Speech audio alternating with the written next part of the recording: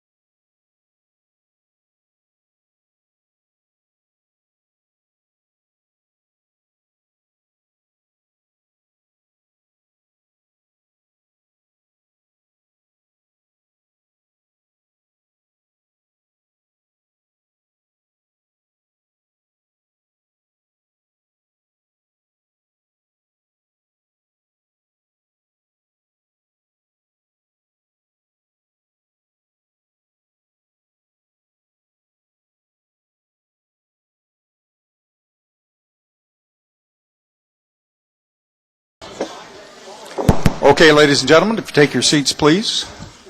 Mr. Fiorini. There you are. Okay.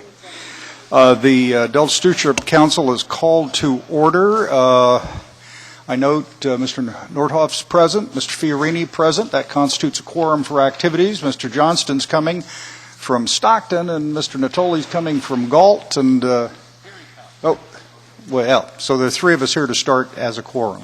Okay, a couple of things, ladies and gentlemen. Number one, there are a couple of you who were not here last time, but you'll find on the table out in front a little packet called it is the body, the text of the Sacramento-San Joaquin Delta Reform Act adopted by the legislature last year, which is really the governance and water and Delta policy part of the five-bill water package.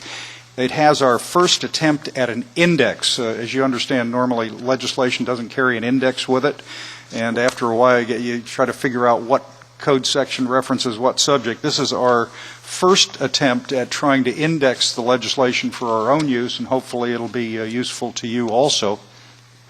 I carry a copy around with me and learn a new section every time I look at the bill. Very complex piece of legislation, but hopefully we'll have, as the weeks go on, we'll have a more refined, detailed index for you, but this is something I'd recommend for your consideration, keeping with you if you're following this discussion. Number two, I think I made a mistake yesterday. I thought the Delta Interim Plan second draft, which has been posted for 10 days or so, was going to be in red line form today. It's on the web, to be sure, but there are no copies here. We will, as you know, for the third draft, we will have a red line copy available on the web, and also if we have material distributed at the meeting, it will also be red line, but I apologize, I overstated, and we do not have that today. Let's take a look, members, if you would, at the agenda for today. First note, we're working through lunch.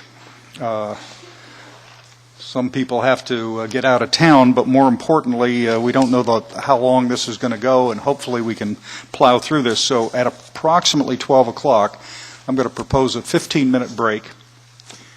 We'll collect sandwiches, and I believe that no, I don't know what folks are going to do, but we're just going to come back and keep working to plow through this agenda. Hi, Mr. Natoli. And we'll just do the best we can. So that's one thing to remember. We'll work through lunch. There are two basic items for our agenda today. First, a review and discussion of the second draft of the interim plan. This is the third month we have discussed this issue. First in concept, then last month there was a first draft interim plan put out. This month is the second draft interim plan. We're not adopting the interim plan, but we're getting comments and suggestions from the public and interested parties in our panel, and then also giving the staff our reactions so that when the third draft interim plan for next month is available, hopefully it will reflect many of our comments, as the second reflected some of our comments from the prior discussion. It is a complicated process. We have also received a significant number of written communications from many of you in the room They are all posted on our website and available for public view for purposes of this discussion. That's a picture of our website. Hopefully it won't look like that very much longer, but it's there. The material is there. Keep working at it. You can find pretty much whatever you need. If you want to find meeting agenda material, go to the section labeled public participation, or the highlight for the council meeting. You can click on the meeting agenda, and the agenda has all the attachments that are distributed, and from that down on the bottom of the agenda, Pat, if you could roll down, or whoever's doing that. Oh, right over there, if you could roll down to the bottom. Bottom of the agenda has stop, go up, stop. Okay, other material included in the binder, and these are web references to the 2 sites of communications. We started with the notion that people would write to us about just the interim plan, and we could post those comments on the interim plan, and people who'd write to us about other things, we'd post them in other comments. But of course, all of you write to us on everything at one time. So we're trying to figure out what the right way to do. This is all the communications we've gotten since March, I guess, when we were first created. And that, at least temporarily, is where you find all the communications. We didn't print out the 30 or so letters that are involved, but I would draw your attention to that. Members, because so much of our early discussions has been about levy policy and all of that, we decided to start with a panel of experts on the levy, flood, emergency response issues, and focusing on how and in what way this might play in our deliberations. And that'll be starting the focus of this morning's discussion. After we conclude the interim plan, and that I assume that discussion will last through the lunch hour, we go over to a review discussion only on the second draft of administrative procedures on appeals. As you know, the legislature directed us to adopt regulations, gave us the power to adopt emergency regulations on appeal actions that'll be pending after the plan is adopted, and we're proceeding to do that. And then, of course, there's always a place for things we haven't talked about yet for the public to talk to us about. So that's our agenda for today. Mr. Coolidge, anything else? No. Okay. A couple of things on the material. The bios of the panelists you'll shortly be hearing were distributed this morning at your desk. You've seen all of the members before, but this is a useful reminder. Secondly, in your agenda is the second draft Delta plan. Also behind it are the summary of minute meetings from our workshop, what do they call it, the Risk Reduction and Co-Equal Goals Workshop, the first of our workshop sessions, which was held in June 8th. And you find as attachment 2 to this file item the summary of the meeting, the list of the participants, and kind of a summary of the comments. Ms. Burkholz, I congratulate you. You guys were able to get it so there's no difference of opinion between anyone on levy policy. That was really quite remarkable. I'd never seen that before. My congratulations. Yes, right. No, there is, as you might expect, some difference of opinion. Also, the latest version of our workflow activities is here. And you may recall from the last meeting that Department of Water Resources has its own equivalent chart, and the Fish and Game has their equivalent chart. And nothing ever is exactly the same, but it all shows a lot of activity in a very short period of time. And I think we'll just go from there. Mr. Coolidge? Thank you, Mr. Chairman. Well, the first order this morning is a panel discussion on levee and risk, flood risk and emergency preparedness. The point to the panel this morning is to give you a flavor of folks who work on levees, who can talk about how integrated things are between a state and local level, how those are coming together. We'll also hear from a report back from the first work group that we had on flood and risk management and the ideas that came out of there. And one of the things that we hope that will come out of this discussion is some of the projects that need to be added to our interim draft plan as early actions, which will be discussed further at the next meeting, but some of those ideas will come out this morning from the panel, and as the council provides direction this afternoon on what we need to do to flush out that work plan, this should serve as good background. Okay. Each of the panelists has about 5 to 7 minutes, been asked 5 to 7 minutes to address 2 brief questions, which is, what do you believe to be the greatest near-term Delta flood risk, and what near-term solutions do you recommend? Okay. And they will bring that background. On the panel, Gil Cozio, Principal Vice President, MBK Engineers, works for several of the reclamation districts down here. Les Harder, the Senior Water Resources Technical Advisor for HDR Engineering. Les is also the former Deputy Director of the Department of Water Resources over flood. Steve Winkler, the Deputy Director of Operations for the San Joaquin County Flood Control and Water Conservation District. And lastly, Mike Hardy, who facilitated the work group and reached the harmony of opinions on all subjects. Got it. Very exactly. Good. Very good. So that is our first panel, sir. Okay, gentlemen, would you please?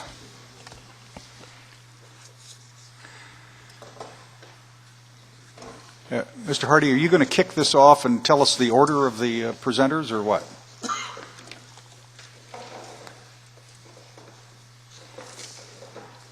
There's a button right on the main shaft of the microphone up near the stand. You can't see it, yeah, but when it's red, you're on.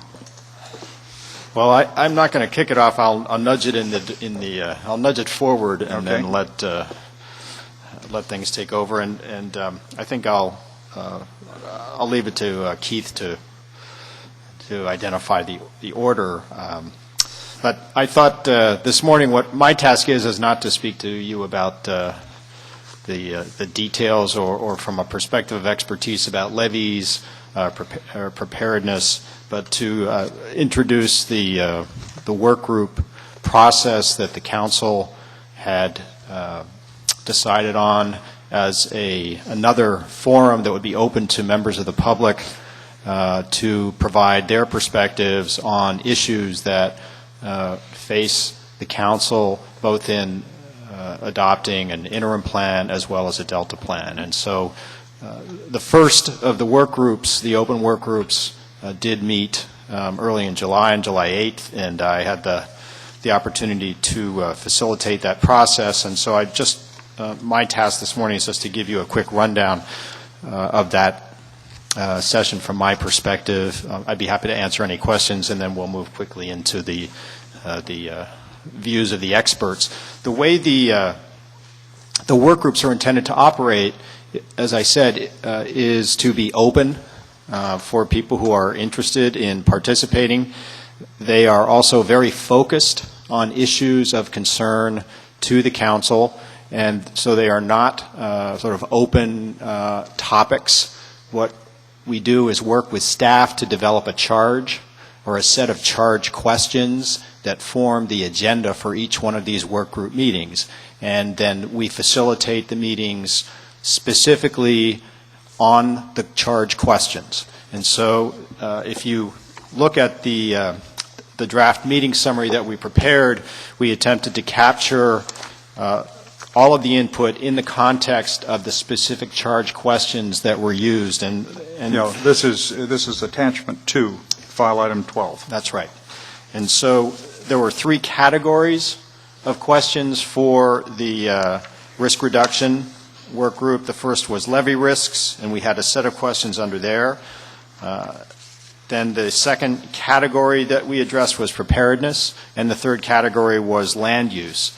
And what we sought to do in the summary is to capture in a balanced way all of the perspectives that people brought into the room, as well as to try and summarize what seemed to be some of the what I called the themes and points of emphasis at the meeting to help members of the council see where things seemed to converge and where there appeared to be some differences. I want to say that it's very important to me and to the team that is going to be working on these work group sessions to capture all of the points of view that are articulated at these meetings, and so when we're preparing these meeting summaries, we're not editing out any views. I do try and combine things, and we also don't do any voting.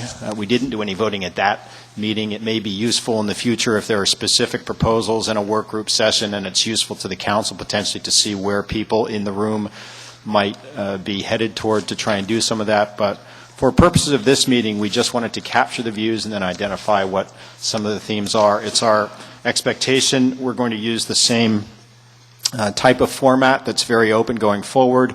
We did a meeting evaluation, and I got 10 or 11 responses, and so we're working with staff to make this process better. I think there was a consistent view that people would have liked more notice and better notice about the work group session, and so we've already got the notice for the next work group session, which is going to be on August 3rd, and will address governance and implementation. That will be the next work group. That's already been posted, so we're trying to be responsive about the notice issues. I think otherwise people were reasonably satisfied with the way the work group unfolded. I think we had about 40 people in attendance, and my sense was that while I know you're being a bit tongue-in-cheek about the different views, there was a fairly lively discussion. In fact, some of the panelists here were part of that conversation. So I'm happy to answer any questions about the work group process. We're posting everything on the web. The PowerPoint that was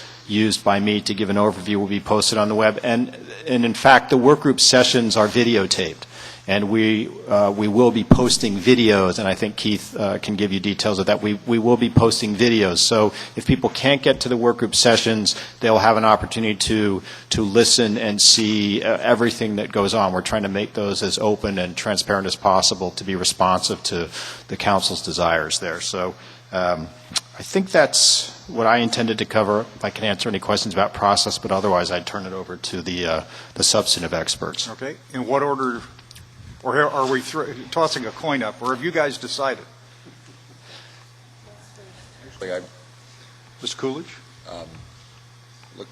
Les looks like he's found the natural order, or it could be left to right, or... It was suggested that I go first. He looks the most somber of our panelists. Yeah. Well, maybe I should begin.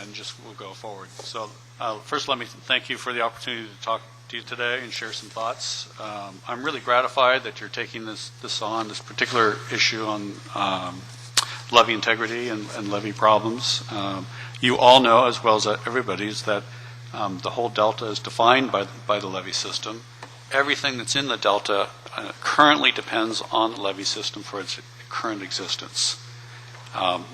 Whether that's agriculture, land-based ecosystems,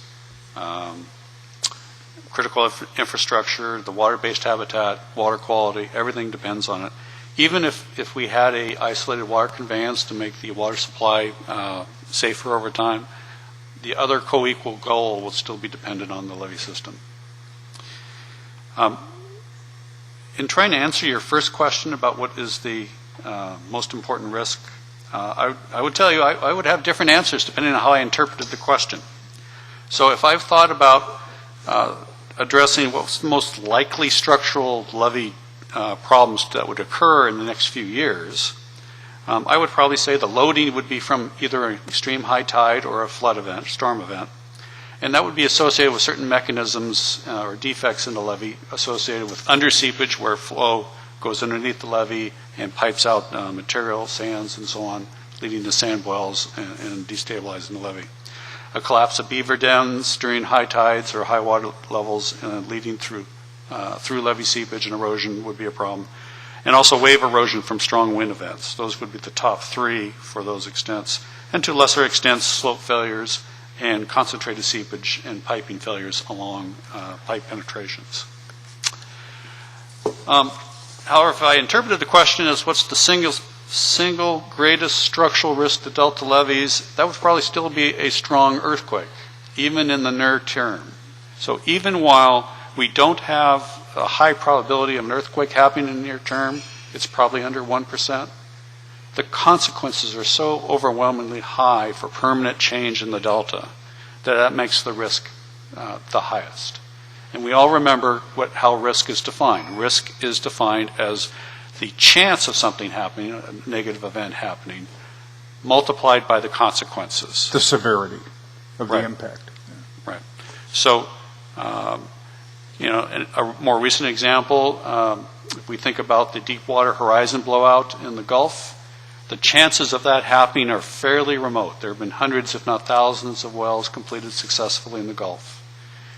This is the first one of its type, and yet the consequences are so huge that it makes the risk extremely high. So I would say that's the highest structural risk. But in terms of the near term, what I would probably tell you, my opinion of overall what the greatest single risk is not properly advancing our management of the flood risk and responses, and that's emergency preparation and responses to the flood. So prior to a flood event, the questions that need to be done is determining who's responsible for taking the lead and performing what actions, either prior or during, for different events, having funding and contracting mechanisms in place to address critical levee issues, coordination of emergency preparedness and response between agencies, managing flood fights, managing events after levees fail, evacuation of people, measures to protect the water supply, redirection of transportation, and measures to close levee breaches and rehabilitate Delta islands. Who decides what islands to restore, who takes the lead, who pays. That's not to say that we haven't made progress on these issues in the last few years. DWR has stockpiled rock in a few areas for future levee failures, and the state is preparing a large disaster drill involving a Delta levee failure next year as part of the Golden Guardian exercises. But we need to do more. So for example, in 2004 with the Jones Track failure, DWR was directed by Governor Schwarzenegger to close the levee breach and pump out and reclaim the island. This was the very first time DWR had ever done this. In all the other 160 or so levee failures in the past, the people who did that action were either the local districts themselves or the Corps of Engineers. Now, the local districts say they can't get funding or have the ability to manage such large enterprises anymore. And the Corps of Engineers, after the 1980 events, has said they won't be doing that process. So, what happens next time? We're going to have a new state administration next year. Will the state step up once again in a future levee failure? If so, under what circumstances? So, that to me is the most important issue. And some of the near-term solutions, both structural and non-structural. For the structural, I think it's a good proposition basically to fix the worst first, get the biggest bang out of the dollar. On each of the islands there are weak spots. Some of these weak spots are known to the districts because they are chronic problems, chronic seepage, chronic slumping of the levees. Others are hidden, and we should prioritize available funds to remediate these areas. Now, to a large extent, that's already underway at different islands. Some are done to better levels and some are not. A lot of that's done under the current DWR Delta Levee Subventions Program and to a lesser extent by the Corps' new Delta program. But technical assistance could be given to some of the districts to assist in that. And more importantly, with so much money being funded into the Delta now for the next few years under Proposition 84 and Proposition 1E, some of the districts are having trouble coming up with their traditional cost share. So at least temporarily for the short term, while this big investment from the bond measures are put in place, consideration should be given to change the typical cost share where the state pays 75 and that may be to a higher level in order to get the funds out and the work done in a limited time. Both bond measures will be up within 6 years. They only had 5-year and 10-year lives. Will be completed by that time. The funding will be available. Yeah, available. People have to draw on that funding. You have to have the funds committed within 5 years for Proposition 84, which is running out after about a year, and within 10 years, which 6 years are left for Prop 1E. If the funds are not committed, then you're not eligible. And so you have to wait for the next bond measure to be passed, if it is passed. I do support the idea of using Delta Special Projects Program to try and upgrade levees to a general FEMA HMP standard that would make them eligible for FEMA reimbursements in event of emergencies. I do think that the resource agencies need to work with the districts and with the state to have an aggressive beaver and rodent management program. There are many levees in recent years that have failed by rodents and by beavers, and some of the unknown failures in the Delta are probably attributed to that. Some assistance to the districts in terms of repairing beaver dens might be done, teaching different groups how to grout those up. The levee is never as good as it once was once you have one of those dens in them. Also, armoring critical levees subject to large wave loading and erosion, such as the ones that have big fetches in front of them, like Sherman Island, Twitchell, Bradford, and Webb. Some of that's being done. That could be completed. In terms of emergency preparedness and response, my sense it would be a good idea to develop a memorandum of understanding between state agencies such as DWR, Caltrans, and OES, federal agencies like the Corps and the Bureau, and local agencies to fully outline the roles and responsibilities prior to and during different flood events. I don't think that's there right now. I think it would be absolutely necessary for lead agencies like DWR and the Corps to have emergency contracts in place that can be used to do advance measures and assist flood fights prior to declared emergency. In the past, we've been able to do that. It's not so clear that that's being done now. Certainly, DWR is already stockpiling rock. It should continue to do that, and also complete the other work it had planned to do, which is developing barge loading facilities. We should have lead agencies work with local engineers to develop designs for quickly armoring levee breaches and stabilizing the breach, and for closing breaches in different locations in the Delta. The way we did it at Jones Track by just dumping rock was not a really good method. We should include a range of materials, and they should be barge-based, land-based, and even helicopter-based. And these designs should consider a range of breach risks, depths, and configurations, something we should do in advance as opposed to waiting a day or two after the breach to think about it. And we should also fund emergency preparedness and response programs for all 5 counties in the Delta, not just related to levees and levee repairs, but also for evacuation, traffic, and other measures, so that those resources are better equipped to do those activities, the police and fire and so on, and so that frees up other resources to deal with the levee programs and problems. And finally, on post-flood recovery, island restoration, DWR and the Corps should develop or clarify policies whether and regarding when either of these agencies will step up to close levee breaches and recover a flooded island. Make it clear what islands would be eligible, any limitations of that, what are the state and federal interests, who will take the lead, who will pay, and what funding mechanism will be used. And along with that, for those islands that clearly will be identified to be restored, in advance develop cost-sharing agreements with the other beneficiaries, such as the landowners, the counties, East Bay Mud, the Bureau of Reclamation, and any railroad around. So thank you for your time. Mr. Natoli. Thank you, Les, for your presentation this morning. A couple of questions for you. You talked about fixing the worst first and the most critical aspects of some of the needed repairs, even as we sit here. Do you have a fix on how many linear miles of levees that is? If you took that kind of worst first critical aspect in the coordinating role, what's your sense? Are we talking about 10 miles, 20 miles, 100 miles, 150 miles of the worst first? Well, my sense is that these are isolated locations that are the worst spots and that they're chronic problems, so that they would be isolated reaches within each island.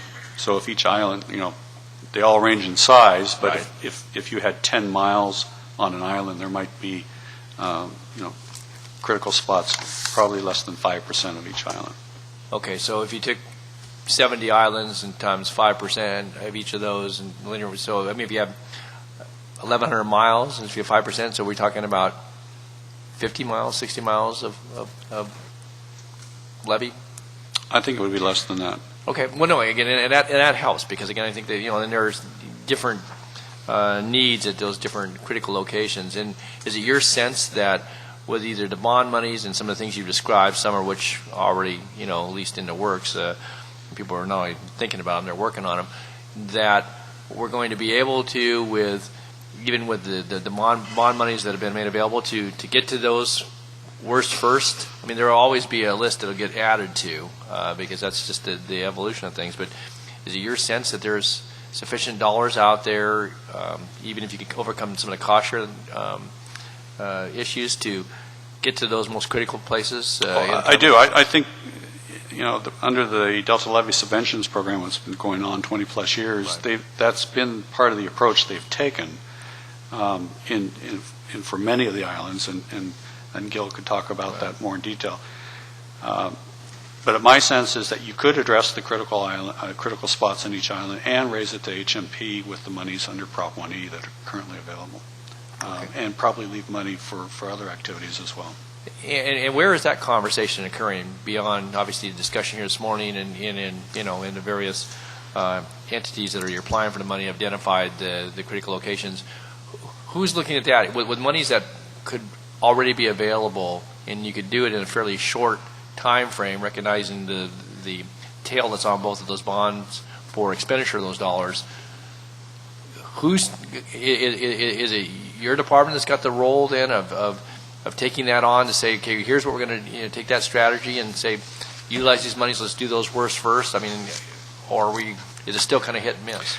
Well, I should probably make it clear, I no longer work for the Department of Water Resources. I left. Oh, you're tagged with general opinions nonetheless. Yeah, I do have some general opinions, but I don't represent them. I don't want to imply that in any way. In the past, under the Delta Levy Subventions Program, it's basically been up to the individual districts to propose solutions. So it's almost been what's been called a hands-off approach, to let the districts prioritize their own work. And I think to a certain extent they have tried to work on the worst problems first.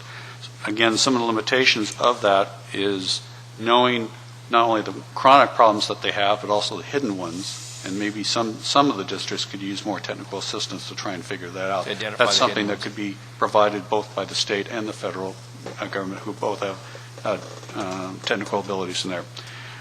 Second of all is the funding limitation, the cost share. So even if there's a lot of bond money right now, the district can only cough up so much per year. And Right, so, I heard you on that. And so I think at least temporarily, while there's a flush of funds and an urgent need, I think there's some good support and reasons to modify, at least temporarily, that cost share to allow the funding to get out the door. On that issue, what I would be concerned about, and I was involved with developing Proposition 1E, what I'm concerned about now is that it's not that there wasn't enough money in it, it's just that we won't be able to spend it properly in the next few years, and the time will run out ahead of us. The third issue, which some people have already talked about, is, of course, with the state's budget problems, it's sometimes hard to get that bond money out the door right now. So those three limitations are going to limit the ability to do these upgrades. Mr. Chairman, I think Mr. Cozio was just going to maybe address part of it. And then Mr. Nordhoff had a question Okay. too. Yeah, I can answer part of the Supervisor Natoli's question. A couple of years ago, we started thinking about how are we going to spend all this bond money, and the thought came up that we needed to put together some sort of comprehensive plan. And because all these levy districts are separated from each other, they individually had to kind of prepare their own plan, and then at some point the state or whoever would kind of compile all those plans together and come up with an overall plan. And so last year we were granted funds from Department of Water Resources to put together 5-year plans on each levy district. And so we've already started turning those in, and by the end of next June we'll have them all turned in. And those plans will prioritize all the sections of levy exactly as you had mentioned, which are the most critical need to be fixed, and then what the total cost would be on each island, and what funding availability each island has to pay. That if there's $10 million of work and they only have an ability to pay 10%, then the state will have to weigh that as far as where it prioritizes the work on that island. But the work's being done, it just isn't quite complete yet. Just one quick follow-on for Gil. Then, Gil, is your sense, though, once you have plans in place and that you've got what sounds like would be a little more coordinated approach relative to the prioritization, that, as Les has pointed out, relative to the cost share, that's a hurdle. But if there's enough money in 1E, that, and I heard his last comment that it could expire eligibility for the funds prior to getting the work done, do you think there's the capacity with some accommodation on the cost share to actually get that work accomplished and get it done if there was a prioritization put in place? Because you're not talking until this time next year before you know what that inventory list is, or at least have it coordinated. And then so now you've lost another year on the ability to spend the funds, and you still got this match issue. So I guess just quickly, what's your sense about that? Well, the 5-year plans won't be complete for about a year. I heard But that. in the meantime, DWR is, using whatever data they have available and allocating money from the propositions. Unfortunately, like Les mentioned, this money is not coming out. We've had about $120 million in limbo right now. It's been granted, but from the 08, 09, and 9-10 budgets, but the money hasn't come from the Department of Finance yet. But we're ready to go once it does come out. Mr. Nordhoff. Thank you, Mr. Chairman. A question for you, Les, and for everybody else as well. I spent a lot of years working in human diagnostics, and there the mantra is early detection, early intervention, better outcomes. We made a lot of advances, and obviously you've got to correctly diagnose the disease before you can treat it. We've come a long way from looking at appearances, and temperature to using MRIs, CAT scans, biomarkers. Are you making advances in diagnostics to try to look for those structural weaknesses, for those beaver dens and other things, or are you just still using commonsensical approaches, the eyes, looking for green areas for seepage and sand boils and all the rest of that? I think there have been some advances. The two things I will mention is electromagnetic surveys. That's been done quite a bit on the urban levee program that DWR has made. And Could you explain that Expensive? briefly? It costs money like everything else does, but it covers more ground, and it's not foolproof, but it's an indicator. And in terms of what that is you tow a sensor that basically records conductivity of the soil and water system beneath the levee, and you're looking for discontinuities and changes. There's also some ground-based forms of that, and they've been doing pilot studies in the Delta looking for penetrations, old conduits that may have been 100 years old put in the levee that have now rotted out. Some of those conduits are originally made out of wood, some of them are metal that have now rusted and corroded. People don't even know that they're there, but they're basically a potential time bomb one of these days. So those are the two types of advances, together with detailed geomorphic mapping that help identify weak spots in the levee systems, that have helped advance and extend our traditional approach, which is, in addition to just looking at what's obviously a problem, but also drilling every 500 feet or something like that. Do you employ those techniques here? I use those in outside of the Delta, and that where more money has been thrown at it recently, and they're just beginning to be used in the Delta. Thank you. Mr. Fiorini. Oh, I'm sorry. Yeah, if I can add to that, after the Jones Tract flood, there was a grant given to Department of Water Resources called the Hazard Mitigation Grant. And after every federal disaster, FEMA sets aside a certain percentage of money to provide grants for projects that could have mitigated for what caused that disaster. And in Jones Tract, something inside that levee was going on that we didn't know about. And so they granted money for the electromagnetic type surveys for us to go around and see if we could determine on other levees whether we had similar issues. And the technique used was electromagnetic conductivity. And so as a result, we did find a lot of buried pipes. On one district, 15 miles of levee, we found 75 pipes we had no idea were down there. Some were down 10 feet, like old riveted pipes that were just ready to burst through the levee should water get inside that pipe. So it did alleviate, it found some problems, it alleviated some future problems, but there's still a long way to go because the conductivity picks up highly conductive things, water, metal, that sort of thing. A beaver den is zero conductivity. And so the grant ran out. We couldn't do a whole lot of additional work, but I think there is some room for other types of geophysical type techniques that might answer some of the questions we're looking for. Have you ever used anything called ground radar? We used some ground-penetrating radar on a couple of districts where we had a specific grant. We used ground-penetrating radar, some resistivity, some seismic sensitivity type stuff, and found additional information, but it was such a small scope that we didn't resolve a whole lot of problems. Mr. Fiorini. Les, thank you for your comments. I got writer's cramp trying to keep track of all the recommendations that you were providing. You really provided us a lot of meaningful information. It strikes me that nearly everything that you are recommending requires money, and that seems to be what's holding things up.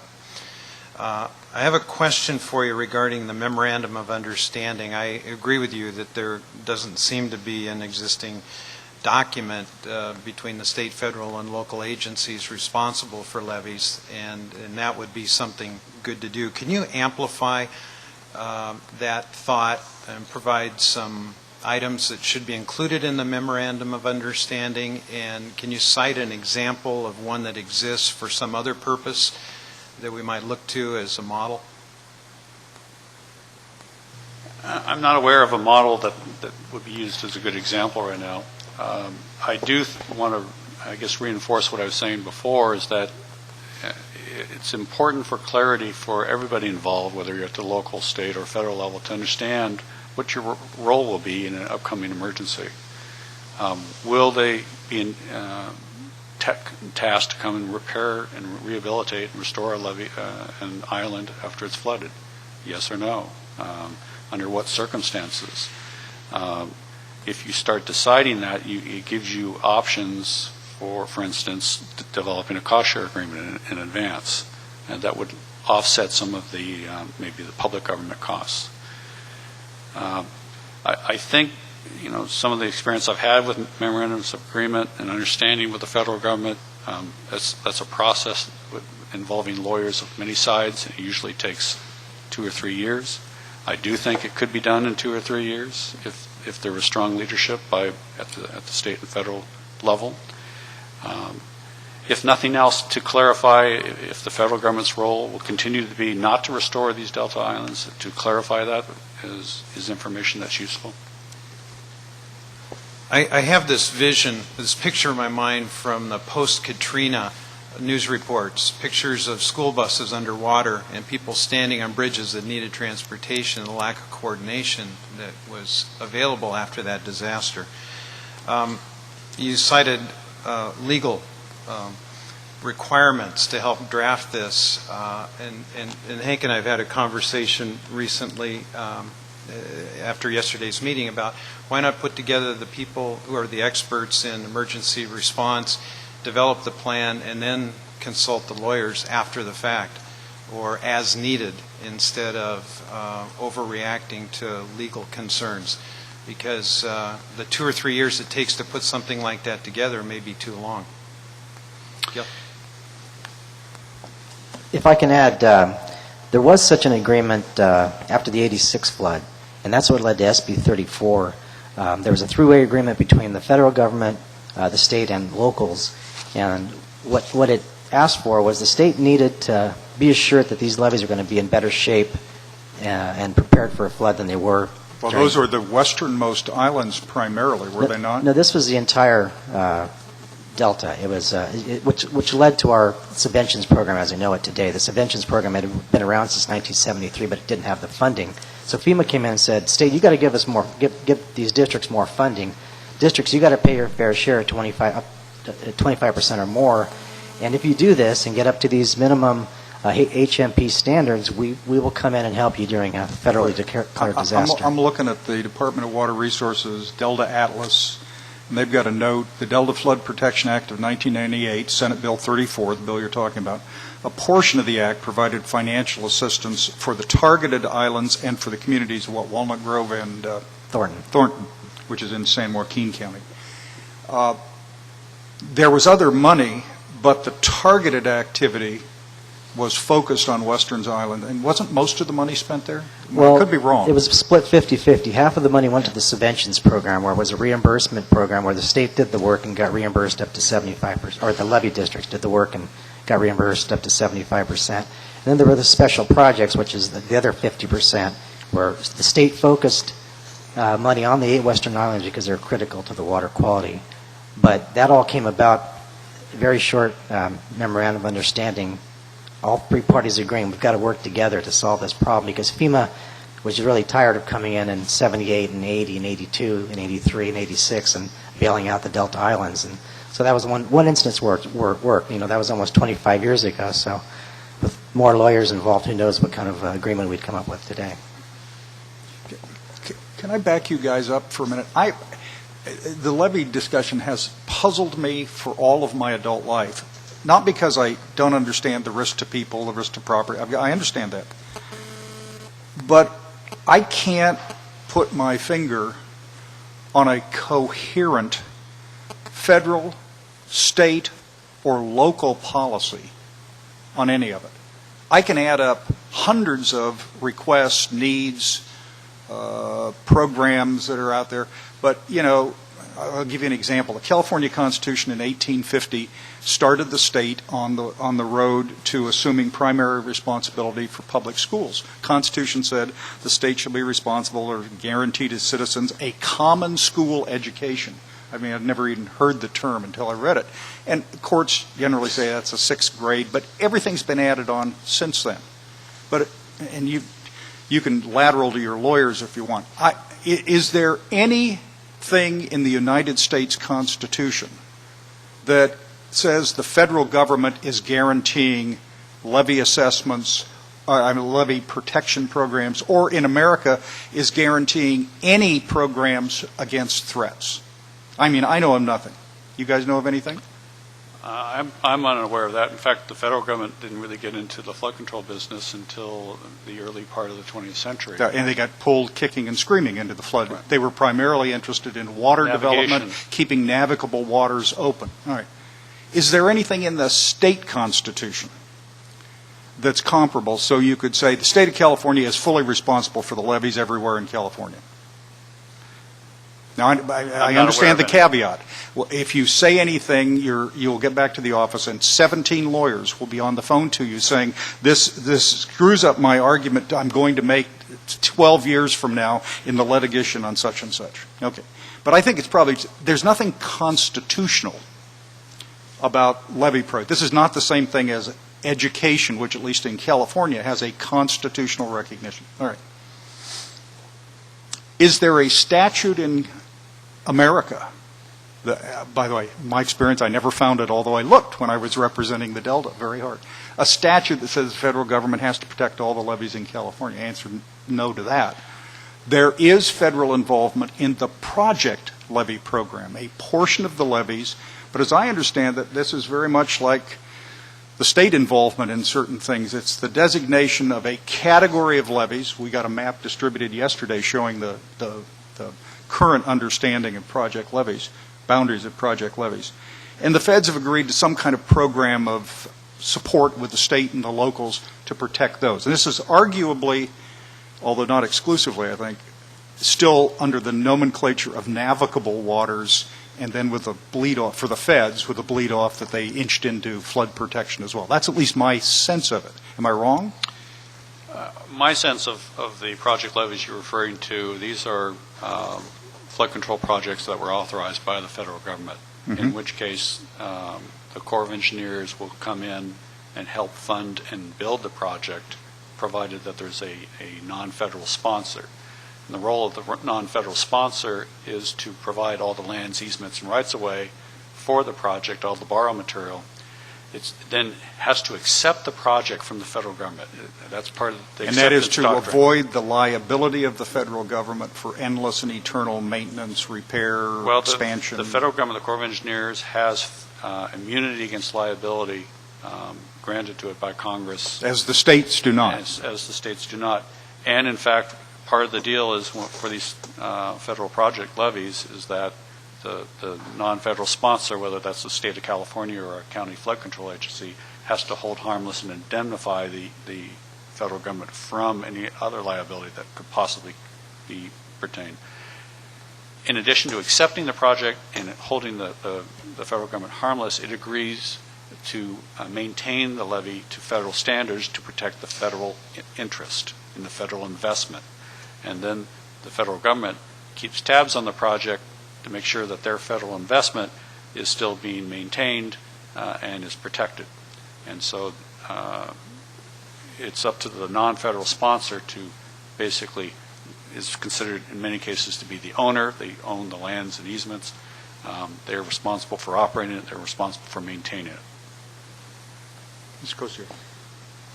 Yeah, one of our goals here in the Delta is to reach the Public Law 84-99 criteria.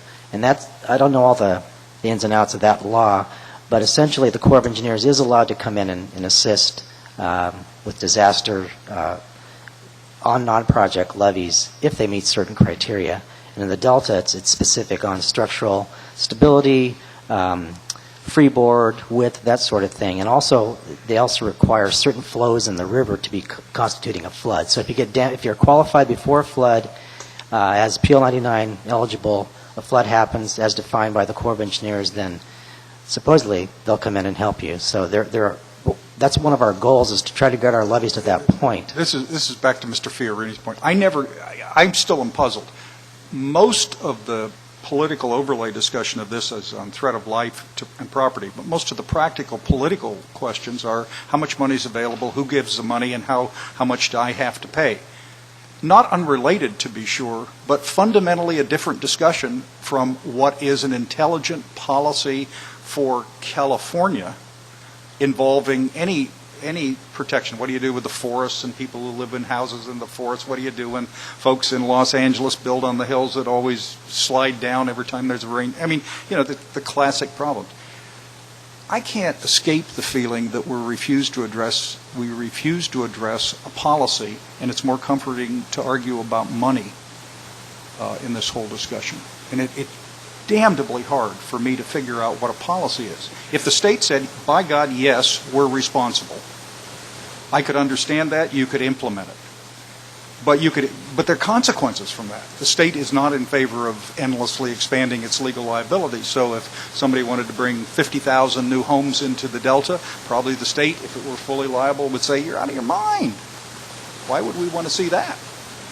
But nobody wants, I can't, how do you start this policy discussion unless we actually had this conversation in pieces over the years?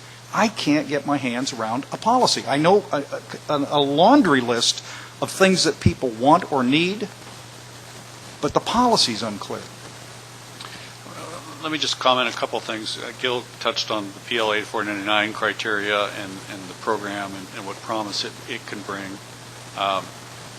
What that means is if you're in the PL 8499 program, if the levee meets certain criteria and it has been maintained to federal standards, what you are eligible to do is if you have a flood event and your levee system, your levee infrastructure is damaged, breached, in some circumstances the Corps of Engineers will come back and repair the levee at mostly their cost.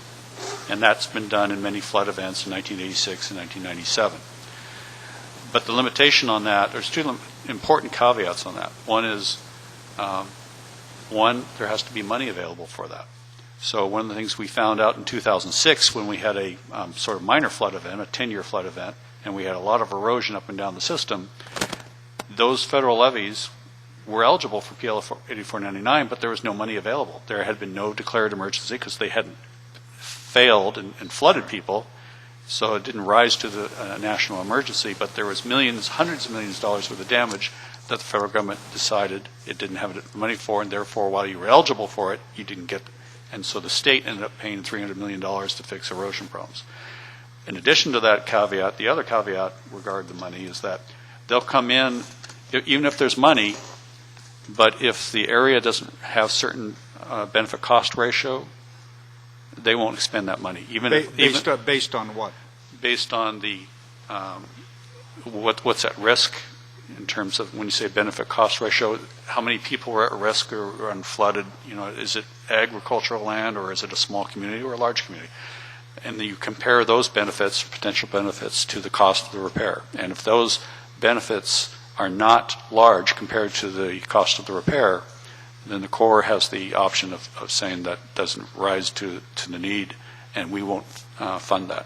And we found that out for certain sites also in 2006. Now, I think responding to some of your other concerns and comments, the state is not going to be in a hurry to acquire new liability and take on new responsibility. But it seems like to me it could decide with the federal government to find certain areas, certain parts of the Delta that clearly rise to a statewide and federal interest. Based on, talk to me about the statewide and federal interest that would, in your judgment, allow a focus on portions of the levees, if not all. What's the test? What's the measure? Well, it could be, say, a populated island like Bethel Tract. It has a large number of people. This is a threat to life primarily. Life and private property, and the value of that property is significant. Critical infrastructure such as the East Bay Muds Mokelumne Aqueduct, or not to raise a sore subject since they don't directly pay for the cost of putting that aside. That's not to say that there isn't a statewide aside, interest, but there could be, and also there could be an appropriate cost sharing for that. But also the state highways that go through the Delta, and the certain islands that, at least for a while, or currently protect the state's water supply. Clearly, some of those islands have a clear statewide interest, clear federal interest, that those two governments could get together and decide, yes, we can't afford those particular islands to go under permanently. Well, but that leads to what we heard a lot yesterday, and I think some of you, I think, were here for part of yesterday's discussion, is for the Delta residents, the notion that somehow they would have to negotiate for levee protection and give up what they consider their God-given rights on water or decisions about land use or where habitat and restoration should go as totally unacceptable. What do you say to that?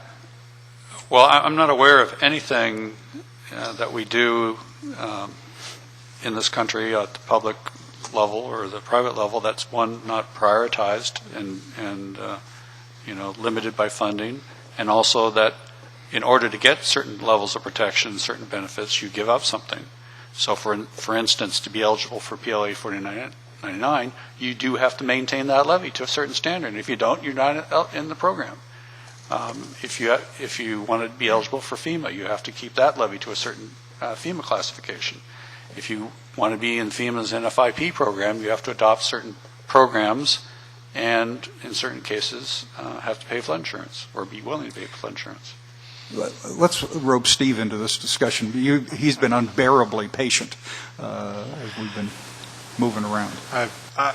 Those who know me know that I don't sit patiently by very well. Thank you, Mr. Eisenberg. I guess is that my opportunity to do my little answer to a couple of questions, and I'll roll in a couple of the thoughts that have been rolling around here. And I was scribbling a couple of notes to myself. I didn't come with a prepared script because I was interested in seeing sort of where the dynamic took us. So I've sort of been assembling my thoughts while listening here. What do I think the greatest near-term risk, flood risk, is in the Delta? I think it's a lack of sustainable, accessible, short-term funding to do what we know needs to be done. We have a pretty good idea where our major problems are. We need to do further diagnostics using state-of-the-art equipment, as Mr. Nordoff used an analogy. Our problem is we're caught up in a national health care debate when we have the tools to go out there and do the diagnostics, so to speak. We're putting lots of hoops and procedures and rulemaking ahead of going out and taking the $6 billion of 1E funding and some of the 1A funding and some of the Prop 84 funding that was put up to do some of these urgently needed things, and we're sort of making up the rules as we go, and the hoops are getting taller. An example being locally down in San Joaquin County, Reclamation District 17, had some, everybody agreed, low-hanging fruit, no regrets, seepage concerns. And we all knew that was a valid program and a project. The Corps was on board and acknowledged that their designs needed some additional help down there on those project levees, and had done emergency repairs in '86 and again in '97. And so the next thing we knew, it was a $500,000 application process to apply for one of the early implementation grant funds that are still working through the process. Steve, sorry to interrupt. I know you've been waiting to talk, and Go ahead. you were hitting your stride there. Without holding you to the term and giving me a ballpark, how much would we need to fix all the major problems that you see in the Delta levees? Well, if Les can't claim to be an expert on the entire Delta, I certainly won't as a local official, but I would say that the $6 billion to do the thinking that is how do we protect the estuary, how do we protect Southern California water's drinking supply and agricultural interest to the south, how do we protect urban populations, how do we protect legacy communities in the Delta, and how do we protect our agribusiness base in the Delta. And the populations and the quality of life and all that. That $6 billion, would you drink to that? Well, the $6 billion is a good start. And I think that we probably need to just do the immediate short-term things that we've already identified and are continuing to be identified. You probably need to quadruple that. Now, it's a tough How long time would to it do take you to spend the $6 billion? that. Well, I think we could have already spent the $6 billion if we didn't have a lot of bureaucracy in front of us. Well, unfortunately, we got bureaucracy. Taking that as a given, how long do you think, if you're given a check for $6 billion tomorrow, how long would it take to spend it and get those major problems fixed? I would think that certainly within a 4-year period have said, here's the money, we agree with your proposed fixes, go do it. I would think that those could be taken care of. 4 years. $6 billion of construction in 4 years, from award of money to finish construction? No, come on. We have idle contractors sitting out there. We have lots of aggregate available to us. We have a workforce that needs to be stimulated. Don't you also have to overcome the requirement of having a design that is reviewed by the agencies that are giving you money for matching the program that you're funding? I mean, you can do anything you want if somebody gives you $6 billion to spend, doesn't tell you how to spend it, and doesn't check on how you did spend it. But the notion that you can roll $6 billion. San Joaquin County is, a moderate-sized county. What's the annual budget of San Joaquin County? I don't have it off the top of my head, about $100 billion, I think. $100 billion? I'm sorry, several hundred millions. 100 million, okay. So giving San Joaquin County 15 times the amount of its annual budget, and you could spend it in 4 years? Well, I mean, look, dirt, I think dirt the figure goes down pretty quick. Okay, all right. Okay, sheet pile's very expensive. What I'm trying to say is that if once you have an approved design, okay, there are contractors and resources available to put down a lot of work out there.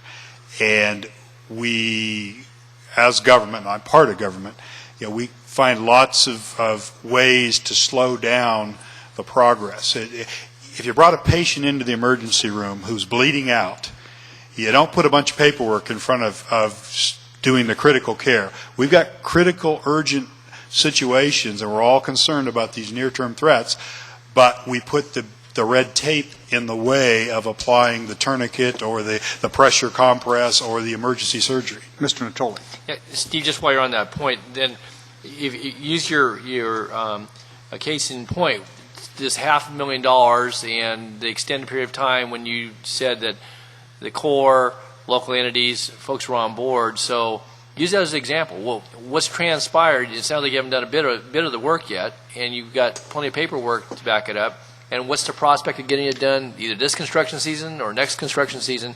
Just take a moment, because that was the example you started to use. The work, first phase was completed last year. A second phase is completed now, at risk. The local agencies are borrowing money to proceed because they cannot wait on the state reimbursement process. That puts at risk their ability to even get state funds because, oh no, you can't start until we've approved it.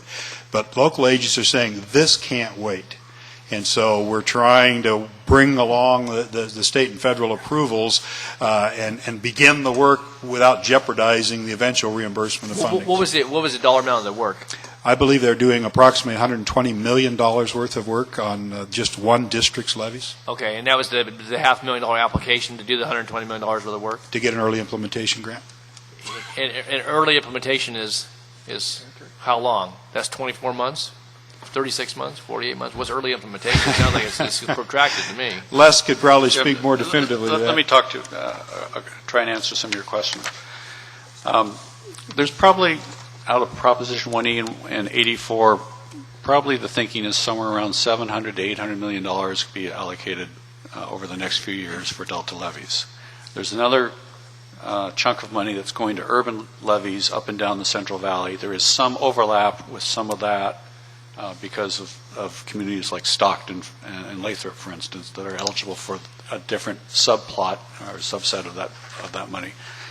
The early implementation program that Steve was just referring to is part of that for the urban program, basically. It's basically funding that's made eligible for no regret, high-risk urban areas in advance of the Central Valley Flood Protection Plan.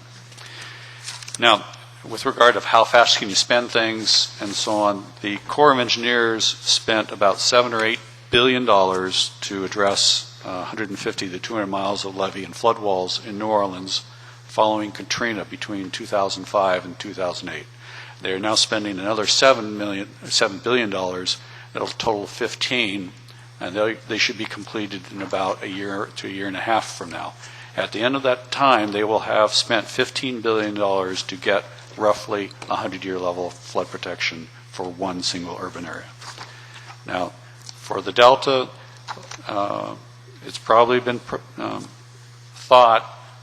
estimated on a very crude level, that the overall fix for a good solution between water transfer and delta levies would probably be between $14 and $20 billion.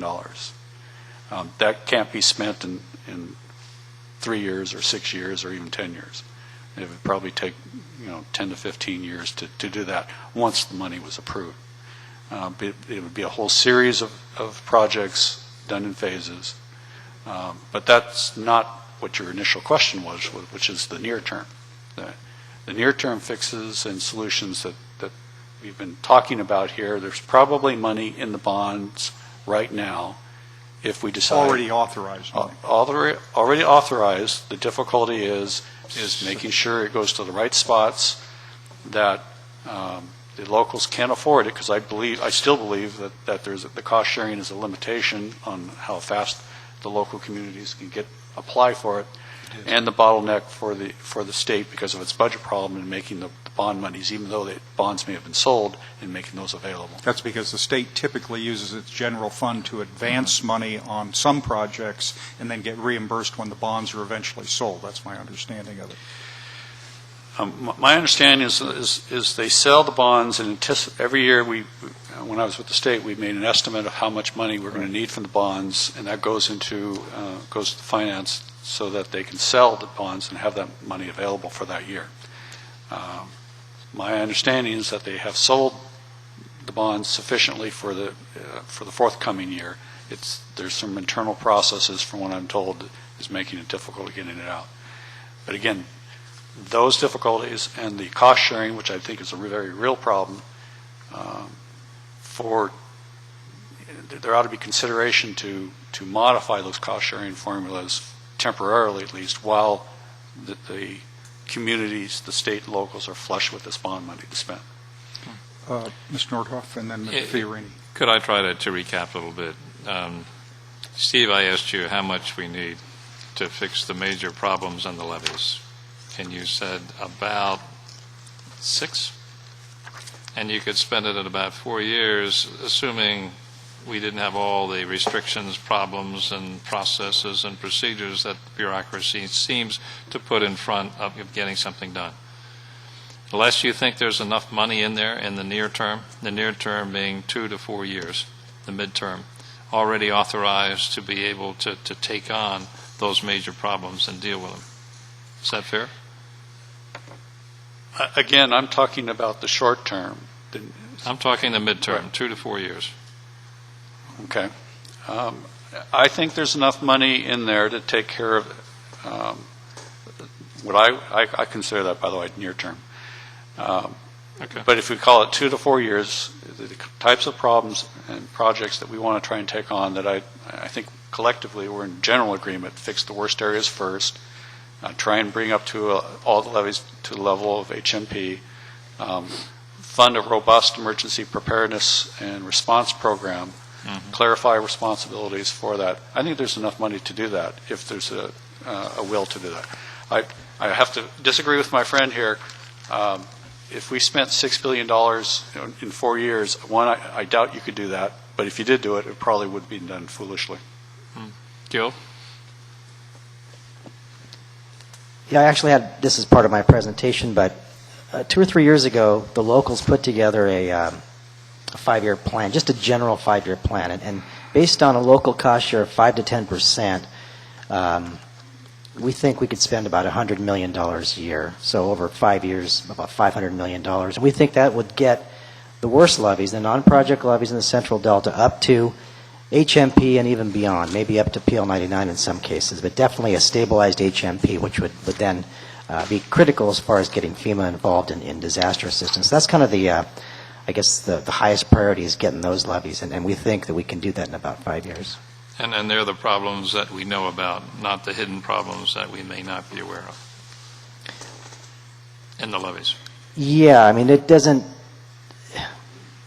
When a levee doesn't meet a standard, that's a problem. And if a standard has to be met to get federal money, then the whole levee's got a problem, even if it's just one weak link in the system. So this wouldn't specifically tax individual problems on individual islands. It would cover the entire island to meet a certain standard. If I could add to that, at the end of that, you would still have a pretty substandard levee. It's not going to be a robust levee. What we're talking about, I think, is to give it up, step it up beyond the pathetic level it is right now. And do that while... Is that a scientific term, pathetic? On some days. Okay. It's a substitute for another set of words, but one of the things that in trying to address the overall long-term solution of the Delta is a decision of what you're going to invest in, what the state and federal government's going to invest in the system. Which levees do you want to have to what level of protection? To my knowledge, that hasn't been decided yet. That's part of the... Yeah, I guess I'm asking you to make those decisions. And we've got Is a that right? range here from $100 million a year to $1 billion a year, roughly speaking. I mean, forgetting about the bureaucrats and the government, you three are the experts. What would you do? How much money do you need so that you can feel good about getting away from a pathetic situation in the Delta? Well, I think what I would do is do it on a two-track process. First of all is spend the $100 million a year that we've been talking about. And then on the other track is decide which of the other levees need to be protected to which level. Because we can't afford to bring them all up to a high level. I just don't see that as a reasonable outcome. So, what criteria would you use to prioritize? Generally, the benefits they provide. So, what islands provide what types of benefits? Do they provide important habitat, water quality benefits? Do they protect people? Do they protect critical infrastructure? Is it necessary to keep certain islands to maintain the Delta as a place? All of this needs to be wrestled with, which I believe was not trying to... Sounds like that wrestling would be a marathon. Well, but it has to be done. It's been going on for 70 years. Yeah. And perhaps the reason there isn't a coordinated state, federal, and local policy is because of these, sort of the alligators that we have to wrestle. Just coming back to your question is, well, how much could we spend and how fast could we spend it? And Les tactfully disagreed that, we probably couldn't spend it that quickly. Mr. Cozio is saying, well, we could probably spend $100 million a year with a cost share of 5 to 10%. How much could you spend without a cost share? Would be another question. And I hear we got pathetic levies, but we'd spend it foolishly. So I'm trying to reconcile each end of the spectrum here is we have known deficiencies. We've got critical concerns that they have statewide interests, but if we put the money there, removing all the hoops and the hurdles, that we probably couldn't deliver it and it would be spent foolishly. I just don't think so. Let's put some reasonable criteria. Let's provide some environmental streamlining to do things that are of critical importance to ecosystems, habitat, people, resources, ag, and let's not wait till we second guess after the Katrina, saying, we knew those problems were there, and we had some money, but it took us 10 years to spend it. We need to move the process forward without creating unnecessary bureaucratic hoops. Absolutely, let's not spend it foolishly. Mr. Hardy.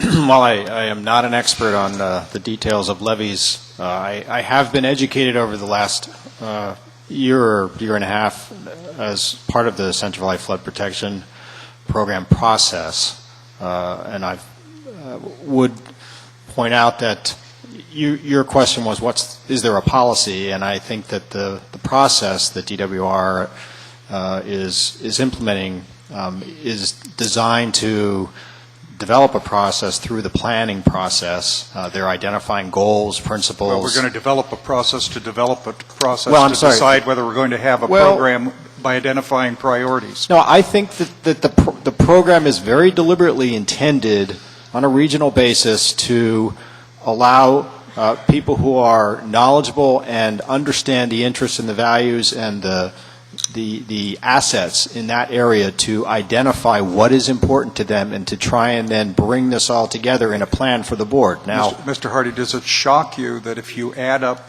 all of the statements from all of the interest, that it finds that all levies are equally important and entitled to full state support by at least someone?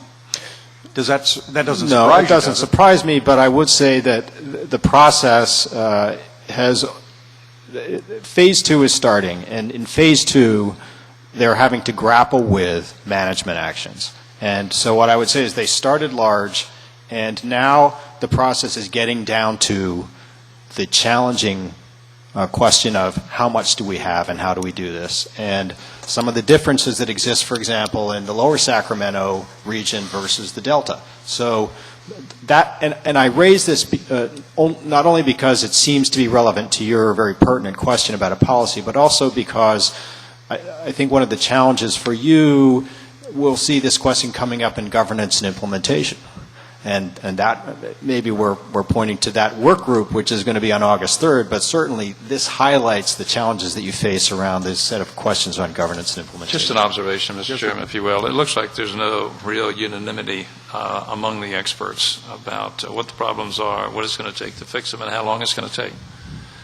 Is this something that perhaps this group should initiate, would be to develop a list of criteria to determine the priority of the deltas, the levees that should be fixed? I mean, even in an emergency room, you've got triage. You've got to prioritize, particularly when you're in a situation with limited resources. And I think the situation is going to remain like that in California for a long period of time. So somebody has to make those choices. That's right. And you have to use rational criteria. You have to? Should. Should. I'll buy that. Mr. Fiorini has some focus to suggest. Yeah, let me expand on Hank's comments. You've all identified two major areas that lack a plan. One is in the flood risk and prevention area. The other is in emergency response. We don't have a plan. We have ideas, we have a lot of thoughts, there's some activities going on. What should this council do to help encourage or facilitate the development of a flood risk and prevention plan and an emergency response plan by January 1st, 2012? I bet they don't agree. As a local agency, the Delta 5 counties have worked together for a number of years with the various emergency services coordinators. I know I'm sort of sitting in for Ron Baldwin today, so I apologize. More of a levy guy than an emergency response OES type. But we have worked very diligently, at least in our region, to put together a plan working with our local reclamation districts so there's a coherent local response, which is the first response. And we're told, assume you're on your own for 72 hours, and then we'll see if we can get the cavalry to maybe come and help if we can get the right declarations. And so we have pre-coordinated positioning of materials, we have pre-coordinated flood fight supplies and logistics, we have pre-season drills, whether we expect a wet year or not, and I think we have a pretty good coordinated local effort. We have made great strides in the last decade to work together as local counties to work on mutual response, mutual aid opportunities. And we have tried to invite the state in to make this more of a sort of a Delta-wide, statewide, multi-agency response. And initially met some resistance to, well, we need to have our own plan. The state, can't be adopting these local plans. And Ron Baldwin could speak to this in a lot of detail. And I apologize for not being here. He's out of state at the moment. But the bottom line is, more recently, my understanding, third hand, I didn't hear this firsthand, was that the state said, no, we're charged with doing this, we'll develop our plan. And I think what we need to be doing is talking and working together, not sort of getting in our silos and deciding what my job is. Okay, my question was, what can this council do to help facilitate the development of a coordinated plan? You've done a good job of explaining what your county is doing, and the lack of communication between the state and the county. There's a federal a part of this too. What can this council do to help bring those parties together and agree upon a plan? And characterizing the problem, I think that probably what your role could be, and I don't know what all your duties and powers consist of, but I think it's advisory to the legislature in large part, and they need to demand that there be a plan. I think we've got a bill that does that. How do we get there is your question. I think that there needs to be stakeholder interest groups called together with the state planning organizations, and that there be nothing less than a cohesive plan that works across the local, state, and federal regimen that's going to work for everybody. Right now we're working in silos historically. I think we're making headways. What can this council do to affect that?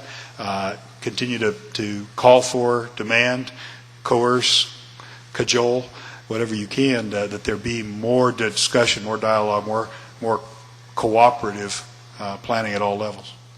Mr. Chair, if I may, this sounds a lot like what the Flood Safe and the Central Valley Flood Protection Plan is intended to do. They've been at it for 2 years. We had hoped to bring a presentation last meeting to your council. We ran out of time, and that has been pushed off for another month. But the coordinated response, not just for the Delta, but for the Central Valley, which is supposedly the plan that would guide the expenditures of Prop 1E funds, is the Central Valley Flood Protection Plan. How does that differ from, you said we're still lacking a coordinated effort, stakeholder involvement. They've been through 2 years of that. I think that the Central Valley Flood Plan, Flood Safe, is targeting what are the deficiencies in the system and how do we fix them and how do we target and achieve 200-year protection for urbanized areas. Okay. That's not emergency response. No. And I understood the question to be, what can we do to enhance coordinated emergency response? We've got some other. The Delta Protection Commission, its resource management plan, I think this is not the only part of it, but they've got some suggestions about interagency agreements and coordination, definition of emergency, designation of emergency funds, contracting procedures, permitting procedures, and other necessary elements. So, that's at least some. But can I ask you guys a question? I just want to ask this question.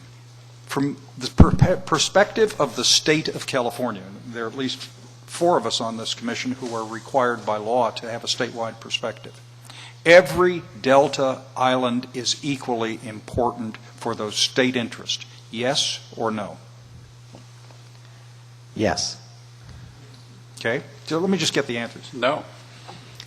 Equally important? No. Important? Yes. Yeah. Okay. Here's the thing. I spent my life in politics. I spent my life dealing with issues of people wanting things and so on.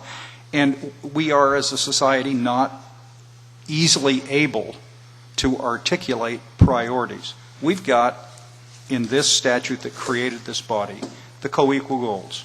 2 state priorities seem clear. a reliable water supply for California. Exact words. And then protecting, restoring, enhancing the Delta ecosystem. And done in such a way to respect the Delta as an evolving place in all the language. Okay? Gil, I've heard this argument before. I understand the political impetus for us. Tell me an island far up north in the Delta, if it were to fail, threatens the water supply in a way that would be threatened if an island on the westernmost thing that serves as an important plug against salinity, that failure is as dangerous to the state interest, statewide interest, as any other.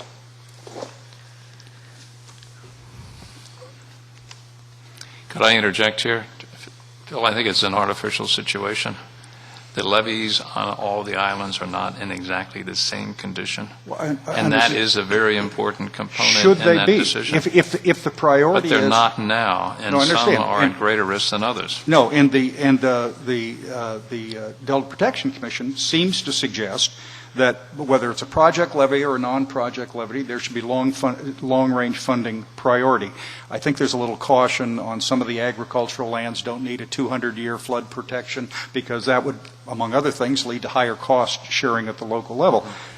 But that's not I mean, how do you develop a plan out of that? Well, let me say that the conversation you're having now is exactly what should take place with somebody that's developing the plan. And I'd like to hear from the other three, what can this council do to help facilitate the development of a flood risk and prevention plan and an emergency response So, Mr. plan? Fiorini, I'm a process person, and I have been part of the CFPP process, and so I think it's a very good question. And Keith, you pointed out that you're planning a presentation and panel. It seems to me, as someone who supports the process but does not act as a stakeholder articulating interests, that these challenges that you face could actually be teed up for not just the DWR flood office people or the consultants, but for the people who are participating in the Delta work group, in the Lower San Joaquin work group, because they're the ones who are developing. They're having to figure out and talk to each other these very difficult questions. And Look, one of the charges in the statute, one of the ways we're organizing this is around an objective that says, quoting the statutory language, reduce risk to people, property, and state interests in the Delta by effective emergency preparedness, appropriate land uses, and investments in flood protection. That's the direction to us. That's one of the 8 elements we're using to develop our Delta plan and proceed to work. But my gut tells me nobody wants to make a choice because it's politically impossible. my suggestion is, Mr. Chairman, that you may actually be able to catalyze that discussion. Catalyze. Assuming that's a word. How, Mr. Fiorini asked. Well, I would rely on your decades of experience stop. in state politics. Come on, Hardy. You're an expert on other than simply deciding that the task force, that this body is going to articulate unpopular positions in an orderly fashion so that it constitutes something like a plan, so all the folks in the audience can say, well, Jesus, criminy, that's awful. We don't agree with that. So we can have another yelling match. That's okay. All the experts in flood control can't produce, publicly at least, an articulated, clear statement of what policy should be, except you add them all together, it's everything for everyone. Well, the timeline for the plan, as Keith knows, is 2012, the first version of the plan to the board. I don't believe it's the first. I think what's actually going to be in it is being decided. However, I think what you might do or consider doing is say, if you don't or are unable to assist the state by articulating priorities and trying to identify those, then it will happen somewhere else. And I think there's no reason we can't do that. I think that we should be able to come up, politics aside, take some economically based criteria and come up with those criteria to determine the sequence of which islands and which levees are worked on. And I think they have to be economic. They can't be political. I mean, obviously politics doesn't work in this equation. It's just too damn subjective. But we should be apolitical in this, if that's a word, Phil. That's a word. Good, thanks. And we should be able to do that. That's part of our job. Gil. Let me try to answer Mr. Eisenberg's question and back up a little bit to Mr. Fiorini's questions. Right now, we know that with the money that's available, we can do kind of a triage. We can take the worst, I don't want to call them pathetic, but they're not quite up to where we want them to be, the worst islands, and get them up to a reasonable agricultural standard for flood protection. And so that'll significantly reduce the flood risk in the overall delta. What goes on beyond that, I don't think the tools needed to determine what goes on beyond that with seismic resistivity and other things like that have been developed yet. I think we've had several studies done that have raised the red flag, but they haven't really honed down the problem and maybe not even collect all the data needed to resolve the problem down to, okay, which are the most important islands. Now back to the question about whether all the islands are important. The reason I said yes is because it's very complex. You can't just take one piece of the puzzle out or the house of cards or whatever and hope that it stands up. And that takes either a lot more study or understanding that if it does go, we're going to have a plan implemented to take care of the ramifications. And I'll give you an example.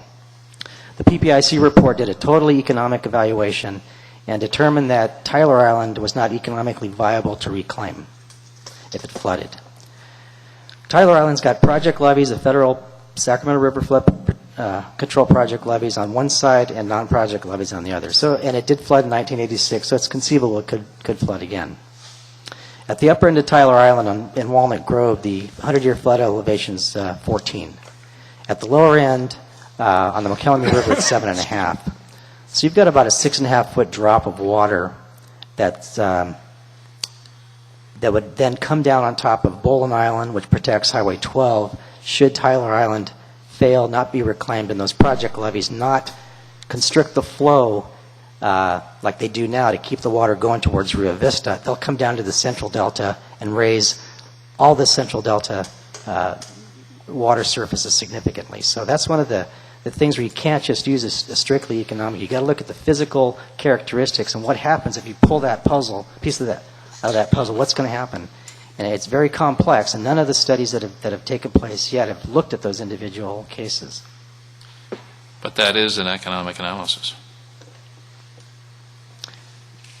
Yeah, if you look at that and you say, okay, if that happens, what are we going to do downstream? Are we going to spend another $5 billion to get those guys? That's right. Unfortunately, sometimes we're prone to say, but that little island really isn't important. We'll put it on do not resuscitate. Problem is that causes the victim to have cascading system failures, and now we can't afford not to resuscitate. It's all part of the analysis. If I could add a few more thoughts to build on what my colleagues here have told you. The state has had to make these priority decisions before because not every island that's been flooded has been reclaimed. I mean, 1938, Frank's Track failed, and it was a major island, and it has not been reclaimed, and its levees have deteriorated since, so it would be very difficult to reclaim today. And the world did not fall apart. More recently, in 1986, Mildred Island failed. It was decided, the state, there was a request to recover the island, reclaim it, and the state said there was no statewide interest, and Mildred today remains underwater. And that was about 1,000 acres. So the state has made those decisions after the fact, in the past, and the locals have too, because they took it on that they decided it wasn't worth their money to reclaim it either. So what I think some of us at least are asking is try and make those decisions in advance of the event rather than after the event. And it'd be much more economic and effective for us to manage this risk out there if we do that in advance.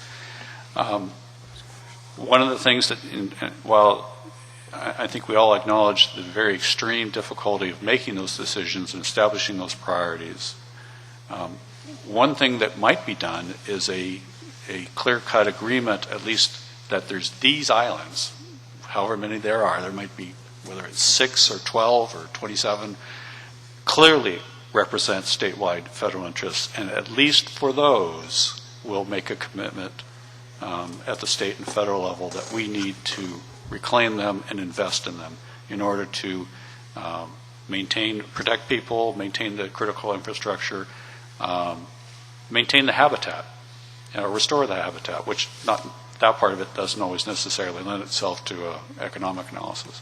Are you suggesting, Les, that we have 3 or 4 different categories of islands? Those that have to be saved under any conditions, those that would be nice to have, and the latter category, those that we don't really need? I suspect that we're going to end up there whether we decide to do that in advance or not. I mean, that's a fairly dynamic situation, though. I mean, if one island goes, we don't expect it to go, then it could rearrange or reclassify the entire categories.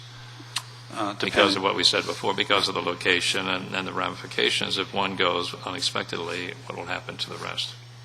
Right. I think that has to be taken into consideration when you make the initial cut on it. Answer to Mr. Fiorini's question about what this council could do. I'm not aware of all your powers and authorities, but what I thought I understood is that you do have the opportunity to review and perhaps even approve state expenditures of 1E in the Delta. Oh, that was fairly limited. It was a lot of fun, but it was fairly limited. Okay. Well, it would seem like to me that if the state... It was very informative, by the way. I learned things I didn't understand. But it would seem like to me that you have an opportunity there when the state is presenting its funding plans and recommendations for you to ask, is there emergency action plans? Where is that? When is that going to be developed? It's part of the mission, and to be basically asking the state for that at that point. All right. We're going to close this panel soon. I want to come back and make a request of you too, Mr. Nichols. Yeah, just very quickly, because, I mean, the discussion obviously has many moving parts, but it certainly, Les, but all of you, I've heard talk about, certainly different strategies, whether it's expenditure of monies or repairs, and there are some different levels of bringing the levies up to a certain standard, but it would seem to me that as a part of any discussion, and whether you're going to, do a takeoff on what Hank has suggested relative to certainly economic analysis, but as you looked at where you would go worse first, where you'd go for improvement that would take not only the most critical pieces and then obviously do improvements. And I heard you say this, Les, about, and it was also certainly within the Delta Protection Commission's overall resource management plan, is that this whole idea about having staging areas, having not just a plan, but having the material available, and how you would respond. Because to me, if you can get there quick enough and have the ability to respond quickly, you can prevent an island from flooding. In most cases, I mean, I'm not an engineer, but if you can't get there and you don't have the material available, and it takes you the first 72 hours just to get up and going, a lot can happen even in the first couple of hours that are very critical. And so it would seem to me that as a part of this, that that overall strategy beyond just emergency response, but having all those tools available at a moment's notice, again, doesn't come without some cost, would give you the ability to not necessarily have to have such harsh choices about, well, if it goes, it just goes and it stays and you live with it. Or somebody comes up with the millions of dollars to pump the island out and do the restoration. Is that you do that preparation in advance, and you have the resources available in a lot of different contexts to respond, and that could be a part of your strategy too. It's not, you might prioritize your islands and what's important to the state project, what's important to the locals and communities and so forth. But if you're ready to go, you can get in, and you got folks in this room who have been on those lines flood fighting, and they know how to do it. I completely agree with you, and I actually think it's not necessary that you need to prioritize which islands you do that part for. If what you're talking about is providing the resources, planning in advance for flood fighting, make sure you have a robust ability to do that. And one of the things that I tried to mention when I first started speaking is the ability to do advanced measures in advance of the emergency. So a couple of examples. In 2006, we had a couple of flood events, one on the Sacramento Valley, one in the San Joaquin Valley. We had high winds, And we knew there were high winds were coming and that there was going to be potential distress. And so we arranged to have construction contractors, crane barge and rock barges out there in advance, adding rock so that not only would they be helping to try and patch up the weakest areas in advance of that wind, but also be on hand in case there was some damage. Another example is in the San Joaquin Valley. My former organization, Department of Water Resources, spent $10 million in advanced repairs at weak spots that, in working with the locals, it was decided that these needed to be shored up in advance of the high water that was coming down the San Joaquin. And I'm pretty well convinced that between the advanced measures done by the locals and the state, that several levee failures were prevented. So I completely support what I understood you to say, and actually I tried to say that that's one of the most cost-effective things you can do, is to try and flood fight, and even the best levee is going to need a strong flood fighting program to stay intact. Gentlemen, you have been very generous with your time, and we really appreciate your coming here. It's a good deed indeed.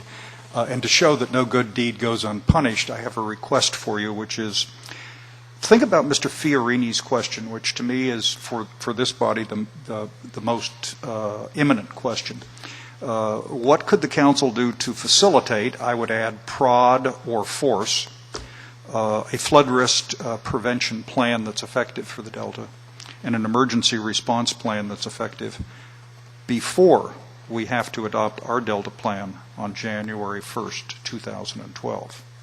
And if you could give it some thoughts, I understand it's personal opinions, it would not be the opinion of necessarily any of your clients or agencies or so on, but it'd be enormously useful. You sent us, Gil, some documentation after, I think, your second presentation to the council, which was very helpful, very interesting, very informative. And you know, that thought after a panel discussion would be very relevant. And I'm with Mr. Nordhoff. I think there has to be a way to figure out how to prioritize. The bigger the universe is, the less likely anything effective gets done. So I'd really appreciate it. Yes? Could I show you a couple of slides I brought just to kind of, I think it highlights some of the points we're making, and also it presents a picture of some opportunities we have there to develop some habitat. If you don't mind, if there's like 4 slides, it's not going to be a whole lot. You know, we've been talking about the importance of these Delta Islands, and about 3 years ago, when this Do Not Resuscitate thing came up and prioritizing different islands, I sat down and started jotting down, okay, which islands are important? Obviously, on the left side of that slide, you see the 8 Western Islands, which have been determined as very important, you know, for many years. Then below that, you see the islands that protect state highways. I threw in New Hope, which has got the town of Thornton, which is obviously a highlighted area in the Delta.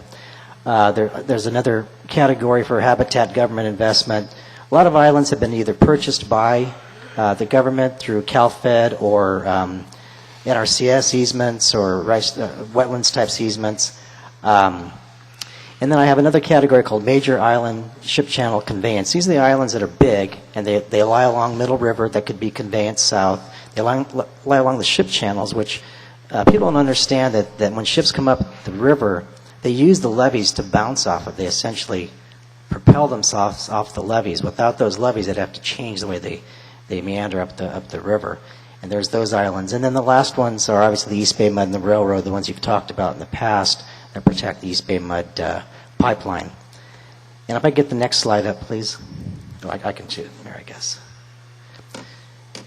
If you look at this map, those islands that were important are colored in red. And the islands that are in yellow are islands that already meet the Corps of Engineers standards for whatever flood control project they had in that area, the San Joaquin or the Sacramento flood control projects. And we look at the worst levees. It's in the central delta. When you start coloring up the important islands, you realize that most islands have some level of importance to the state and locals. And so I wanted to show you this to see that there really aren't that many islands you could just pull out and say has no benefit. No, I didn't say that. But comparing all the islands to each other, if everyone's equal, then nobody's more important.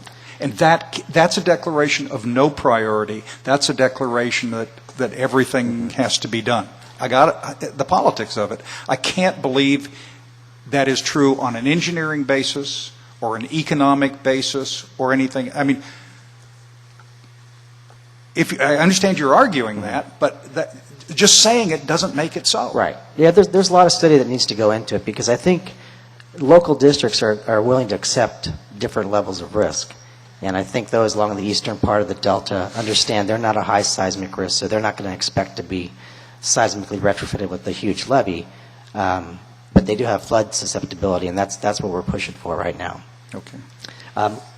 That's all I wanted to say on that topic. I think Mr. Eisenberg brought up a comment about habitat, and one of the issues I know came up in public comments yesterday was channel margin type habitat, that you can't just say we want to build a channel margin habitat and set this levee back 200-300 feet. But there are opportunities out there to get some sort of habitat, and I wanted to give you an example of a project we did about 10 years ago. We had a levee on Canal Ranch along Beaver Slough that had a severe erosion problem. Through some state funding, we were able to build a project that not only stabilized the water side of the levee, it built a planter box in front of the levee so it kept the habitat out of the structural section. And what you see in 5.5 years, we've got 30-foot cottonwood trees, which are much larger now. Here's another view of the same portion. We built about half a mile of this levee for about $250 a linear foot. So it was very inexpensive. What I'm trying to explain is that there are opportunities out there right now that with a short-term interim program to develop increased flood protection using existing bonds, you probably find some opportunities out there where the physical environment and the willingness of landowners and rec districts to do this sort of thing will kind of get a little bit of benefit towards your code goal of habitat. So that's all I wanted to say on that. Thank you very much. Gentlemen, thank you very much. We appreciate it a great deal, and I suspect you will be asked back with regularity. Thank Well, you. a quick closing comment, Mr. Eisenberg. You've asked how we could get this plan or what you could do, or others on the panel have. Problem is, you've been given sort of 5 different charges and within 2 co-equal goals. And how do you value habitat? What's the dollar value if you're going to do an economic model? How do you value the Delta as a place? What's the dollar value of that? So it cannot be, you've got a political charge, and an economic model can address some of those things. But how do you balance that economically? It's going to be very difficult. Got it. Gentlemen, thank you. Ladies and gentlemen, we're going to take a 5-minute recess at this time. So come back at 6 minutes before 11.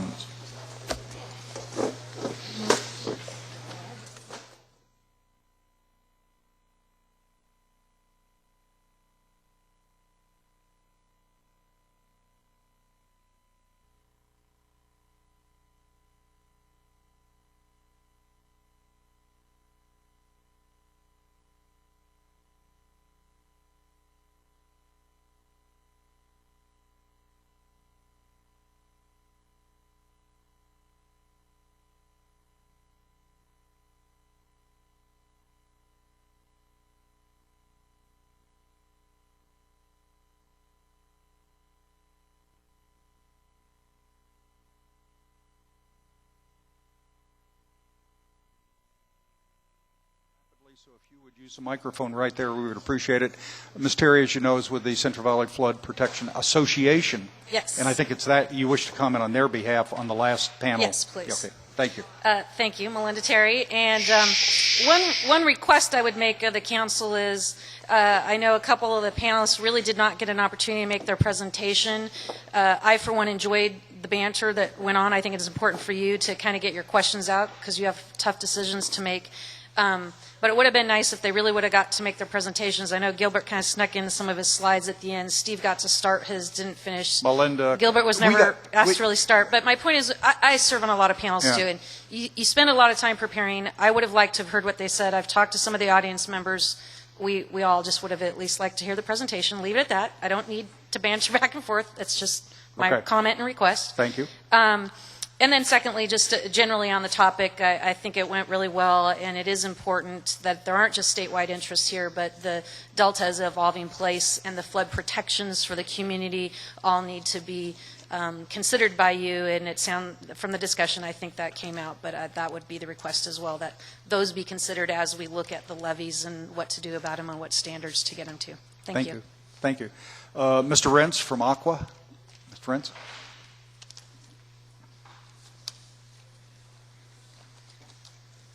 Thank you, Mr. Chairman. I'll be quite brief, too, so you can move on. I thought it was a good conversation.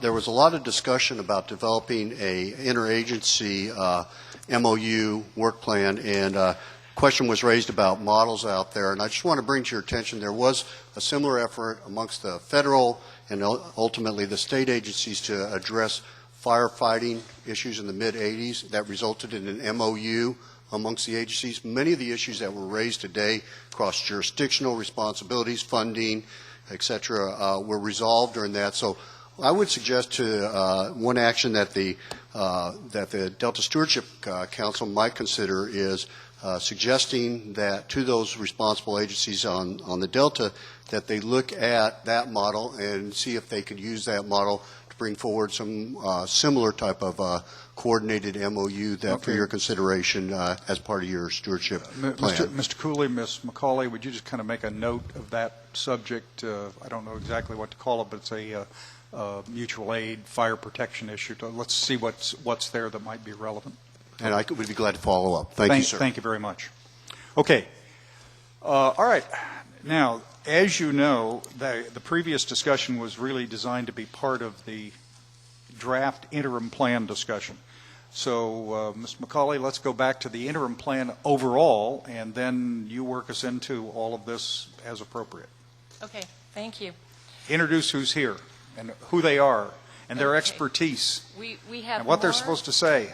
We have more of our interim plan team here today. We have some more subject matter experts. To start, we have Glenn Buckholtz, who's our Delta Plan Project Director. Also John Curlin, who addresses the areas of public policy, governance, and finance. And then Bill Betchert, who is an engineer and a levies expert. And also Bob Twist, who's a land use expert. And he also has those devilishly slideshows that fly through the Delta and focus down on various things. And with those introductions, I'm going to turn it over to Gwen. Ms. Buckholtz. So today what I'd like to do is give about a 5-minute overview of what the differences are between the first draft of the interim plan and the now second draft of the interim plan. And then John Curlin is going to be coordinating the review on each section of the plan and taking comments from that process. So first of all, I'd like to thank not only the council for all of your comments at the last meeting, but I want to thank everyone who sent us comments. This is a huge effort. We appreciate those comments, and we know that everybody spent a lot of time on those, and that they're not only being used on the interim plan preparation, but a lot of those will be used as we move through the Delta plan. We have the comments right now are about this thick, and this is my binder of all the comments. And we are preparing a comment tracking process that we did not get ready for this board meeting, or council meeting, I apologize. And in that comment tracking process, we'll be looking at who made the comment, when they made the comment, on what, the subject matter. And we'll then also have a column on there so that we're tracking what we do with that comment and how we utilized it, both either in the interim plan or the Delta plan or any other associated process for the Delta Stewardship Council. And we're going to be looking at citations of the actual comments in the tracking process, not summarization of what we think people said, so that we can constantly have at our fingertips in this process the actual words that were used in the comments. I think it's very helpful. What kind of format is it likely to be in, and will it also be posted on the web? It will be posted on the web, and we're working out the format specifically this month. That's part of our it's always a little bit hard to get this started. I've done it before, and we'll be bringing it, and it will be available for agenda packet next month. I promise that, and it'll be on the webs. Okay. And so everybody will have it, and then we can take comments on the format. Mr. Natoli. Yeah, Gwen, and I appreciate, and I know I talked with Terry earlier in the week about what process, just kind of down through the piles of information. My binder's about the size of yours relative to the comment letters and so forth, and obviously you and your team are having to incorporate and/or certainly respond to these. So, if I understand you correctly, with the format, you're going to note the letter. You'll note, what reference it makes, and it may have multiple. Because that's the other. A number of the pieces of correspondence, emails, written letters, other transmittals, have multiples. And so, will you take the particular piece of correspondence and then the multiple citations, or will you do it by subject area? It's in a database so that, like, one comment may actually fit into several subject areas, and so in that database, that'll be the process. The actually getting in the written comments is easiest. We haven't gotten back. We have to sort of look at some of the public comments too, the verbal ones. That may take a little longer than next month. We may have that following month for that.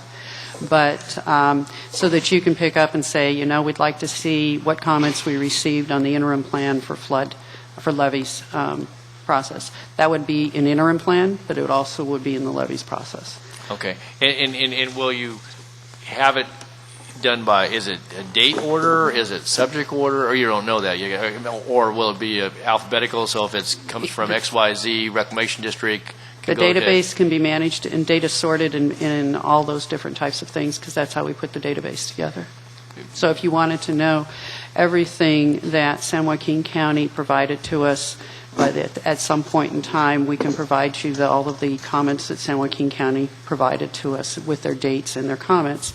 If you wanted to provide everything that was then by maybe something about levies, stability, and we wanted to see everybody, but you wanted to see just what San Joaquin County provided on that, we could provide that type of thing. And that'll all be instantly done by next meeting, ready to go, fully prepared, no problems, no catch-up, or... I'm sure that they'll be... Okay. Yeah, and when we present it's very complex to do. It is, and we've done it. I've done it before personally, Yeah. but the thing is, what I do want to get feedback next month is the format and what's easy for the council members to use too.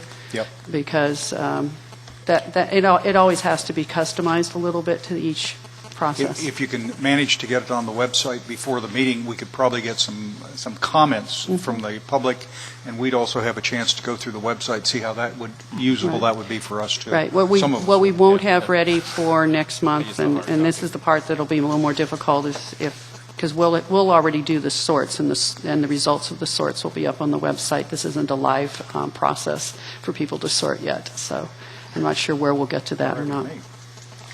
Just one final comment. What I found a little challenging was because you took the comments early on, we had some that were to late April, early May, then we had June, and some agencies had commented 2 or 3 times in response, obviously, to respective drafts, and so I think having sorts, but also then by agency, entity, or even topical area, I think that'll be very helpful to all parties involved, but certainly to this council member. Thanks.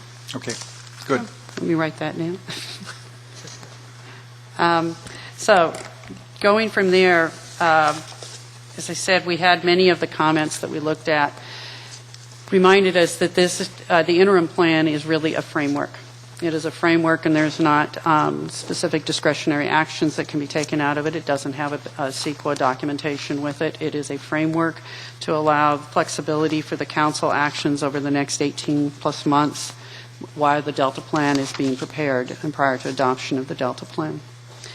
And so therefore we wanted to also be avoiding becoming too specific in the interim plan, especially something that's only being prepared in the last couple months, so that it would be a guidance document, and it would provide information for the council and for the other agencies and other entities and people of the Delta to know how, sort of giving a guidance of how the decisions might be made for providing information and also recommendations on review process during the preparation of the Delta Plan. In that process, after we looked at the comments, we realized we needed to remove some of the specificity and the direction of specificity we were going on in the interim plan, and that will come back in the Delta Plan. We also needed to reorganize it because we were repeating things and we were being very duplicative in the plan itself, and so this became very difficult to read and follow. So I'm just going to walk quickly through what we did on the plan. First of all, we added an executive summary. We added a chapter, and we still need to work a little bit on that executive summary, and we're aware of that. we added in Chapter 1, we added the background sections. We had a lot of background sections in Chapter 3, and we brought them all forward into Chapter 1, so we have one place that we put together a background section. In Chapter 2, it's similar to the previous Chapter 2, but it's a little more streamlined to emphasize the three key issues, which are the framework for early actions, the interim council responsibilities, and the linkages to the Delta Plan. The major rewrite and rechanges were Chapter 3. The new Chapter 3 is the old Chapter 3, we had the background information, the status trends, and the 8 policy objectives, and that moved into Chapter 1.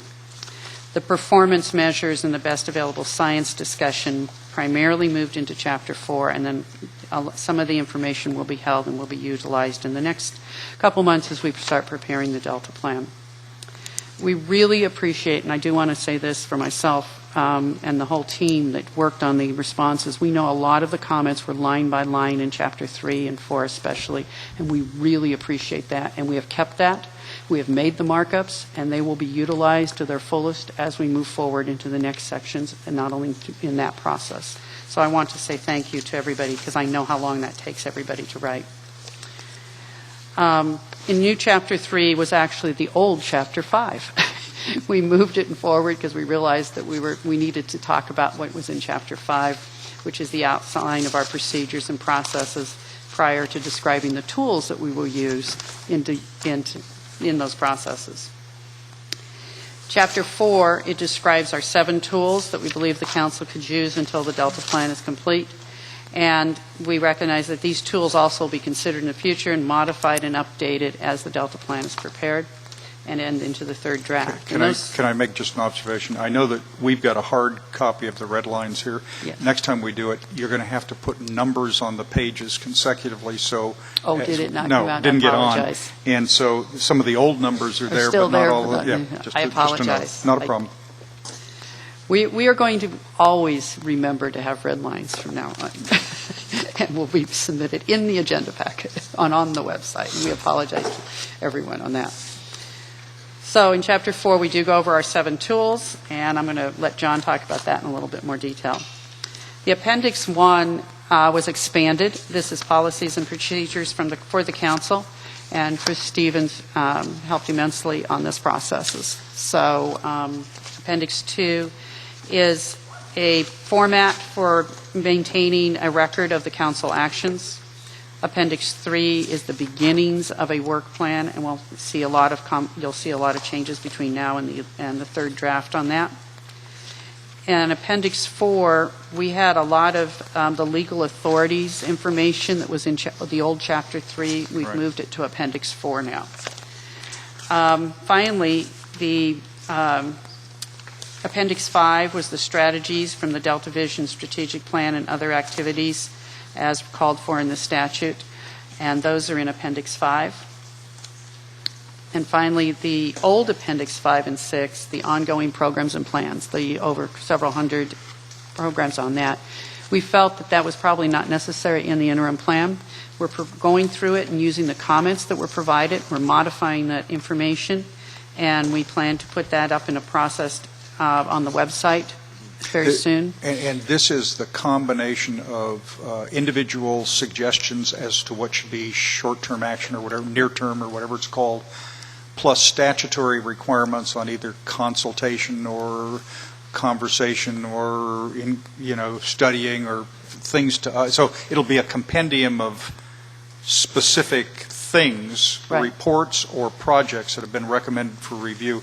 Approximately, what's the number looking like? I understand it'll change. Yes. Well, what we just thought is we might divide this up into several categories, just for informational purposes. One is the early actions in the statute, and ones people have suggested that they should be looked at. And I would say that's probably a little less than 30 to 40, if I remember right. The statutory early actions are how many? That's like less than 10 specifically. Okay, but the suggested early actions are another 30? They've expanded 20 or so of those. Okay. And then we'd also like to, just because we don't want to lose this, unless the council would like us to stand down on this, is we think it's important to also have a compendium, at least up on the website, of other ongoing programs that actually have a part of this, and we're making an overall schedule to show how we interface with these, which will be important for this. So an example of the program would be? Well, here's an example one. North Delta Flood Control Project, or some people call McCormick-Williamson, is not specifically in the early actions, and it's not, we didn't get a comment on it, but it's a project that has, it has an interface with projects in the Delta in many levels, and so there would be an exact project that we think we need to keep track of what the schedule is, so that we know that that interface is not just for the Delta plan, but we also need to start thinking ahead for the EIR, EIS. And so all of that type of information is going to be important when we start looking at other programs in the existing conditions and in the future conditions discussions for the EIR, EIS. So we want to keep track of those things. Other actions that we would look at is we had another list in there that was separate, which was ongoing programs. So what is the effort, for instance, that Department of Boating and Waterways is doing for removal of non-native species?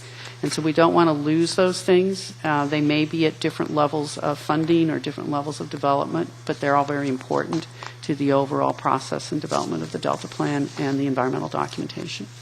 And you think your first crack at this list will be as an attachment to the next interim plan? We're actually thinking, we think maybe it needs to be a separate issue that goes up on the website per se. Okay. And then as we move into Delta Plan and the EIR, EIS, we could see that becoming much more of an attachment to those documents, which have much more specificity than the framework document of the interim plan. Okay. So that's really my overview of what we did. So if there's any specific questions there, if you want to just dive into the details. Randy.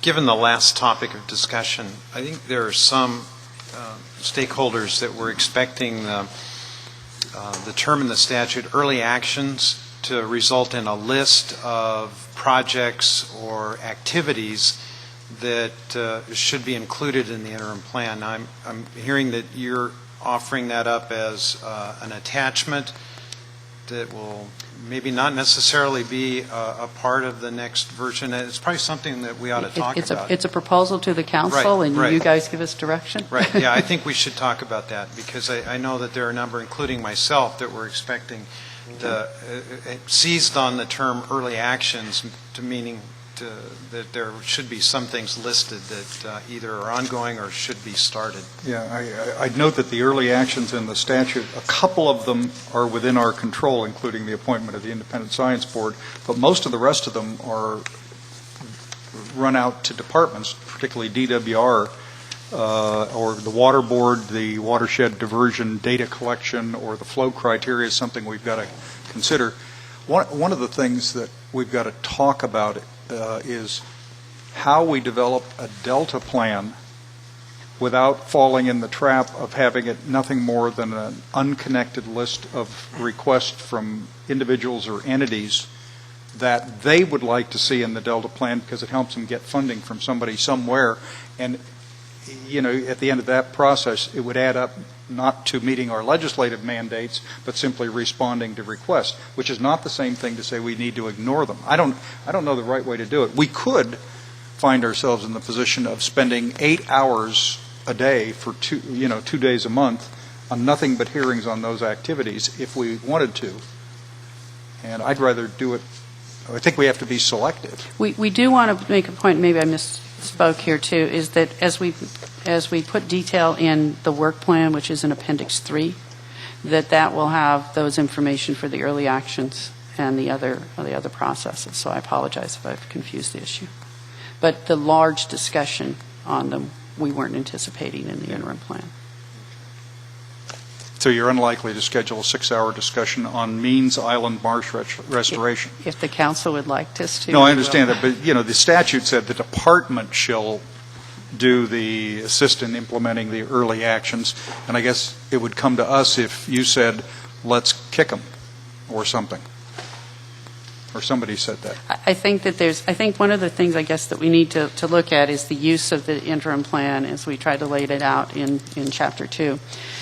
being a framework. That doesn't mean we're anticipating, the way we've written this to date, is that the council would continue to take up those early actions in those items. They're not laid out in detail in this document. This is the framework for the council to come forward with those. I would anticipate that those things would be coming to the council at an each month basis. We might take 3 or 4 of them each month for a while, so that you could sort of see them, group them in groups of early actions that have continuity between them, and as a process. I like that approach, rather than August is the cutoff date, and if it doesn't make the cut in August, then you're out of luck. Mm-hmm. We chatted about this, I don't know, last week or whenever it was. In the work plan that is going to be expanded, a document that reserves a block of time. Now, it's not going to be 2 full days. It's probably not going to be 1 full day, but a couple of hours of a monthly meeting for reviewing a couple of those might be a useful preliminary thought. And I don't know which items would fall first, but you might think about a category of time in our activities that highlights it. We'll provide those suggestions for you. Mr. Fiorini notes he has a list of 9 items for consideration. We would appreciate that information. Okay. Okay. Any other overall questions? Talk to me about what the work plan is likely to look at when it gets fleshed out. I mean, the danger is too much detail, but on the other hand, you need to give us enough information to have a sense. Who's going to do that? Mr. Curlin. I'm going to have John talk about that. Okay. I think this is one that the council's direction to the staff is really determinative of what's on the work plan. It's in there, and I think that the conversations that I've heard, consistent with what just was suggested, is that getting some of the early actions on that work plan and times have blocked out from is a high priority, and certainly for the next draft we could begin to populate those items.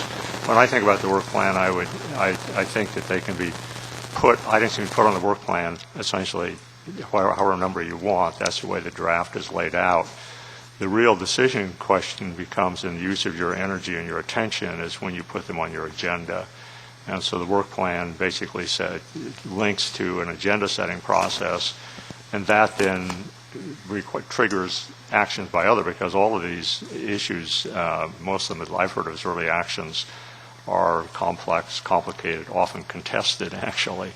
So I think the council would be advantaged by, first of all, having the framework that's being developed in the interim plan. This is the way we're going to think about this and look at it. And then secondly, by an opportunity for the people who are knowledgeable about that to package and bring information to you that helps you make your decision.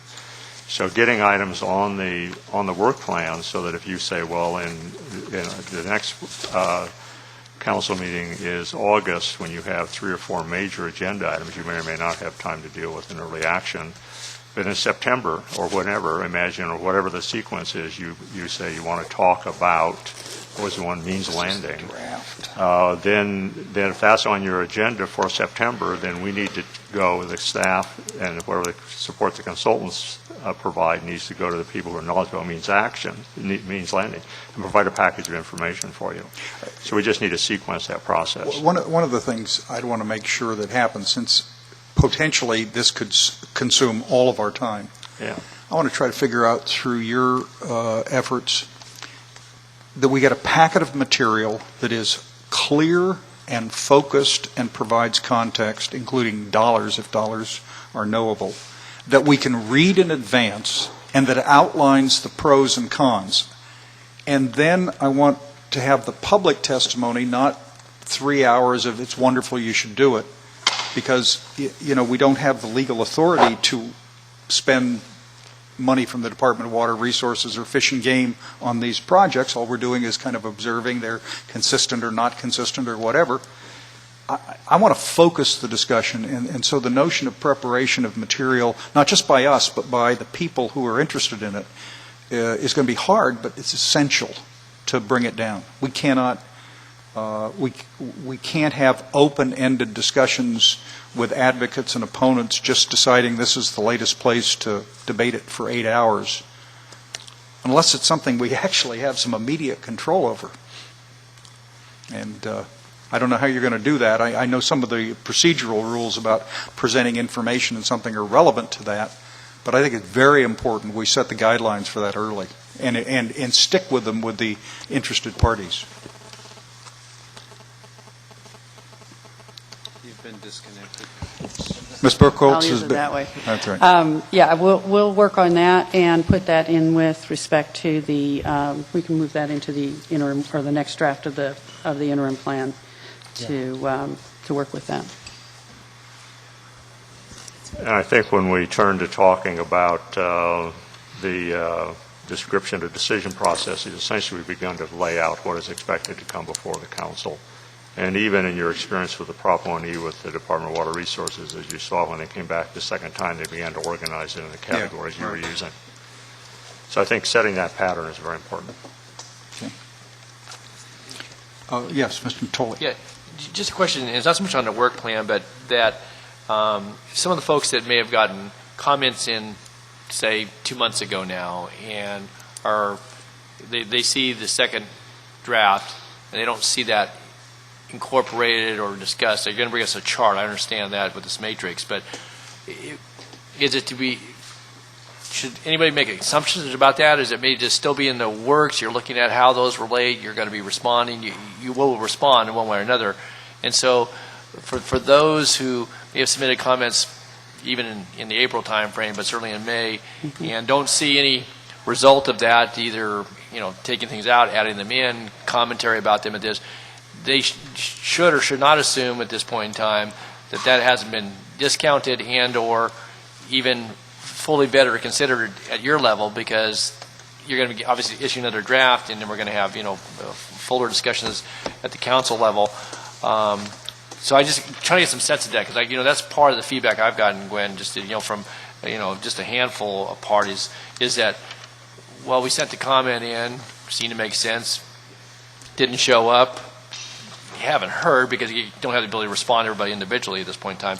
So maybe just for a moment, explain kind of how that's all in the pot right now. Okay.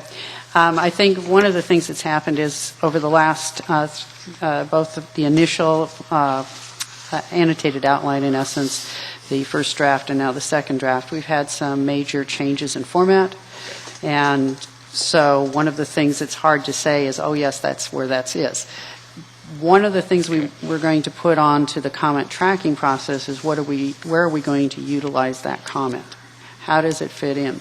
A lot of the comments, and I actually had I went back through these again last week to make sure where we were on every one of them, and I have most of the comments are in the tracking process right now, so sure. I have it. But so most of those comments I look at is for information for our Delta plan, and information also for the environmental documents. And so I think one of the things is it's part of this process of us trying to understand how much detail to put into the interim plan and how much detail to put into the Delta plan. And so we have a lot of good comments. We have a lot of focus on that. And I think that came in. We have also had a lot that comes into the approaches in sections of how to use the interim plan, and a lot of the information when we go forward into how to use the Delta plan. Do you want to add? Okay. I just wanted to say, I guess, three things. One is there was some comments came in, for instance, why aren't there a lot of early actions in here? And essentially, I think the consultants were responsive to what I believe was the council's, although not clearly, just the we didn't vote. Didn't vote. Essentially, this is first of all. Well, we did vote on the structure. Yeah, you can we did say co-equal goals, 8 objectives, which one of the letters suggested we drop the objectives because, as the Sacramento Regional Sanitation District, said, "We don't believe policy objectives expressed in legislation are themselves a source of legal authority," a position that is at least honest, if puzzling. Yeah, and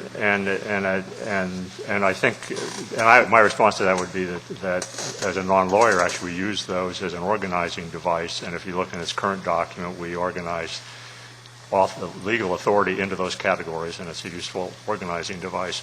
The mere citing of it, I don't take as legal authority either, but there's legal authority related to it. But in any case, well, we got a whole family of comments or large number of comments about why aren't these early actions generally or these specific early actions in there, and I think that the reason they're not in there was consistent with our understanding of the direction this is. Right now you have only recommending power. You want it important to get a framework so you could organize your way in which you dealt with actions and move it forward. So those, I think all of that was heard, all of that is acknowledged, all of that is being tracked and kept track of, and that's how we now need to build the agenda for coming forward. In a moment, I'd like to walk through a couple of other areas where, for instance, we got a big, but first one of the things that Gwen said, the big change in Section 3, which went by policy objective to policy objective, in essence, redoing that was a response to a bunch of questions and comments. Okay. And the comments were, why isn't this in here? This is misstated, and eventually we decided it was just unwieldy. And I think what had happened was that it had gone from an initial outline, which organized by the 8 objectives, that saying we could organize information by that, and then the amount of information expected and the consistency and level of treatment, it became unwieldy. So that was a major response. But in a moment, I'd like to walk through the document and show a couple other types of responses if you're ready for that. Well, I think you've answered my question sufficiently for now. I think I got a better understanding about categories for either interim plan and or subsequent planning and or environmental review, as well as obviously what may have transpired with a goodly number of the comments. And again, we'll have a better handle on that next month when you've got that all summarized. Just trying to project a schedule, my instinct is that September, October, and maybe November are the months in which we'd probably give whatever consideration we're going to be given for the near-term, short-term stuff. Doesn't mean that if it doesn't happen by then we won't, but the bulk of the decisions, I mean, like the means restoration project, we're probably going to hear from the Department of Water Resources that they're months away from anything, feds are involved or they're not in. I don't know what we're going to hear, but we'll just, we'll keep that on the list, but check it off. And I think there'll be a lot like that, but we need to go through it systematically. But by the time we reach November, we're going to have the first draft. Is it November 19th, 21st, whatever the date is? 18th and 19th, yeah. Gwen's goal is to have the first very rough draft of the Delta Plan. And that's, I think, going to be largely a structural document to begin with. And I guess, when did the environmental documents start? That's March of 2011? What we would like to have is that we'll be bringing back to the council starting in September, the notice of preparation structure, and we'll be going through that for several months, and we need to, in that process itself. And that's the required CEQA notice of... That's the required CEQA notice of preparation, and we will be then going through the process there that we'll have to look at how we're going to approach certain things, including definition of the proposed project and development of the alternatives so that we have, and potentially significant environmental effects, so that we can go into the CEQA notice of preparation and have that published in December. The goal then for that, just to remind us of our overall schedule, was then in January, our goal would be to have the scoping meetings in January, and then we'll start, in the overall goal is to have a published draft Delta Plan and a published draft EIR, potentially EIS, by June of 2011.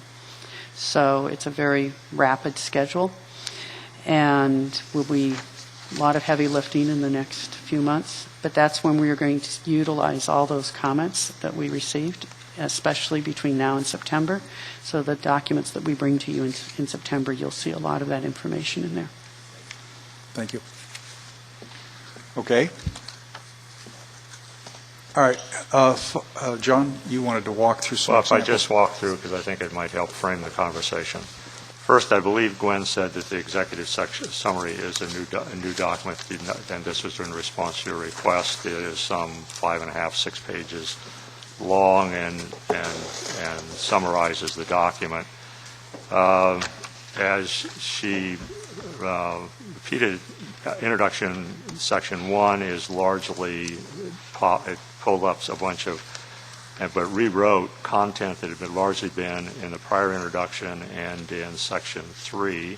I'm going to walk by that and not spend time on it, but it's part of helping tell the story about why this is important. I think that's very important. Let me just briefly mention the uses of the interim plan, which begins on page 15, because the content here is... We don't have a numbered page, so that doesn't help us. Oh, you don't have a numbered page? No. Not on this edited version. Not on the red line. I'm sorry, I'm not working off the red line. Okay, so go, members, what was in your agenda packet is the right page package. number for Mr. Curlin. Yeah, So let's use that one, okay. I was working off of what's in your packet. Got it. On page 12, in this section, the content is only edited minorly, but it's organized into 3 headings that I think is more intelligible. So that was the intent, essentially, of the communications effort. John, you're talking about page 15 uses of the Delta plan. Yeah, 15 and 16. So that's not new content. Now, section 3. Interim plan processes. There are some substantial changes in this, and part of this is in response to questions or comments, and that's what I wanted to spend a few minutes walking through. And these were comments both from not only received by the letters submitted in public comments, but I think also some of this is responsive to council members' discussion last time. The interim plan processes. First of all, now has 5 sections, and to summarize very quickly, there's a provision for amendment. Then the section on engaging and establishing working relationships with agencies is expanded quite a bit, and it goes through page 21. And let me just talk briefly about how this is organized, because it starts as consistent with many of these sections, essentially with the statute and what the statute requires. And you've actually got a little chart on pages 20 and 21, yeah. A first shot at a consultative outline. And that's what I wanted to turn your attention to, because if the other part is really not new, but it's organized in a somewhat different fashion, I think somewhat more coherent fashion. But this beginning on this little chart on 20 and 21 was beginning with structure of how this engagement would take place. And some of the initiating contact, a good bit of this has taken place, including members of the council have been involved in this, particularly the chair and the vice chair, I believe, have been doing quite a bit of this. The agency coordination group that is required under Water Code Section 85204, if you look to the right of that, and this becomes a calendaring issue, but it's suggested basically that become initiated in the 3rd quarter of this year. So and that is requiring really us to initiate it. You have to initiate it. Yeah. But then there's also what's the role of that, and this little very brief clause, but I think it's consistent with the way the council is operating and asking. You're basically that group is not going to meet simply to satisfy the statute, but how are you going to engage them to contribute to your work in the development of the Delta Plan and the environmental documents, and that needs to be fleshed out, what it is you're going to ask them to do.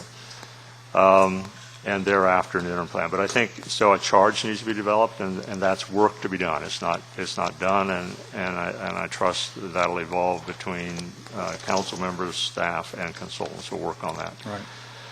Engaging federal agencies. What is not quite clear from the way the statute is written in my reading in 85204, the emphasis on state agencies could be read that way, but federal agencies are clearly a large set of players here. The federal agencies were authorized to participate in the California Bay Delta programs under a public law section. That was linked to the existence in a plain face reading of it of the Bay Delta Authority, but that the California statute transferred all of those programs and activities to this body. And I understand conversations are underway. I think Ms. Pearson's decided to solve that problem. Haven't you decided to solve that problem, Ms. Pearson? Tell the federal agencies that they can talk to us and work with us as they had the authority to do so under CalFed Bay Delta. I think, yes, Mr. Fiorini. I wanted to suggest a path. The 6 or 7 responsible federal agencies organized themselves around a memorandum of understanding last December, and they issued an interim plan for the California Bay Delta with a number of recommendations that line up very closely with lots of the things that the state agencies have said. It seems to me that that serves as a foundation for the beginning of a conversation between the council and the federal agencies, and that we draw them in using the plan that they have already developed. And so I would recommend that somehow we work that language into our interim plan.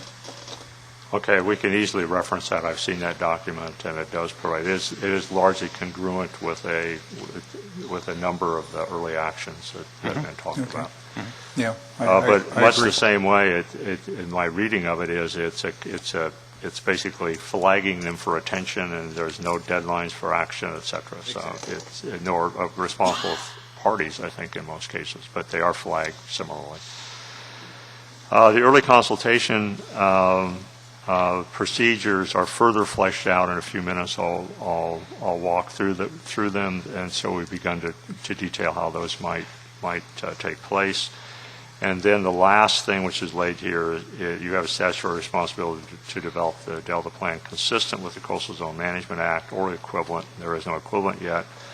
The Clean Water Act and the Reclamation Act, and that we're anticipating will take place in the Delta Plan, so it's downstream a ways.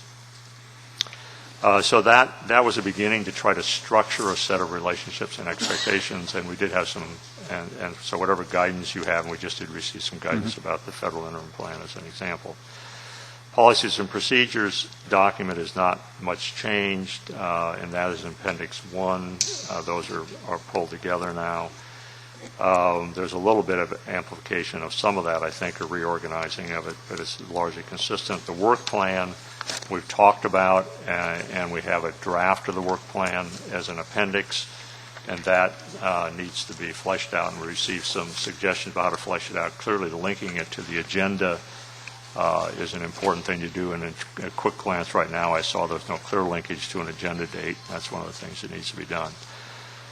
The decision processes section is a little bit amplified, and I do not have the track changes version in front of me, so I'm likely to miss something, but let me call out 1 or 2 changes that I do remember. We pulled in a discussion of the use of best available science and added a little bit of language on it. Under number 3, I'm on page 22 now. Yes, sir. I think that's fleshed out a little bit. We have this is a question that has been discussed among staff and consultants about whether further development of this is desirable. The best available science. The procedures for using the best available science. We have searched California statutes, national practices, other state practices. Your counsel, Mr. Stevens, found a very interesting, most institutionalized practice we found in the state of Washington. It's in statute. It basically says, it identifies a range of types of scientific information from peer-reviewed through, if you will, community knowledge, and how they are to be brought into the process. It's some 3 or 4 pages long. We could provide it on this. Hank, have you ever run into anything attempting to establish a process on that? Okay. Yeah, because it turned out that we'd had several people. Thank you very much. We did several people doing different searches, and I think I guess my current thinking personally, we haven't worked this through in conversations, but would be to add that in as a draft, and then you can react to it, and others can react to it too, because it does provide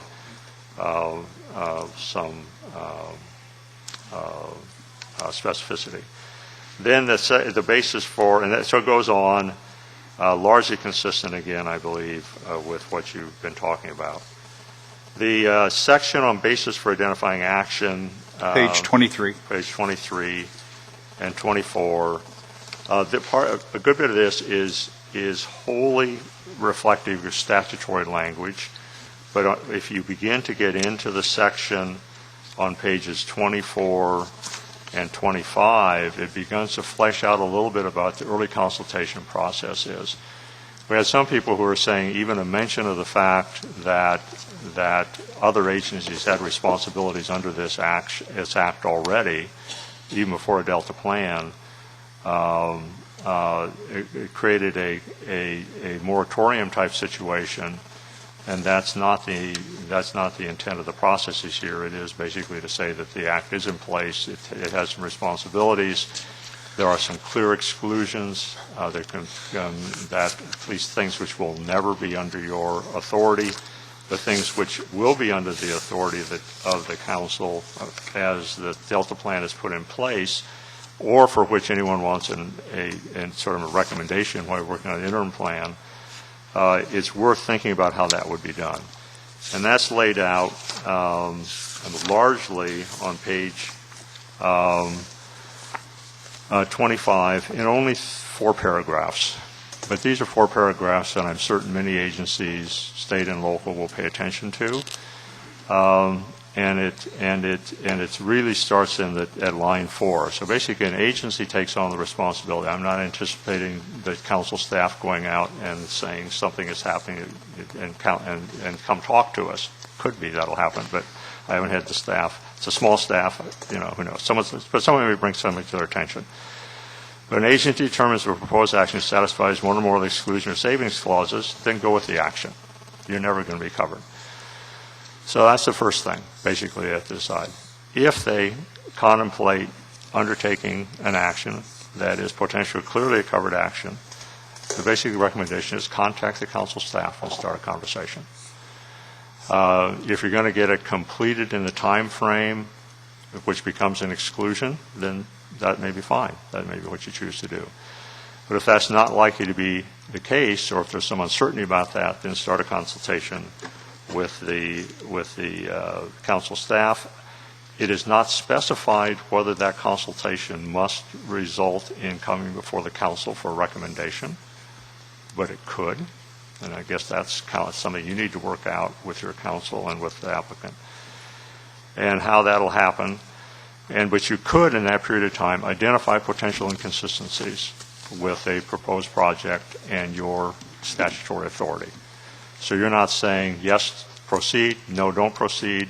You're saying, here's a potential. Right? I think that's consistent with your authority with this as a framework and a recommendation framework.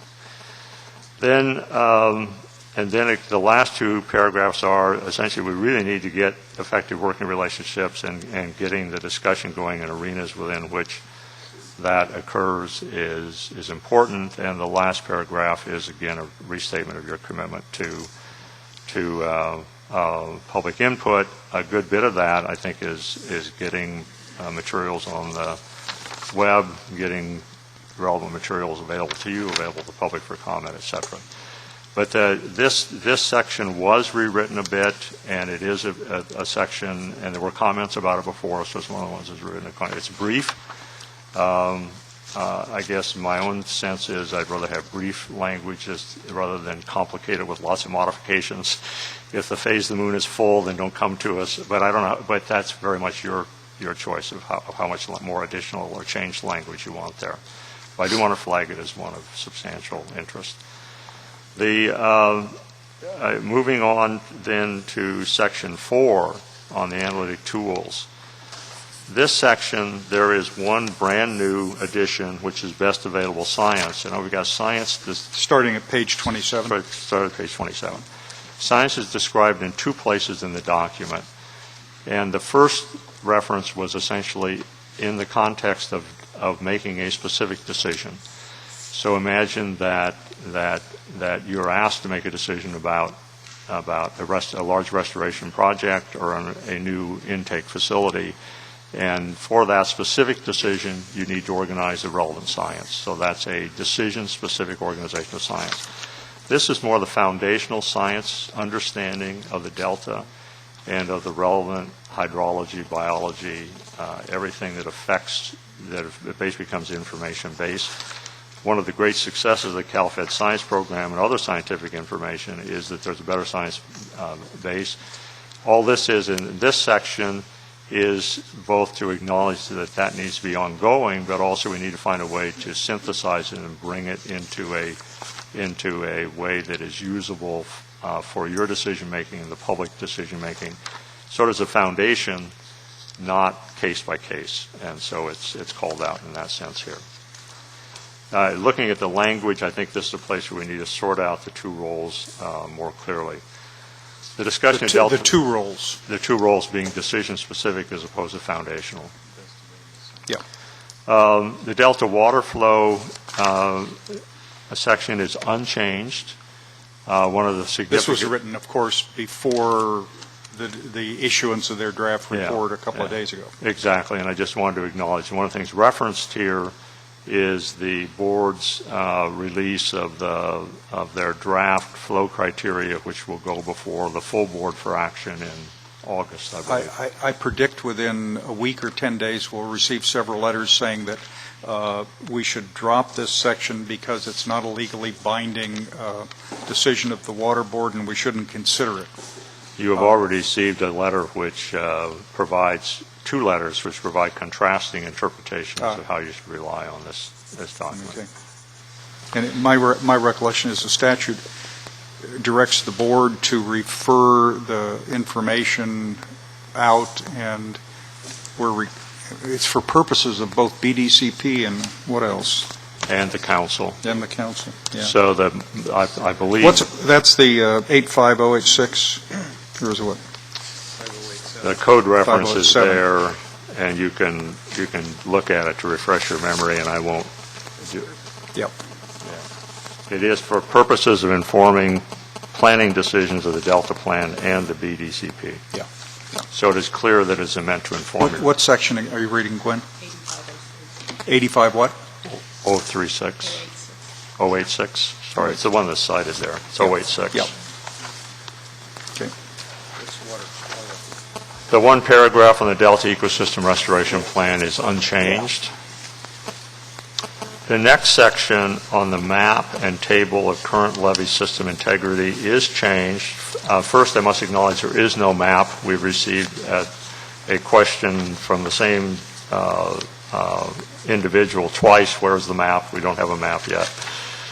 But the title got set before, and eventually these are intended to be living documents, so the fact that the map may be available in September even, I think is still fine. Just a note, yesterday in our tour, we got a copy of project levy boundary, current expression of where project levies are in the Delta, given to us by DWR, and if I remember, Mr. Nickel will refresh my memory, they told us that this was their current best estimate of the configuration of current project levies in the Delta. So this may be slightly different from some of the previous ones, and it might be worth you taking a look at.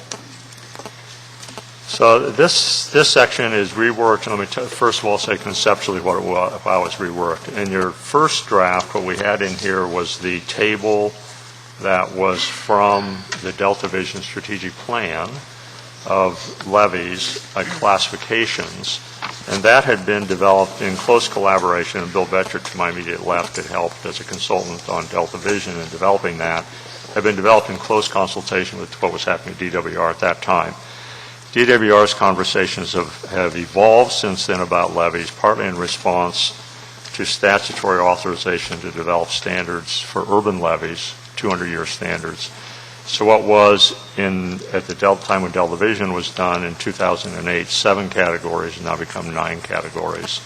So that's one of the ways this has changed. But John, let me just make sure I understand it. On that, what DWR is doing independently, either by statutory direction or as part of their normal process, on this chart appears as Class 5 legacy town. That's one of them? No, That's page 32. Yeah, legacy towns is something that DWR is undertaking that, as I understand it, is not responsive to statutory. No, but it's consistent with their general obligations on flood protection. You ought to code that DWR, because that's where you found that they were engaged. We can put yeah. a source document that this came from DWR. Okay. And then it's Class 7, the 200-year urban stuff, and Class 8. Class right? 8, yeah. Got it, okay. So one thing we did was basically bring the classifications into consistency with the way DWR is talking about this. What we're trying to do is make life as simple as possible, so we don't have one of us talk about an apple is defined differently than someone else's apple. So over to the far right of this table, the adopter proposed design criteria, I believe, and certainly are intended to be exactly what DWR is using. So that's the other thing which is added in here, which is new, but DWR is moving this way also, is a congruence with the delta levy suitability into 4 categories: habitat, agricultural, infrastructure, and populated. That's what DWR is doing, how they're analyzing. Well, and I'm not quite certain how. I think this is considered with DWR, so don't let me overspeak that, and Bill can help correct that if I'm wrong. But your responsibility is essentially to do both sides of this. It's uses and levy standards, and that's clear, and that's also DWR's expectation also. But this is very germane to the conversation you just had in the prior panel. Most of which focused on the levy specifications, and the uses came into play several times. As, for instance, Councilmember Nordhoff saying, well, we could do an economic analysis of what is protected. Absolutely, that's a use type measure. And your panel members talked about that also. As you'll see, there's lots of different ways of thinking about the uses and the values to associate with them. I was struck with Mr. Cassio's slide. The use also becomes a part of a finance plan discussion, which we can talk about, which is going to come up in a moment. Because if you have uses which are essentially a particular beneficiary, as opposed to a broad ecosystem or a broad water supply, but even water supply has a number of enumerated beneficiaries. It is not every resident of California. You can begin to talk about differently about how you might finance it. So conceptually, that's what's different here. I think that this is a very important policy document. It's very important for the conversation that you will have as you begin to meet your charge for establishing priority systems for investment in levies. Mr. Fiorini, do you have a question? No, okay. The maps of Delta land uses, and Bob Twist is here to help explain a bit about what was done here. We've begun to add in maps only of existing land uses, and what I have in front of me is a black and white version. There's color. Do you have a slide on this one in color? We've got a kind of a hard to read.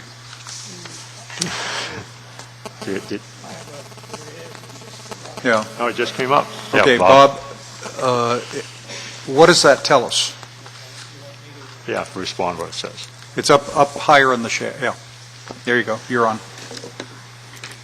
Well, you just mentioned that DWR has 4 categories, habitat, agriculture, and so on. But when I looked at the land uses of the Delta, as you have in your trip, most islands are mixed, and they're agriculture plus maybe a highway, or agriculture plus 20 residences, 50 residences, 200. Or some infrastructure of natural gas. Exactly. So I tried in this map to make a very simple first cut at the existing land uses that honored this understanding of mixed use. So you'll see my categories are mixed. The first one in green would be that the island is virtually only in agriculture and conservation uses, and it has less than 30 residents or none. Okay, so these are islands that if there were a failure, the destructiveness of that would be fairly low. the levees aren't very good, but they don't need to be. That's the general idea. On the next one up, there's intensive agriculture.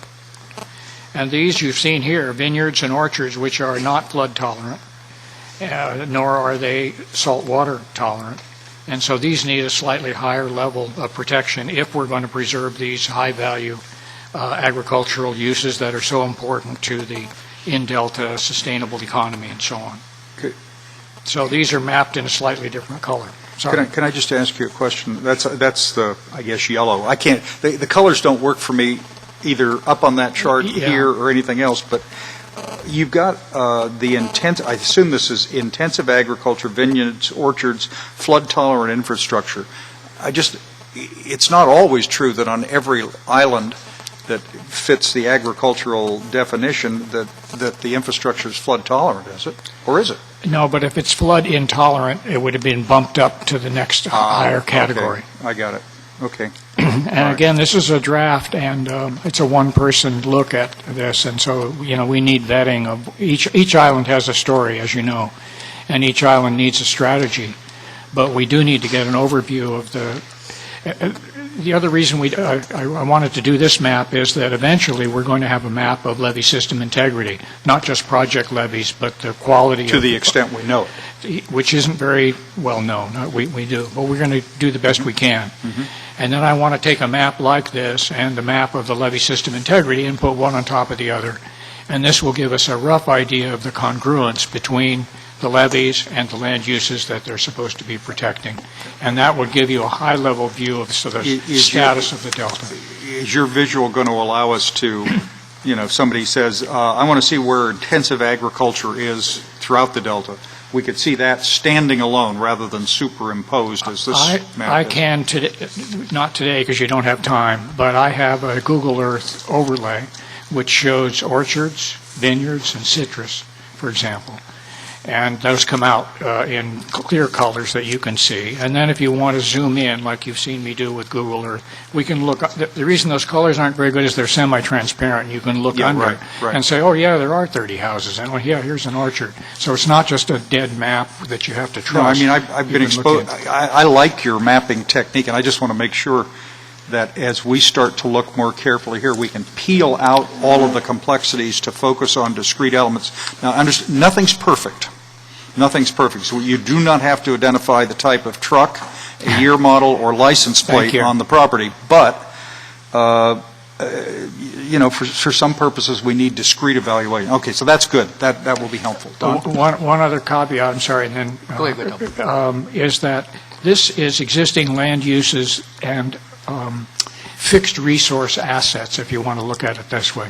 This map doesn't begin to ask the question, well, what's the role of this island in protecting us against saltwater intrusion? Right. Or what's the role of these islands in delta smelt habitat configuration? Right. So there's going to have to be a series of mapping exercises and use of GIS to provide you with answers to all the questions you're going to want to raise. And the sources you used to prepare the map are what's identified on page 38? I don't have the page numbers either, but yeah, I tried to list the sources I used. This is the Sacramento-San Joaquin Delta Atlas down to a Sacramento County planning document? It's a variety of documents, and it's not very well documented as yet. As we go through the plan, we're going to try to build a better backup for what we put here. The orchards, vineyards thing is a 2007 Department of Water Resources Land Use Survey. It also surveys urban uses, but not the kind of urban we have in the Delta. That is, we have intense urban areas on the periphery, but our problem in most of the Delta is 30 homes, 50 homes, 200 homes scattered over a very large area. And that's one, and back to the levee discussion we had earlier this morning. Remember, when you go to HMP and PL 8499, none of those are, designed for urban protection. And our problem is, what do we do with 50 or 200 homes? Not the 10,000, we know what to do with. Yeah, it's not just the heritage towns, it's also... Yeah, we have big problems, and I'm trying to bring those forward to you by a map of this kind. Don? Yep. Bob, if I could, and for our first cut, I think this is certainly a good start. I guess a couple of things that, and maybe this will be accompanying information as you begin to compile this, to have behind it one, just as we have on some of the other maps, the islands, so to the legend beyond just looking at this and you pulling up and showing on Google where certain activities are occurring, but to know. So if it's Toddler Island or if it's Sutter Island, and if you've identified X amount of residences, that you can do that. If there's that concentration in town of Walnut Grove or Clampetrack, you would have that. I think one of the things too that you've used this kind of broad brush approach, but I think that as you show intensive ag, I think the facilities that might fall into a industrial category, a cold storage facility, a processing facility, a winery, a wine tasting, a all-season produce operation, those might fall in commercial industrial. I think that some of those things as they relate to agriculture and likewise to your recreational, where marinas. Now you might show only 20 residences on a particular island, but you may have a marina that's populated seasonally but all year round that may have X amount of residents but also then fall into a commercial category and or one of your other categories. And so rather than trying to fine-tooth comb it too much, but I think it's important because otherwise the story gets told, but it's part, but it doesn't represent, I think, drilling down not so deeply that you just lost the detail, but tells a story about what is going on in that particular area beyond only 20 homes or a couple of commercial spots here and there on some land use map, that there are activity. And we saw it yesterday on the tour as we went around Grand Island in particular. You saw the town of Ryde, you saw homes, you saw, we didn't get as far as the Grand Island Mansion, but you saw a nursery, and so you saw support activities for not only that island, but for the Delta, and even beyond getting to the some of the statewide interests, I think, relative to the ag and ecotourism, the ecosystem restoration, but certainly the industrial and the facilities that support ag in the Delta. All that trucking activity we saw yesterday as people are going to and from, as they harvest and or serving a lot of ag uses. So I think if you can get some of that detail, not only on your mapping, but I think in your data as you compile it, it'll be far more reflective of the real uses. That's a good point, and we have two-pronged attack to that. I want to get an overview because that's something that hasn't been done, but also we have a spreadsheet from the Delta Risk Management Strategy, which wouldn't hurt if we put in a request for DWR to... That's the details on individual islands, for every ownership island and acreage. And we have we have population from the 2000 census. We have the number of households. We have an estimate of the economic assets, which would include the granary or or orchard supply or whatever. A listing of those assets. Anyway, that's our best detailed look at where we have a spreadsheet of all the major islands. But one other thing which for you to think about would be that every island has a story of some complexity and needs a strategy. I think everyone agrees that we need to have both the overview and the complexity that you're talking about that explains that island. And whether we have we don't even have like a one-page summary on each of the 90 islands that would tell your story. So just a suggestion, we'll get enough questions about this in the months to come. Mr. Coolidge, why don't you talk with our consultants and let's get some options and alternatives about how to do that, for lack of a better word, an inventory based on the information that's available. Now, I understand anytime you pick information, it's going to be dated information, and everybody will complain, well, you haven't picked up this and this and this. But you can't do a census every 30 days. So we need Ms. Burkholt's microphone fix, please. There we go. You got it? I got it. I seem to be a little problem here today.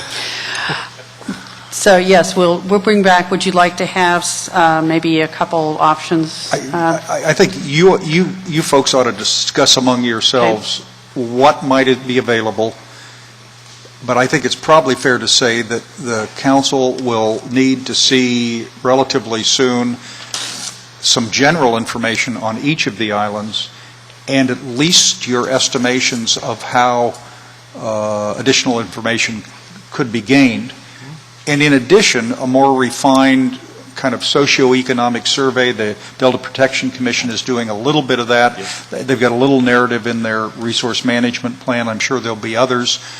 But Delta Vision had a commissioned research paper of 30 pages. The point is a consolidated update as well as the individual island stuff, just so you have everything added up as well as the individual information. Mr. Johnson. Bob, that covers the statutory delta? Yeah, it does. And Sassoon Marsh? Both. Right.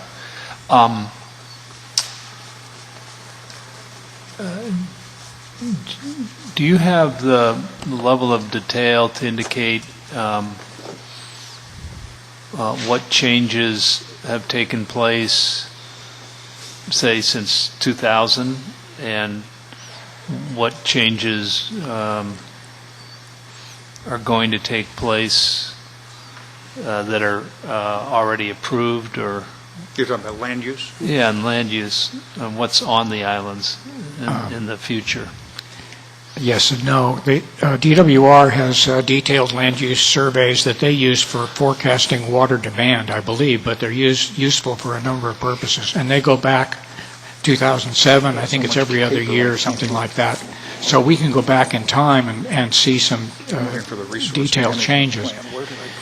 The approvals that have been taken by local governments, we don't have, but that would be a task to get a list of the... We have DPC just started to work with Delta Protection Commission to start getting the information of projects that they're tracking right now and within the primary zone. And so we can pull those together, and we're also just starting the process of getting that information from each of the 5 Delta counties and then the cities that would be within that. We're just starting those outreach moments. Just to note earlier, and I think you may not have been here, but I had referenced something out of the resource management plan, which I've only skimmed through so far, but there was at least a statement implying that land use in the primary zone was restricted to what was approved or something in the date of the statute creating the Delta Protection. You said that. No, you said that yesterday, and Don and I let it pass. But it is the subject of consiberable controversy. So you mean I can't? You don't want to go down that report? road today. I don't. I don't think so. But I was thinking. You told me you solved all the problems. I was really thinking, and Don helped me here, because we had testimony, I remember, at one of our Antioch meetings from the planning departments of the 5 counties. And it would seem to me that they might have good information on some of these sort of small issues, but what Bob mentioned made me think about it. Driving home from this meeting yesterday to Stockton, I noticed, there's 3 or 4 brand new homes in the floodplain. They were just built. They are close together. They don't appear to be connected to a farm, but maybe they are. So somebody decided to build that. Somebody got a permit to do it. And, in the grand scheme of things, it isn't much. But on the other hand, to the extent that they're occurring and at what rate should be of interest to us, because they have flood protection implications and perhaps others. Yes, and we're just starting that data collection process right now. So perhaps you could report back to us as to whether that is going well. Planning departments have reduced staffs, to be sure, so it may be hard for them to help with this, but I would think that they're the best source for what's happened in these discrete areas. I know that the initial information that we'll get that'll be easier to get will be for developments and the larger processes for permitting, and see individual homes that are going to take us probably a little while to work through and take more effort on the local agencies' parts too. There was a pretty current exercise, and Pat referenced it, where we had planning departments look at existing lots, looked at zoning, identify that. Each of the planning directors and/or representatives from the counties presented that, and it was a good deal of work in some cases, but that was brought forward.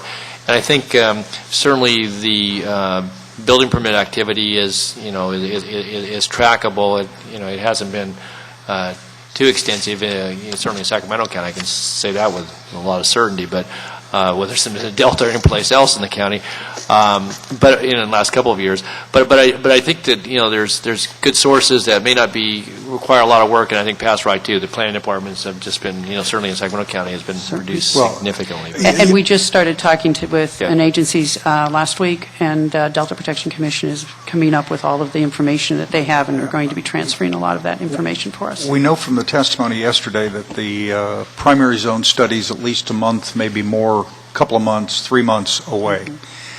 We know the economic development plan isn't until next year, July, Don? I can't remember the precise due date. July. We hope to have something in draft form to July. Huh? Hey, okay. We hope to have something at least in some draft form to you, to this council later in the year. Well, and now that I've read the resource management panel, I'm going to ask questions about it. All of this suggests the need for the plan you're going to develop on information, socioeconomic, land use, and so on, may well involve planning directors come in for an update where we try to get the most current information available to see what's out there. We've got some actions in counties that are exempted from our Delta Plan covered action consistency determinations, and some that are grandfathered if they've been processed by a certain date, and so on. And so we'll be able to answer all that. So you may better come back not with just a couple of alternatives, but maybe some discussion hearing subjects as well. We will do so, and also we don't want to forget that we do have several cities within the plan too. Yes, So yes. The counties do not cover those areas, and so we're very cognizant of that fact. Right. Okay. All right. Mr. Curlin. Oh, I'm sorry. Okay. That was a useful conversation about the land use, current status of that, and some good direction on the next steps. I want to talk next about the section on finance plan, which begins on page 38. And this is a section where there was quite a bit of revision and expansion, really, and still more to come. In some response again to direction from the council. What is added here, this was a very short section before. The section on page, starting sort of after the first couple of paragraphs on page 39 is all new. So the discussion about a financing plan looking forward, structured around 3 scenarios, is the way we've talked about doing this amongst consultants and staff, but essentially we'd lay out 3 alternative scenarios about future funding, one with a baseline of existing financing sources. Right. Second, some enhanced financing relying solely on general fund type sources, that's either general fund or general obligation bonds. And a third, a scenario that has significant funding from users, either fees or revenue-backed bonds. Yeah. We should probably mention again the legislation yesterday that we just breezed by Mr. Huffman, Assembly Bill 2922. Excuse me. At least in proposed amendment form, would be a far more detailed evaluation of financial options, fully consistent with these provisions, but more fleshed out. We're working with them on the delivery date, but we've essentially suggested that it might, although we'll do a lot of the development work in the Delta Plan, we may not be able to successfully conclude it until, say, I don't know, I suggested 3 months after the Delta Plan, when we're legally obligated to report to the legislature under our statute, so it may fit in that time frame. But it's going the same direction. But it's damnably complex and a bit controversial. Yeah, it is, and will be lots of fun. You've always had a peculiar sense of humor, Mr. Oh, yeah, I know. Yeah. Well, this is one where I've been an expert for the state, against the state on finance matters. It's always fun. Was the state better when you were for them or against them? Actually, we won a whole set when I was against them on the AB8 allocations after Proposition 13 until the judge decided it was these were non-judiciable. Whoa. The legislature could really just do what they wanted to do, and so. But my clients then were primarily counties and mostly in Southern California. And then for the state, I was on another issue which they eventually settled on and didn't take to trial. All right. Table 4.2, 4-2, one of the things that struck me, and you already had early experience with this when you were talking about this the is page 39. Yeah, page 39, 40, and it's consistent with the way that I think is useful to think on this, is a good understanding of current financing and what's happening. And when you had your conversation about levy investment on Prop 1E funds, you had to wrestle with this issue. So we've begun to develop at a broad level information going back to prior to the California Record of Decision, then the years under the California Record of Decision, CalFed Record of Decision is following on what the source of funding. It turned out, as an example, for instance, that there was significant general fund funding for CalFed in the order of, for a 4-year average of almost $56 million a year. Very different than the circumstance you're in now. And I have personally no expectation of the state getting back up to that level, but I think that's a wise assumption. Soon. But this sort of information begins some Thursday. We have a request out to the controller, and we will believe we will receive information about the financing of reclamation districts, which is not now available. So we'll develop this document. The next section, which is on page 40 and 41, is unchanged, and this is the one about indicators of progress in meeting California's water supply needs on a regional basis. We intend to make some progress on that in the next couple of months. It may not be fully fleshed out or as much advanced by your August date, but we're working on how to move that forward. Give me a date for completion of the supply and demand slides. I could certainly pick a number, and it would be wholly meaningless. So. Oh, no, it won't. Well, actually, a time is rapidly coming. In this circumstance, sir, I'm not your executive director. I'm not controlling the budget. I'm not passing out the money. And I'm not wrestling with this issue. I literally don't know. But someone else may be able to answer. I know we're working on it, but I don't know the answer. Okay. I wanted to draw your attention to one last section, just in this overview, and it's Appendix 5, because here we made a significant change responsive to your direction, and we've also received a couple of comment letters saying, well, why is this in here? Okay, and this is page 7. Well, I'm sorry, excuse me, Appendix. Yeah, well, the problem is now the appendix pages are numbered, not sequentially. Agenda item 12, attachment 1. Attachment 1, and then you have to go into, you find appendix 5. One of the things we put on our punch list is to get a better way to number. This appears, I believe, as the last 2 pages. It is the last appendix item, and it is some. This is other plans and submissions? Yes, but it's remember, you by statute are required to consider the strategies and actions from the Delta Plan, the Delta Vision, or the strategic plan, which is both the Delta Vision strategic plan and the committees, the cabinet sector. Yeah, we don't have to incorporate them or any of them, but we have to consider them. So with this section, and one of the things I've started doing already for interim plan version 3 is to have a better explanation for why these are in here and all, because we've had some comments, why are these in here?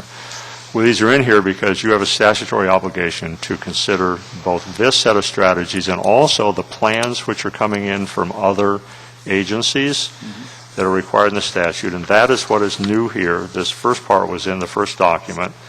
If you go into what is in this section, page 7 and 8 is the first compilation, and we're going to reformat this to make it better.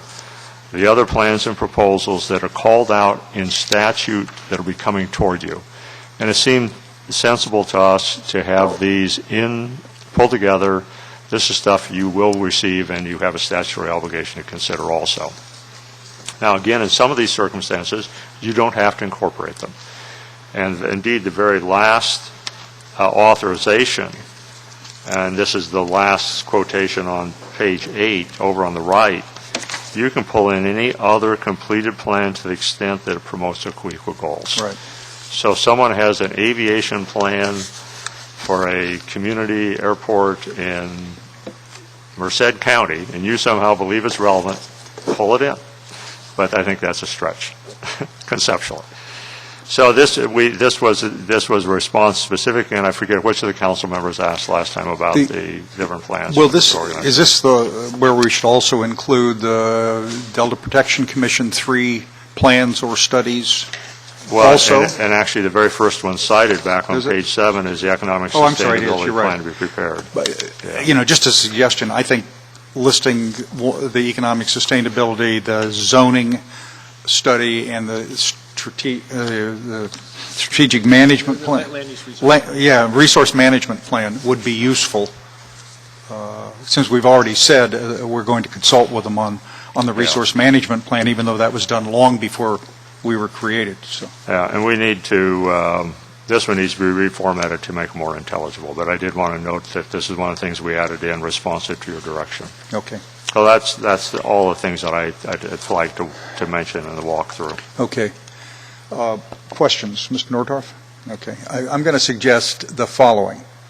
I assume that we're going to take a 15-minute break, which allows us to do what needs to be done, check cell phones, pick up our brown bag. We're going to start again at 12:45, and we're eat at the table. Ladies and gentlemen, I apologize for that, but there's no way to get through all of this, and I'd like to start with public comments. Ms. Rogers, I believe that you've got a bunch of requests there. So, ladies and gentlemen, if any of you came in late, it helps if you'd fill out the blue forms on a speaking request. Printing your name so we can read it and make sure it's in the meeting correctly would be appreciated. So, at 12:45, we will start again.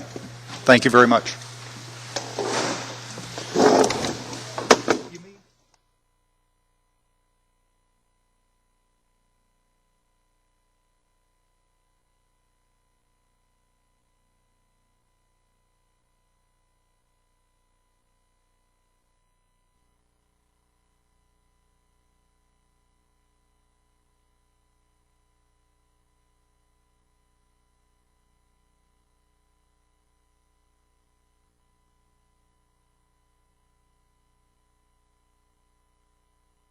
For your tolerance of us working through lunch. Apologize that there's not a full lunch available for free for everyone, but there you are.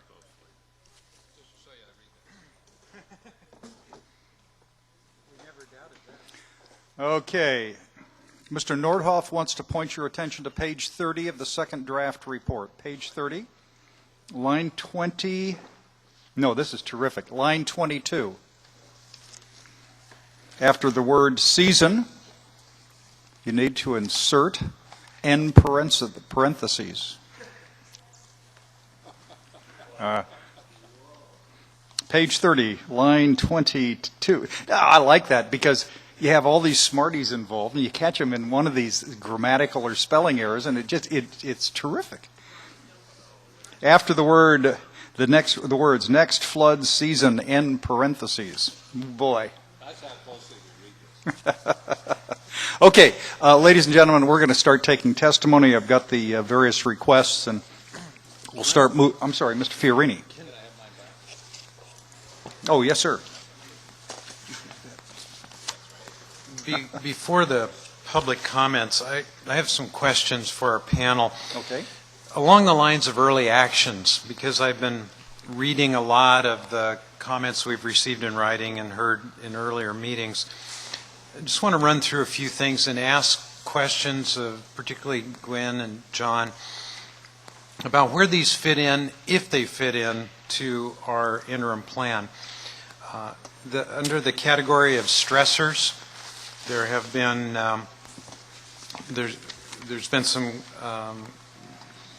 activity suggesting that predation is a problem, particularly for salmon. Ammonium loading in the Sacramento River has been suggested to be a problem, and the accumulation of pyrethroids in the waterways. Those are three stressors that I'm wondering if they I think they should be included in an interim plan, either as a suggestion for the responsible agencies to take a look at it, or something like that. But I want to tee this up for my colleagues to respond to, and I may be the only one that thinks this is a good idea. From a water supply reliability standpoint, there's not much in there, and I would like to see some comments about streamlining water transfers, rules and regulations, and offering multi-year agreements. And then I bring up again the idea of a joint point of diversion and joint point of use agreements, just adding a little flexibility that could perhaps eke out just a little more water from the existing system. And then under the on the conservation heading, DWR has a Save Our Water program underway. I think we should highlight that as a valuable program that needs to continue, as well as the Urban Water Conservation Council and the Ag Water Management Council activities.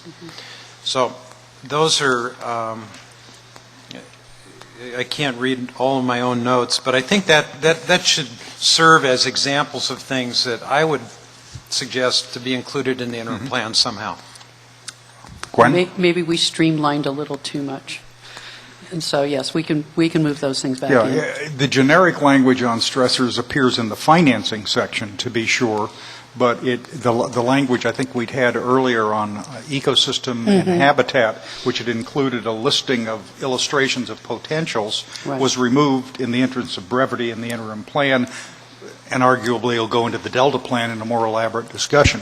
Absolutely. I concur with Mr. Fiorini. I think it's useful to do that. We can bring that back, and then we'll also look back at the comments that we received on those to make sure they're appropriately represented.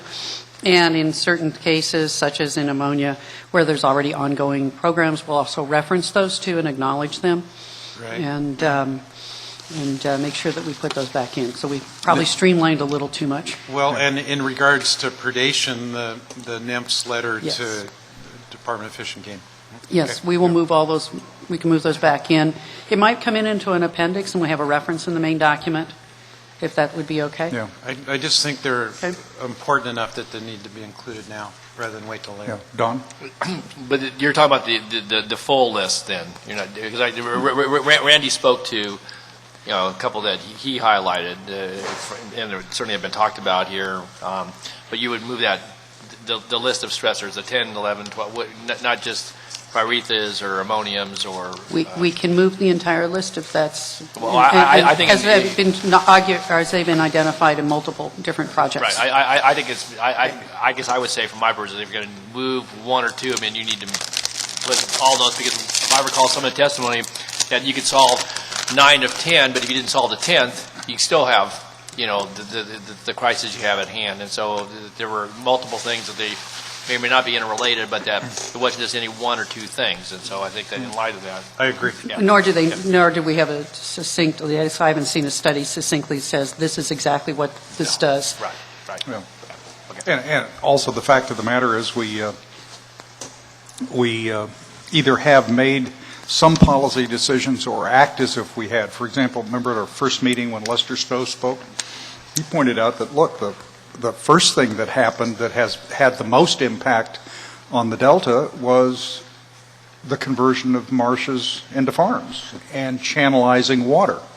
And once you do that, there are consequences that flow from it.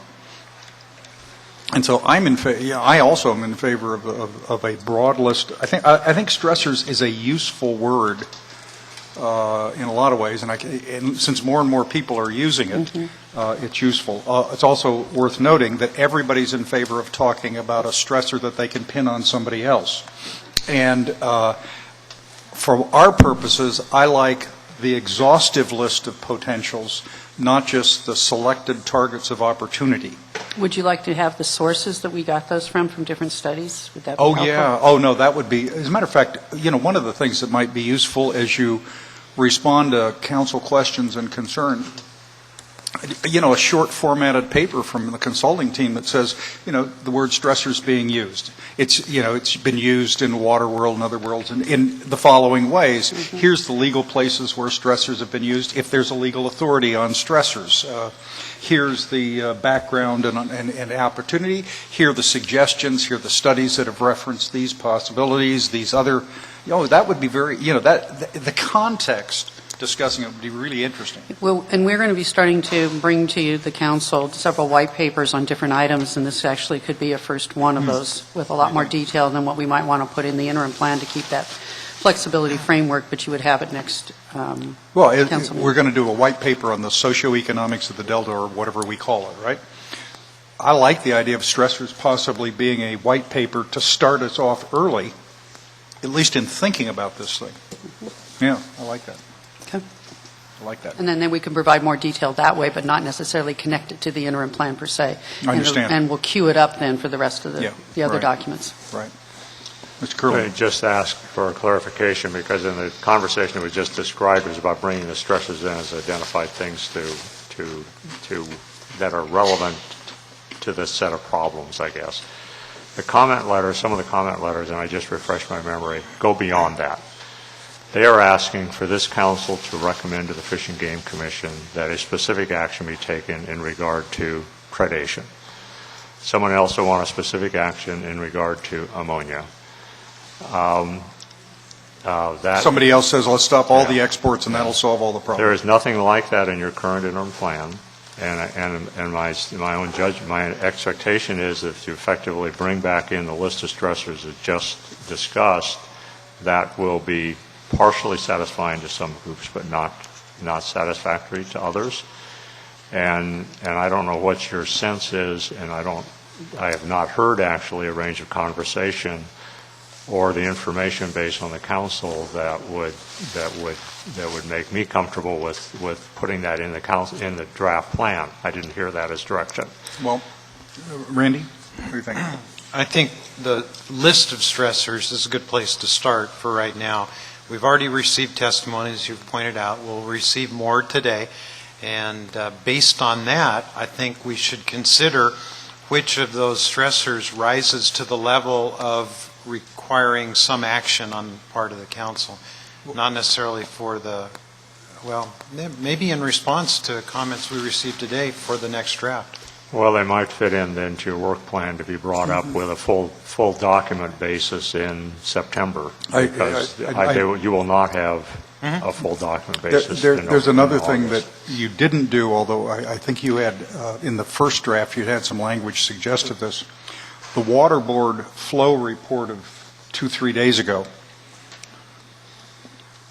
mentioned stressors as one of the balancing factors. I think that was a word or phrase or something that might be used to adjust flow issues. And they didn't go very far into it, but it was suggested that if, for example, if conservation goals are achieved, that both reduces demand, might reduce the demand for exports, but more importantly, it might help minimize the impact in Northern California for early releases of water to otherwise adjust for declining. I'm not, they had that discussion, not in detail, at least in the parts I've read so far, but they had a discussion. It's possible that as one of those analytical what do we call them? Analytical criteria, where the flows are part of the analytical tools.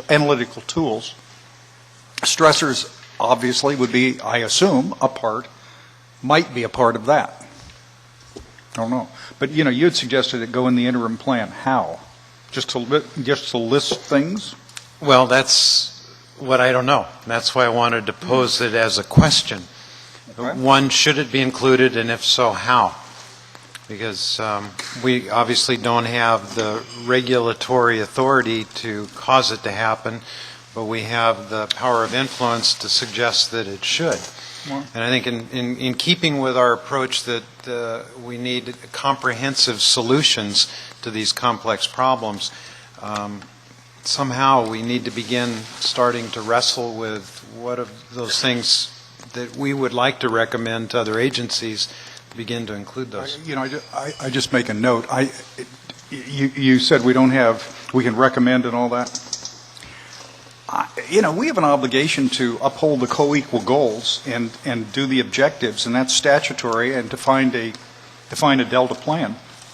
It's possible an element, a regulatory element, is a definition of stressors and becomes a factor to consider. And if it's not part of an action that's being reviewed, then it doesn't meet the criteria of a Delta plan. So don't close your mind yet to the notion of it being more than just kind of a press release you toss out in the world for everybody to ignore.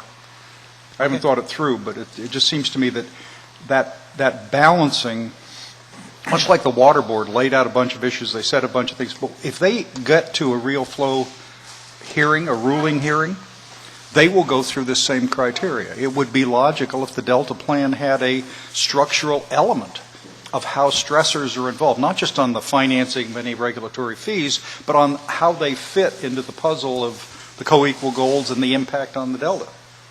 And I don't know I don't have any idea how to write it, but it's not just okay. That's good. hectoring. I'm happy to hear that, and I want to see it included. I just don't know how to do We it. could queue it up in the work plan, just like we were looking at early actions per se.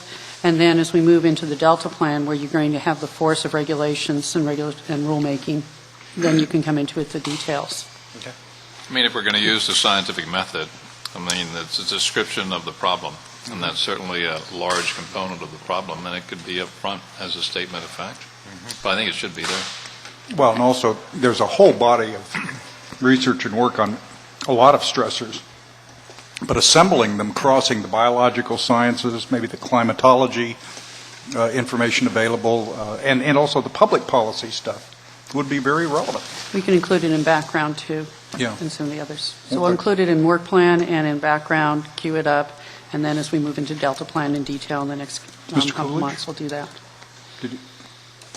I like Gwen's idea. I think if we took the approach not that they are other stressors, but it is a comprehensive, or an attempt to be as comprehensive as possible on all stressors to the system, then you can begin to put them in context and deal with them. Okay. Can I add one thing? Yes, sir. The stressor is embedded in the idea of a conceptual model. I mean, it's a stressor on something. It's influenced by flow, location, timing.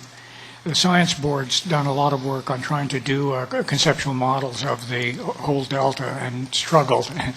We're going to get conceptual models coming to us from BDCP because they will have these conceptual models as the cause and effect relationship as to if they do this, then this will happen or not happen.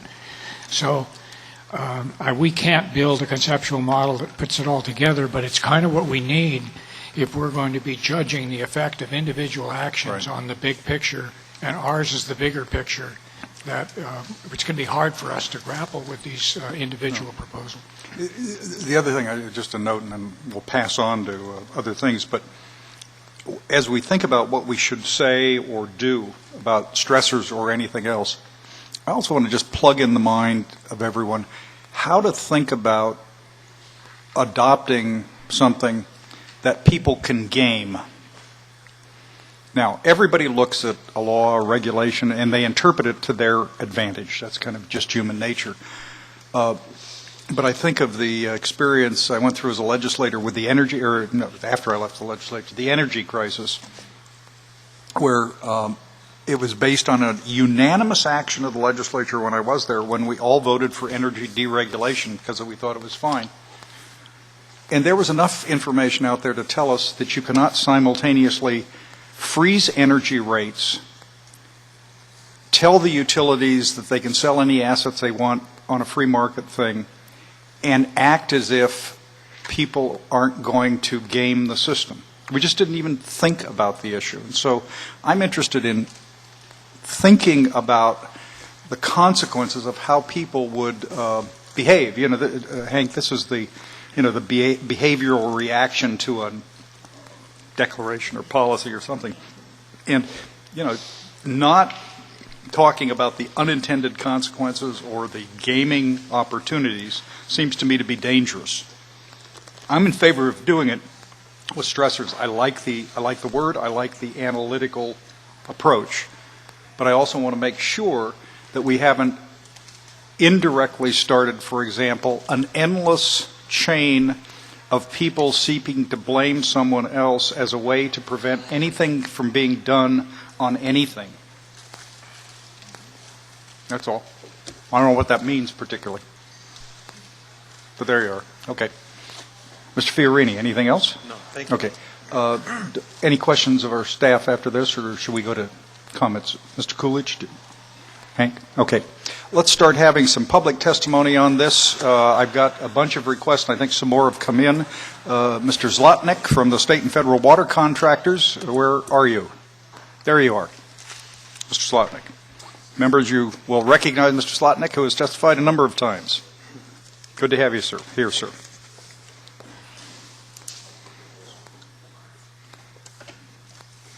Okay. Yes, sir. Thank you, Mr. Chairman, council members. Just a few comments. Want to start out with that as the letter we submitted indicated, and we'll be providing more detailed comments based on the discussion today as well. We do think the second draft was an improvement over the first one, and we appreciate the effort of the staff, not only responding to the multitude of comments that came in, but also your discussion at the last meeting. I do want to say I very much appreciate the immediately recent discussion on the other stressors that you just held.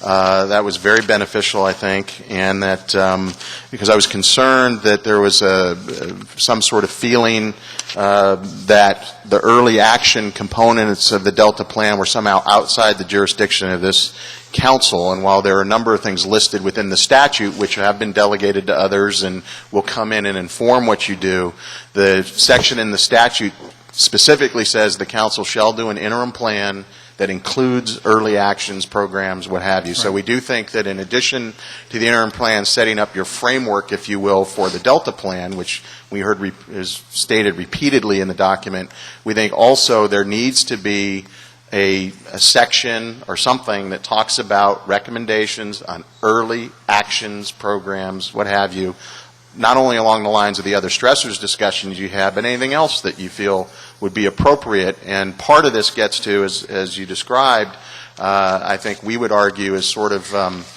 kicking agencies in the you-know-where to get moving on some things they've already know they should be doing, and it's maybe not happening. You would like us to identify water districts as stressors? Is that what I'm interpreting your comment? I just want to know. Some could be. Okay. Could you give us a list? They're not my members. All right. But no, I mean, I think it's important that there are a number of things out there that have been long on the agenda, so to speak, to try to start addressing. And I think part of the independent judgment and power of this council is to highlight those things and use that influence that you have. So I was a little concerned with some of the reticence seemed to hear from the staff in relation to Mr. Fiorini's comments, and actually yours, Mr. Chairman, as well, that we need to put this in sort of a work plan in the framework. We really think that this needs to get into an action plan, an action list that should be moved as quickly as possible and not just sort of stretched out over months. The other thing is, want to get into a little bit, Mr. Chairman, you mentioned a couple of times the state board report that just came out. Mm-hmm. And while, yes, the statute says that you are to receive that within 30 days for your information, on page 28 of the current second plan, it says that that report and the fish and game flows that will come out at the end of this year will be one of the early considerations of the Delta flow, the early considerations. And it's just very unclear in the document, and it would be very useful to have explicitly stated in the document what's the intention of the council in terms of using this material, or how they see it fitting in. How the hell should we know? I've read half of the 300 pages. Mm-hmm. Can I just, this is an example. I want to tell you what I actually think. Okay. The water board flow stuff is not legally binding. Right. But it is reflective of a 50-year trend for increasing regulation on water flows to protect the Delta ecosystem. Done sporadically, done imprecisely, done under Republican administrations, a Democratic administration, subject to lawsuit. put it all aside, it's headed that way. It doesn't take a genius to figure out that all of us in the entire state are going to have to adjust our water uses to meet multiple needs. And, you know, whatever else it is, this is a reasonably cogent document for the principle that the Delta ecosystem, if it's to be improved, needs more water, fresh water. Now, how much, when, where is always the subject of discussion and debate. But, you know, I look at it and I say, well, first of all, that's certainly a document we have to pay attention to. Do we adopt it? I have no idea. Do we, you know, it's not a balancing act test, but we can't ignore it. No, and I'm not asking you to ignore it at all. And actually, you just sort of touched on it, is how does it fit into your process? Well, your letter said flow criteria is not a core responsibility of the council. That's true. Is improving the Delta ecosystem a core responsibility of the council? The council is to develop a Delta plan to meet the co-equal goals in a way that serves the Delta as an evolving place. And the other activities of other agencies, in this instance particularly the State Water Resources Control Board, have that jurisdiction to do that balancing and everything else. That will become part of your plan primarily through the Bay Delta Conservation Plan, stipulating that it's subject to, you know, whether it's approved as an NCCP and all of that. But they will inform. We're legally obligated to commence implementation of the Delta Plan on or before January 1st, 2012. Right.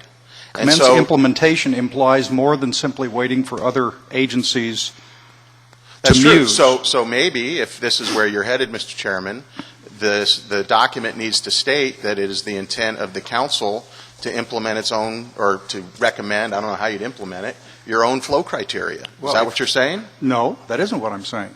But if the water contractors want to go someplace to get an opinion, maybe we'd be open. The point is,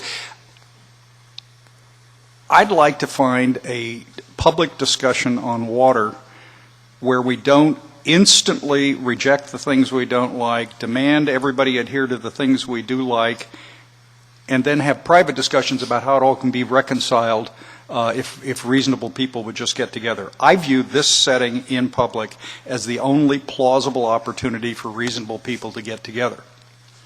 Well, I foolishly naive. I hope you're including me as a reasonable person, so I appreciate that. But I guess, again, the question goes to jurisdiction, how it would fit in, if that's how you see it. We just want the information. We just want to know how that would work. We're not rejecting this. Frankly, we weren't surprised by what came out from the State Board. No. And in fact, I was a little taken by your comment in the conversation about conservation as a stressor. I thought that was interesting. Well, for some people it will be. Well, they'll argue that. But it's not conservation is not a stressor on the ecosystem of the Delta, which is what the report failure to achieve conservation goals, the Water Board suggested, success in achieving conservation goals might actually lead to a favorable adjustment for those who use water. Well, it'll reduce stress in the use area and the demand area, sure. But most of what they were talking about in terms of other stressors was if you address those issues, many of which Mr. Fiorini raised and you said concurred, that could reduce the amount of flow necessary to achieve similar ecosystem benefits. So and the Water Board made very clear. Right. You can increase flows, but flows don't automatically solve every problem by themselves. Right. So again, my main point here is to get a better clarity on how the council would see this fitting into what you're doing. Right now, it just sort of mentions it. It's very unclear.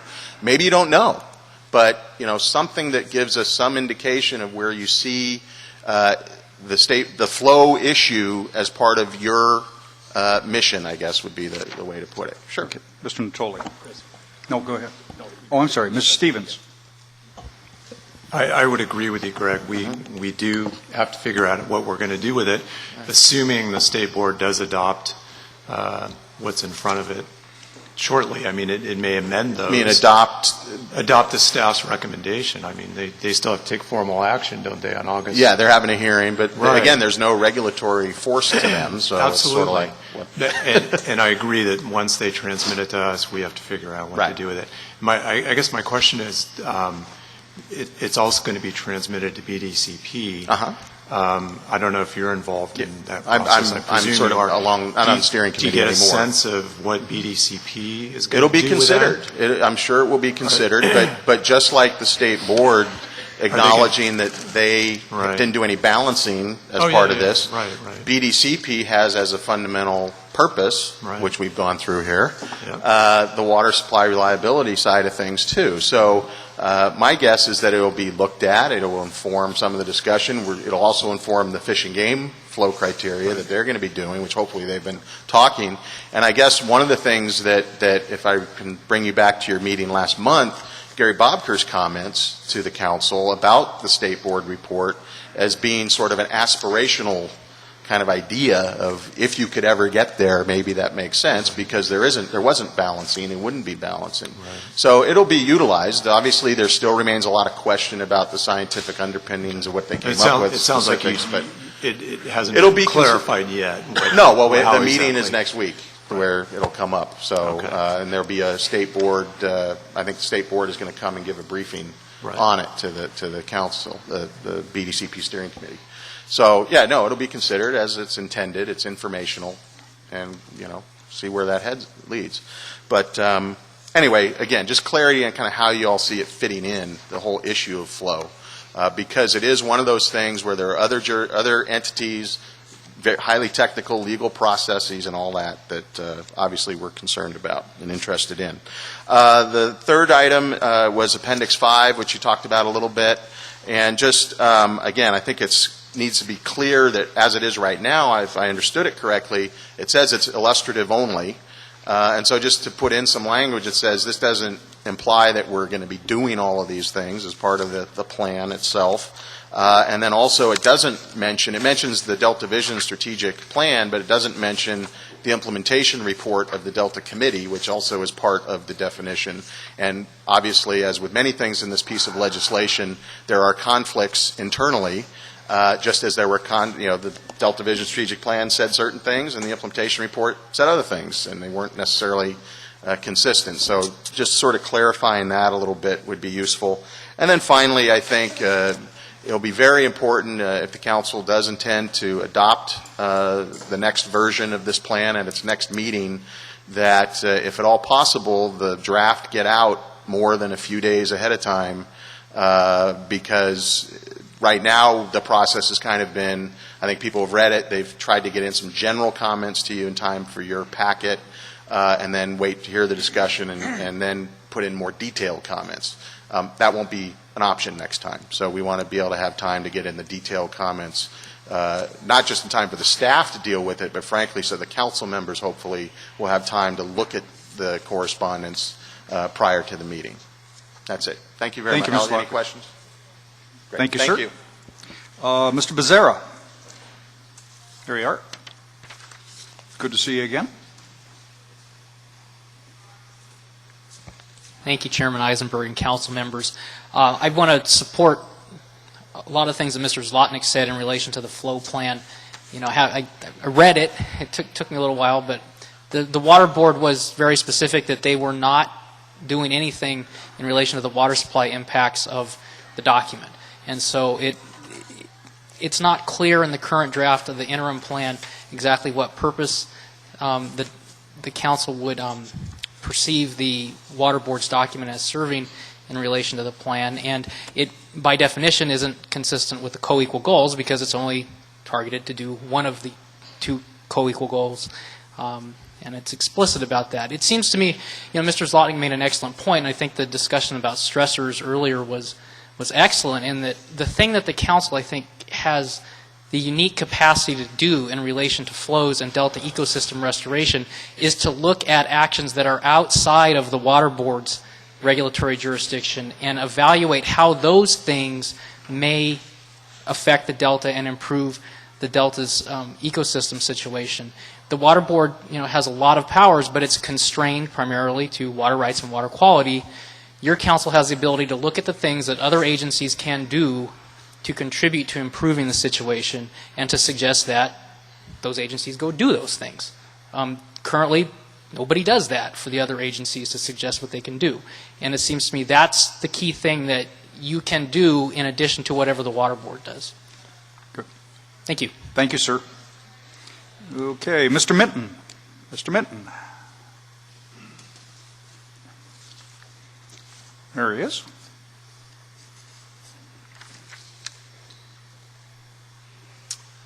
Good afternoon. Jonas Minton with the Planning and Conservation League. 2 comments for you today.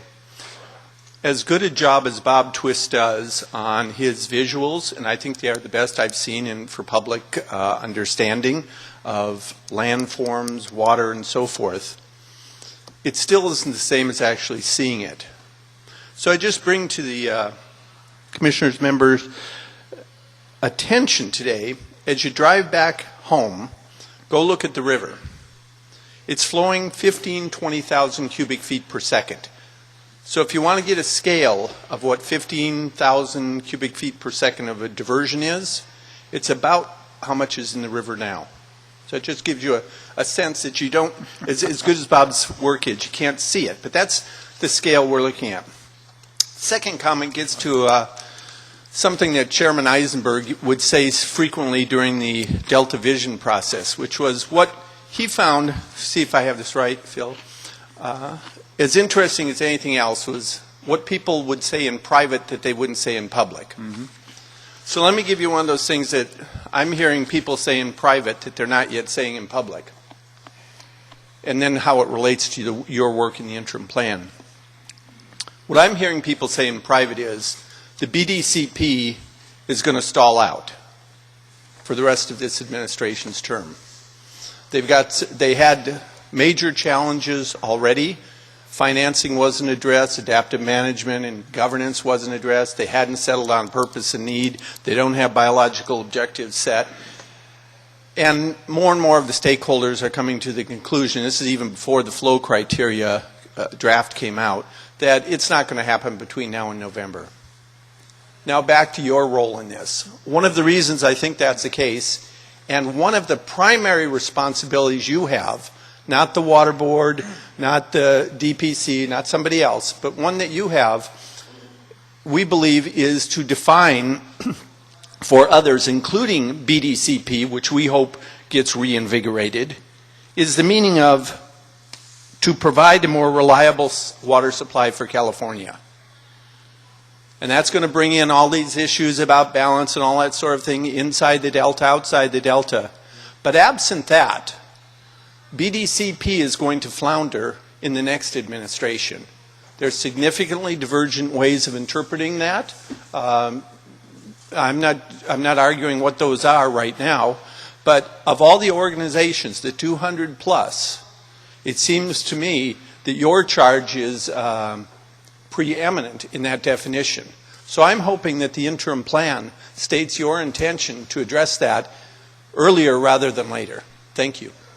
Would you say the same thing about a definition of the Delta ecosystem needed to satisfy the statute of last year?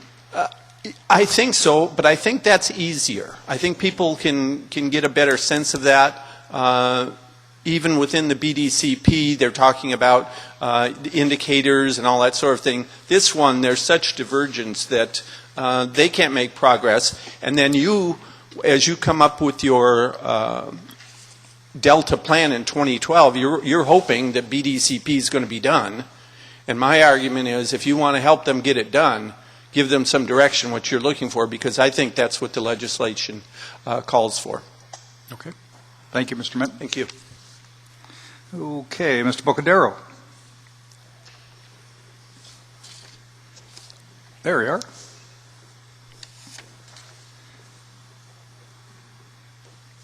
Thank you, Chairman Eisenberg, members of the council today. Michael Bocadoro on behalf of the Coalition for a Sustainable Delta.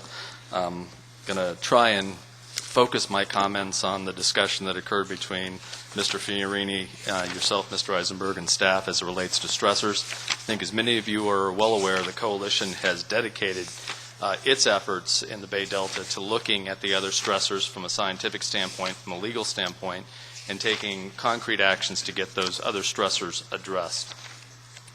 We think it's very important as you move forward that stressors be included in the interim Delta plan and specific action items for those stressors where appropriate, also be included. I'll use the example of predation today for the record. And basically on predation, that's an issue that Fish and Game Commission has to deal with. But if we're going to wait for the Fish and Game Commission to deal with it, we're going to be waiting a very long period of time. They have gone out of their way, in particular the chairman, Mr. Kellogg, out of their way to ignore the request from NIMS and other water users to address the predation issue. I don't want to say that the whole commission feels this way, because Commissioner Rogers clearly has pushed very hard internally to get the issues addressed. But this is one where they're looking for guidance. Commissioner Sutton specifically referenced in one of the earlier discussions this year at Fish and Game that this was above their pay grade. And he specifically mentioned your name, having, I believe, had dinner with you sometime in April or May, and said that this was really an issue for the Delta Stewardship Council to determine. Was that a transfer of authority at the same time? Apparently. It's either, Right. hiding behind the fact that this council has been created or trying to transfer some authority. They clearly are not going to make this decision. Unfortunately, the Fish and Game Commission views their constituency as the hunters and fishermen in this state and not the residents of the state. Yeah. They're not going to make this hard decision as it relates to striped bass and black bass. They're looking for guidance. So this is a clear-cut example of where the interim plan could address the issue. The science is crystal clear on this.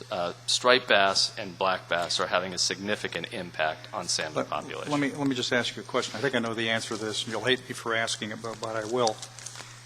There's probably enough evidence and science out there to support the conclusion that the export of water from the Delta also is a stressor, that is, causing negative.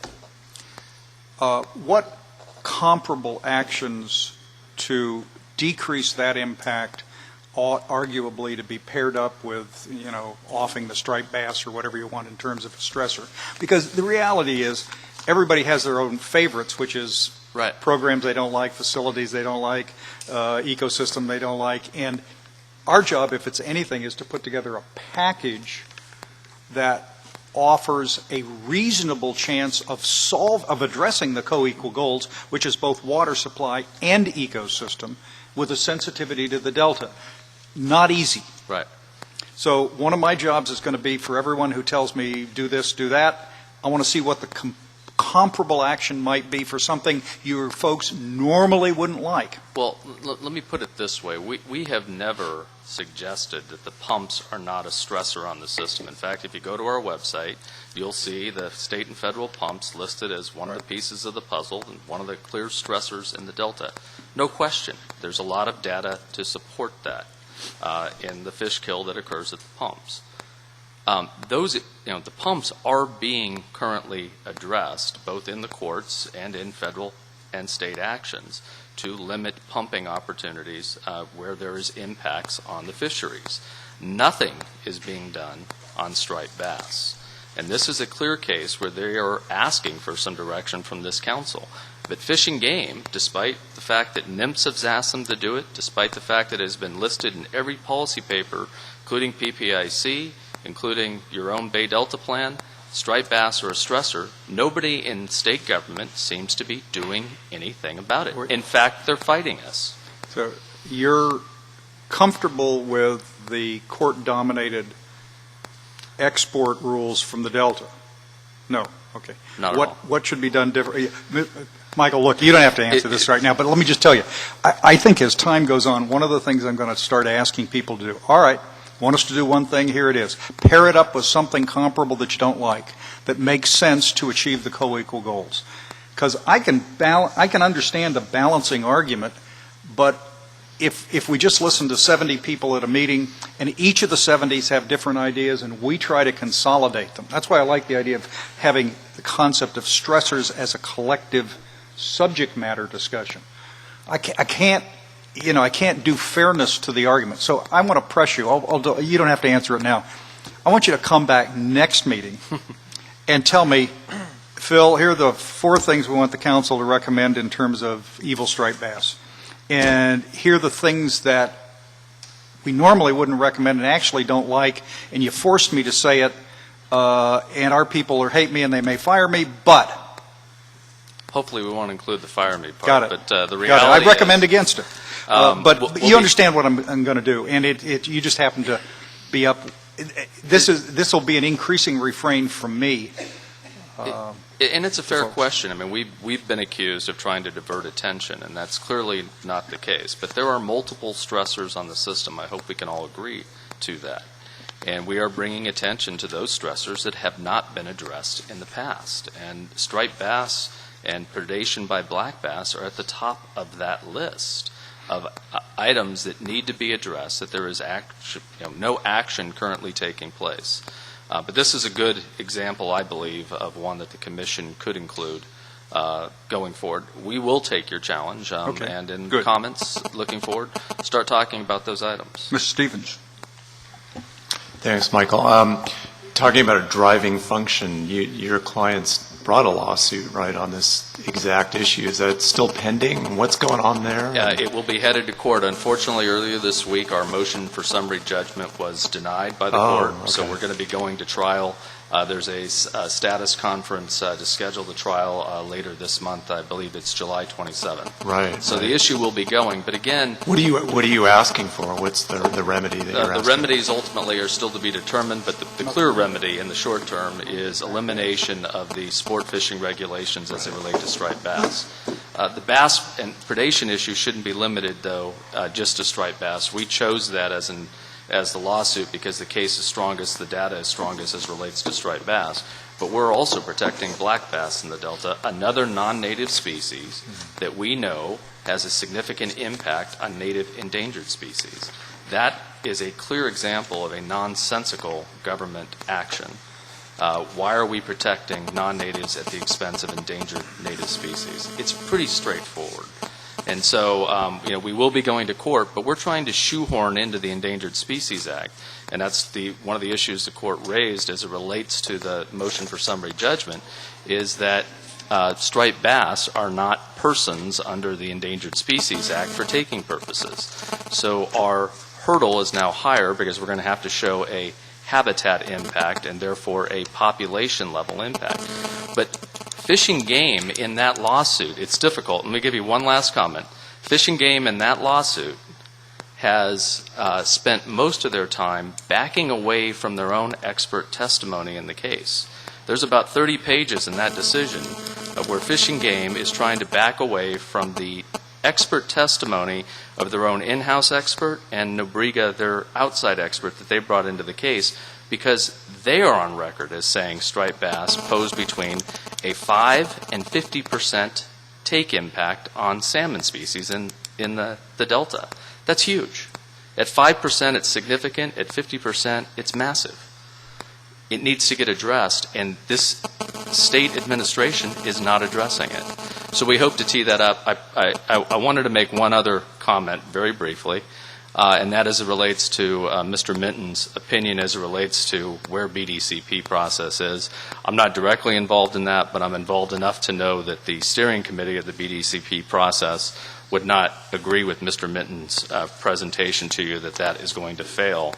In fact, they're expediting their meetings to move closer to meeting their target deadlines for completion of that process. So I think it might be just the contrary of what Mr. Minton proposed. Thank you. Thank you. Okay, Mr. Rentz, Aqua. There we are. I bugged him at the break and said we need the secret Rentz written plan for all of this stuff, and he looked at me like I was nuts. And I'm going to keep it still a secret to keep you in suspense, Mr. Chairman. But Mark Rentz of Aqua, good afternoon, Chairman, and members of the Council. I am going to try and first focus on the reason why this is 12C, and that's comments, our perspective on interim plan version 2. And then I want to try, if time permits, to circle around to the question that several of you, especially you, Mr. Chairman, have raised, and that I think you'll see where there's a nexus between the comments we're making on version 2 and addressing your question that you have addressed to both the preceding speakers.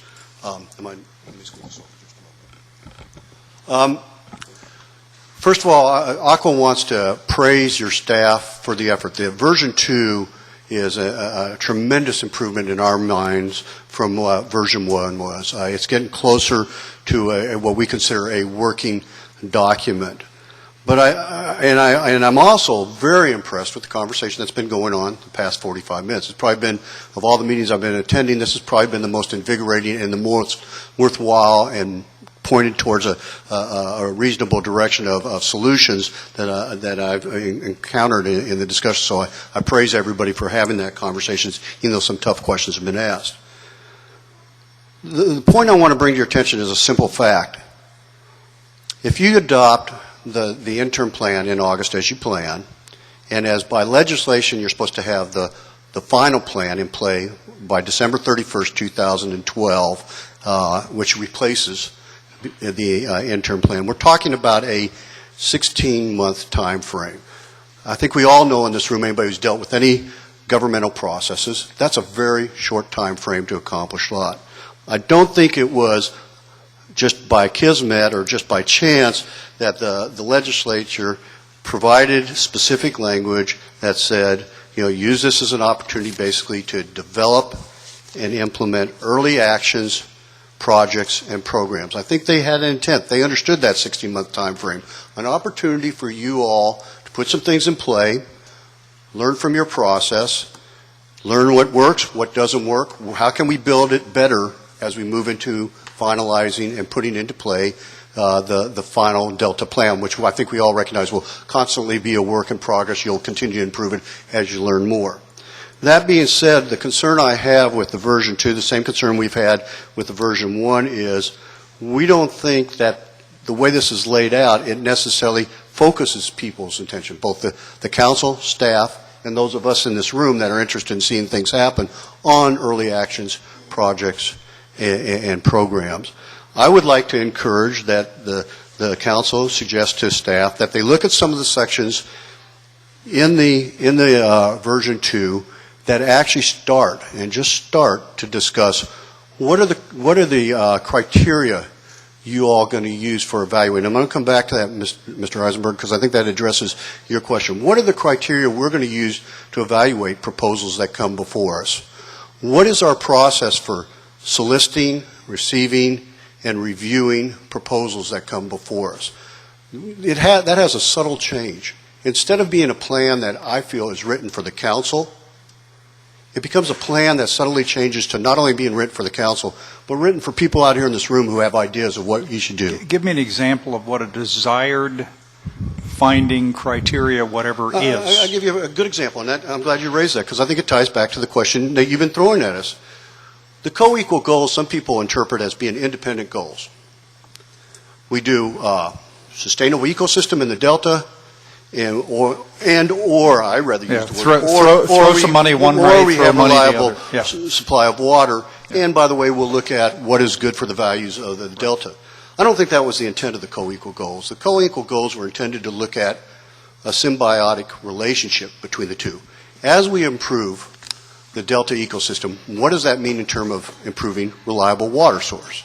So a criteria could be explaining your proposal, how this proposal might address both those elements. Not every proposal is going to do that. That's why you have to have a set of criteria.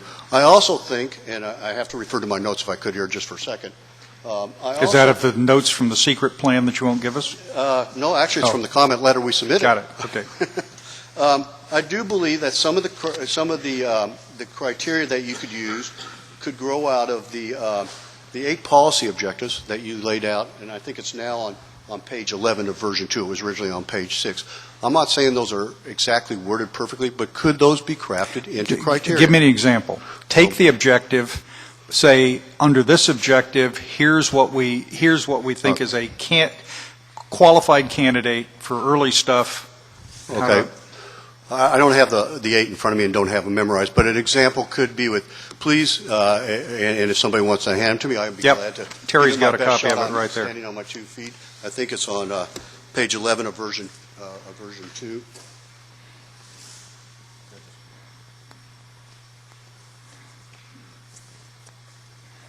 All right, let's just look at objective number 2, okay? B in there. It says, Protect and enhance unique cultural please recreation. discuss in your proposal how the proposal would protect and enhance the unique cultural, recreational, and agricultural values. I don't think you can get into a numeric, especially in a 16-month period of time, a numeric matrix. Maybe people were better at that than me.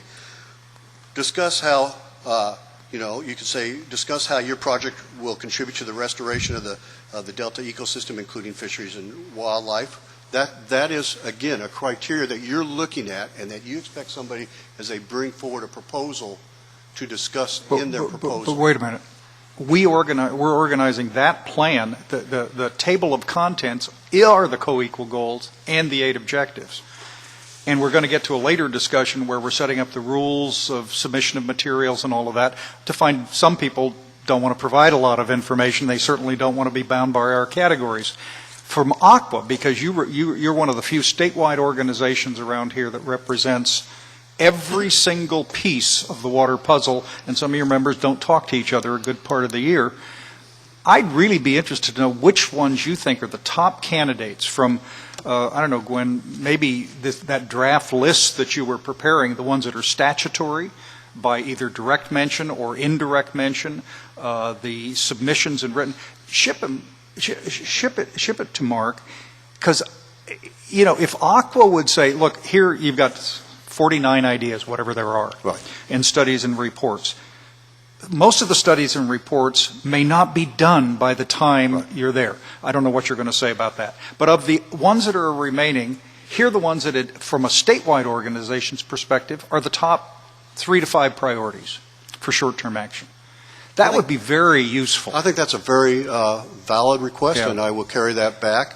I have a meeting with executive director on the first part of next week, and I carry it forward. I think that's a legitimate request. I want to answer your second part of your question. From AQUA's perspective, we don't think that the direction given and the expectations associated with the interim plan means you'll have projects initiated and completed before December 31st, 2012. We can see where there would be programs in play where you say, all right, the action we took was to initiate. That action will carry forward into the final plan and be moved forward, because some of those actions are going to take quite a long time. I'll give you an example off the top of my head. The discussion we had earlier on the levees protection, the levees issue and protection of the Delta. There was a discussion that was by the first gentleman. I'm sorry, I forget his name right now, but he was talking about trying to get the agencies to work together to develop some sort of memorandum of understanding agreement. That could possibly be an action that this council has brought forward to them or considers having their staff develop that. The action you took during the interim plan was to initiate that dialogue or recommend to the agencies that they initiate that dialogue to work towards a memorandum of understanding that spells out how they are going to respond to crisis situations or how they're going to respond proactively to try to avoid some of the crisis situations. Do this. As fast as you can get this list, say the top 5 priorities. Gwen will ship you the list of things that we've taken from the public record. Take a look at it and see which offers action. Now, just the other thing is, I am modestly interested in doing things where we pass a resolution. It reminds me of what I used to do in the Young Democrats. I'd pass resolutions all the time, demanding one thing or the other. But my tolerance for simply passing advisory resolutions is exhausted quite rapidly.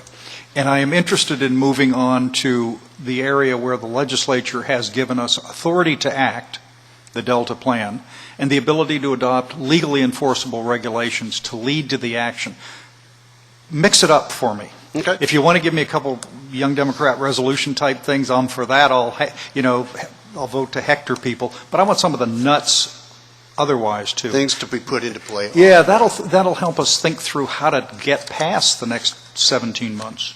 Okay. I appreciate the challenge thrown our way. I think that's a good challenge, and I will take it back and we'll respond to your executive director and you with AQUA's response on that. I appreciate that. Okay. That completes our comments. You saw them in our letter. I do want to close again by reiterating, looking as you go into version 3 of the plan, the interim plan, is how can we, Mr. Eisenberg, there's 14 pages of background information that I think is extremely invaluable. But the question is, at what point does the average person looking at that report say, all right, here's some information that's going to help me develop my ideas of what I think we can do in the interim plan, and that's what I'm suggesting as we get to that point. Look, it's an iterative process. I mean, sure. We, unlike Delta Vision, a process that started, I think, under Mr. Fiorini's chairmanship of Aqua, or at least you came up with the first idea of the task force to do this stuff. We were told to exercise our independent judgment.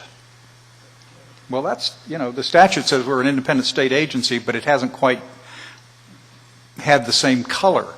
And it's also given us regulatory power. So most of the people who normally stand still for declarations of strong policy are far more nervous about the fact we might actually convert a statement into a regulation they'd have to actually live with, which means the ability to get from interest groups, big ones like yourself, a clear statement of which ones work, which ones don't work is really important. And I appreciate that. And I want to echo your point, and I've taken more than my time, that I agree it's an iterative process, and that's why, again, I commend your staff. The iteration that we've been exposed to was where we went with version 1 to where we've gotten in version 2, and now we're on to the next iteration, which is version 3. Any other questions? No, sir. I don't think so. Thank you for your time. I appreciate it. Thank you, sir. Okay. Supervisor Provenza. Sorry, sir. I thought you I saw you this morning, and then I thought you'd left. And anyway, thank you for sticking around. I appreciate it. Members, you'll remember the supervisor from yesterday. I'm here. Thank you. Also, one of the additional stressors are these chairs for the audience. No. We specified Presbyterian chairs for all of us. For all of us. Thank you for the opportunity to address you today. The Delta counties did submit written comments on the first draft. Yes. We will submit comments in writing on this draft by the August 3rd deadline, both individually as counties and the 5 counties together. I wanted to just highlight a couple issues now. We were pleased that the language was taken out regarding the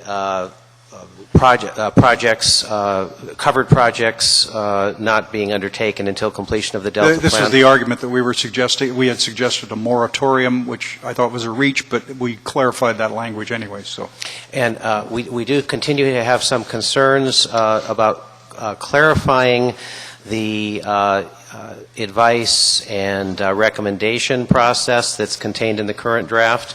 We think the recommendation will carry some weight, and we think in terms of local projects, particularly local flood projects, we'll be asked, and we should be asked, what the recommendation of the Delta Stewardship Council is in terms of our projects.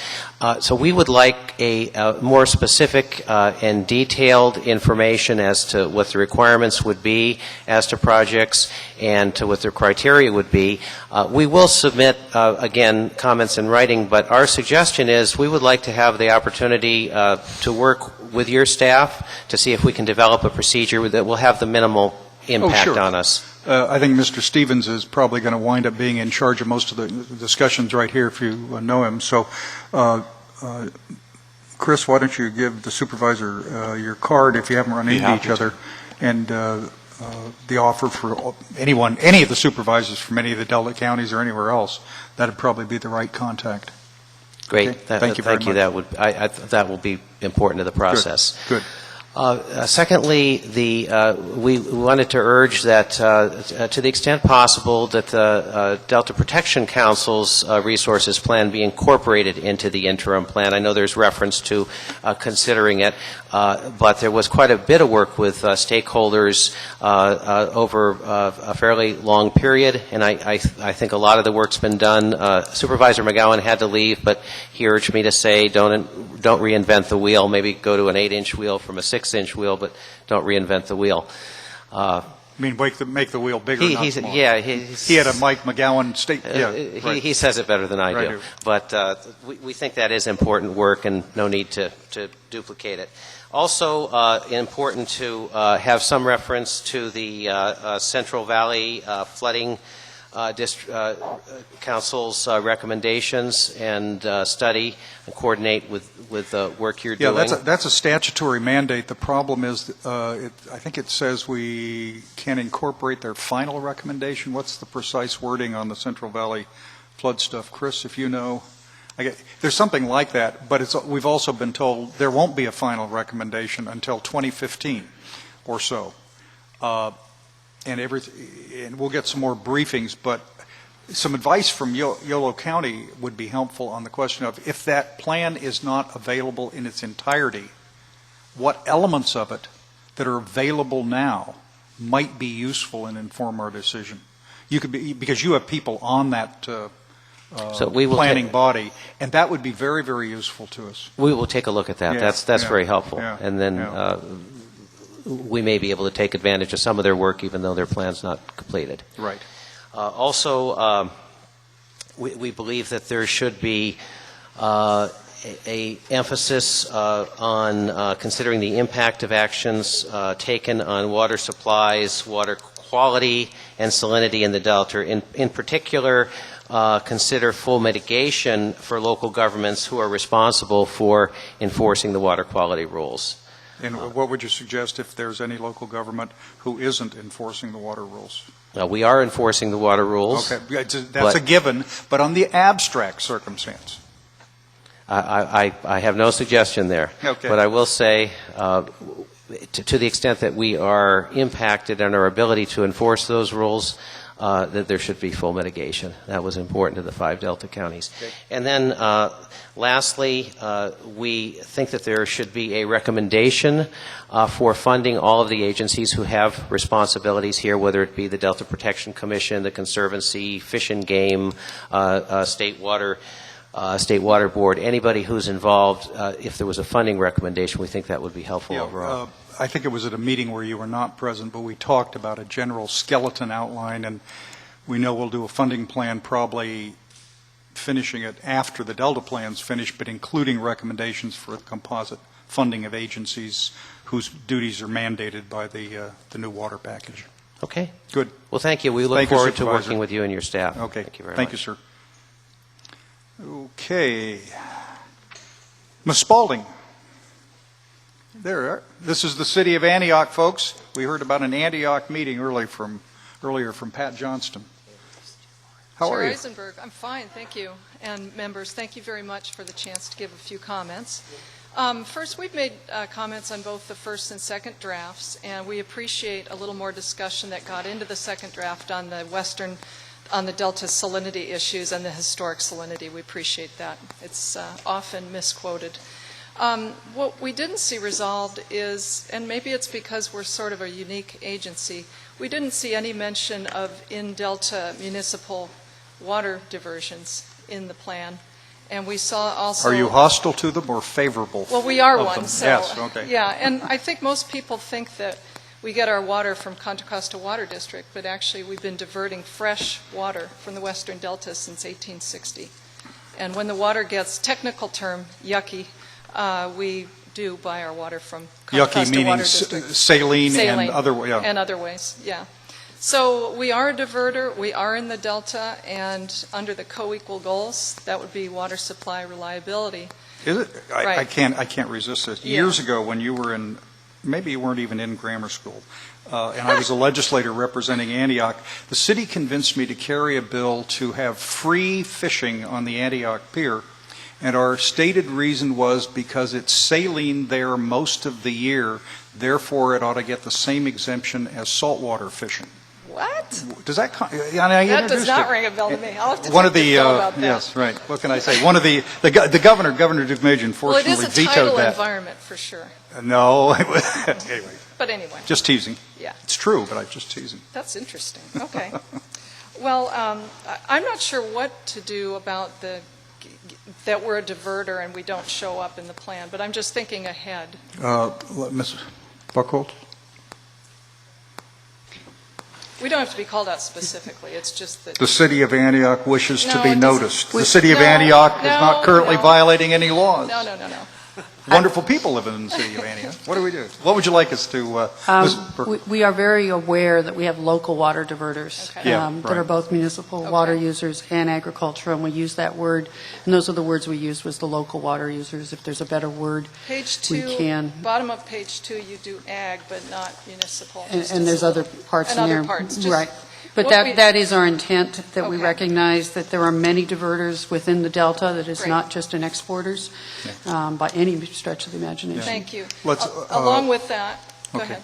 I'm sorry. I would just say, the staff, composite staff and our consultants are going to be developing the third draft plan, so if between now and, say, next Wednesday or something, you have pages where you think a notation might be in order, and particularly if you can standardize a notation, let them consider it, and if there's a problem, we'll talk about it at the next meeting and see if we can resolve it.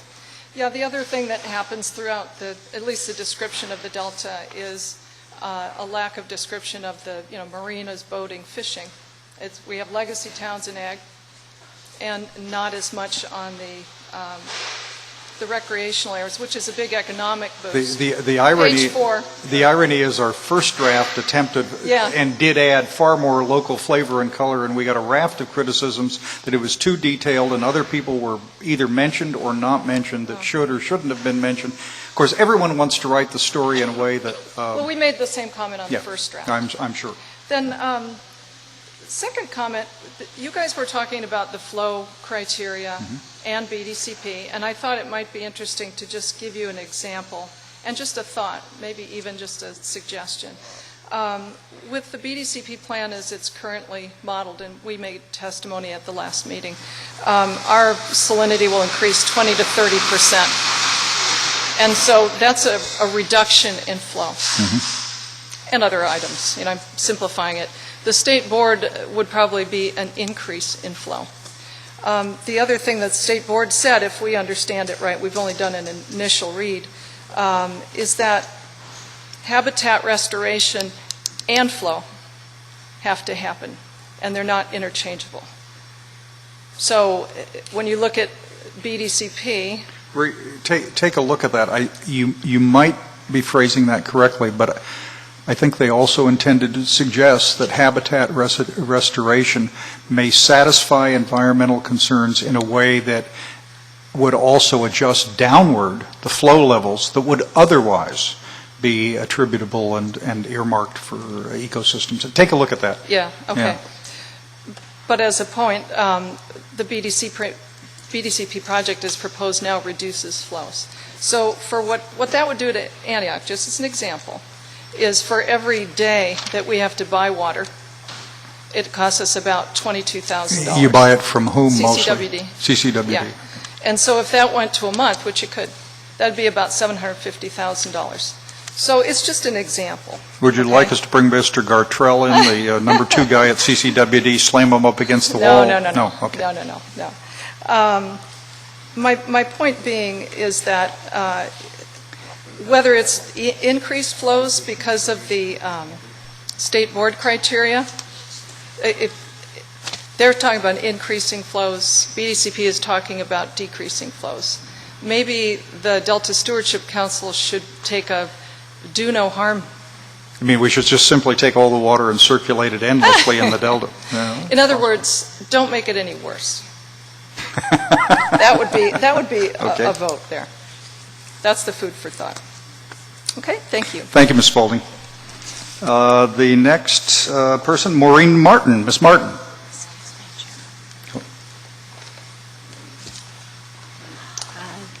Thank you, Mr. Chairman, council members. I'm Maureen Martin from CCWD.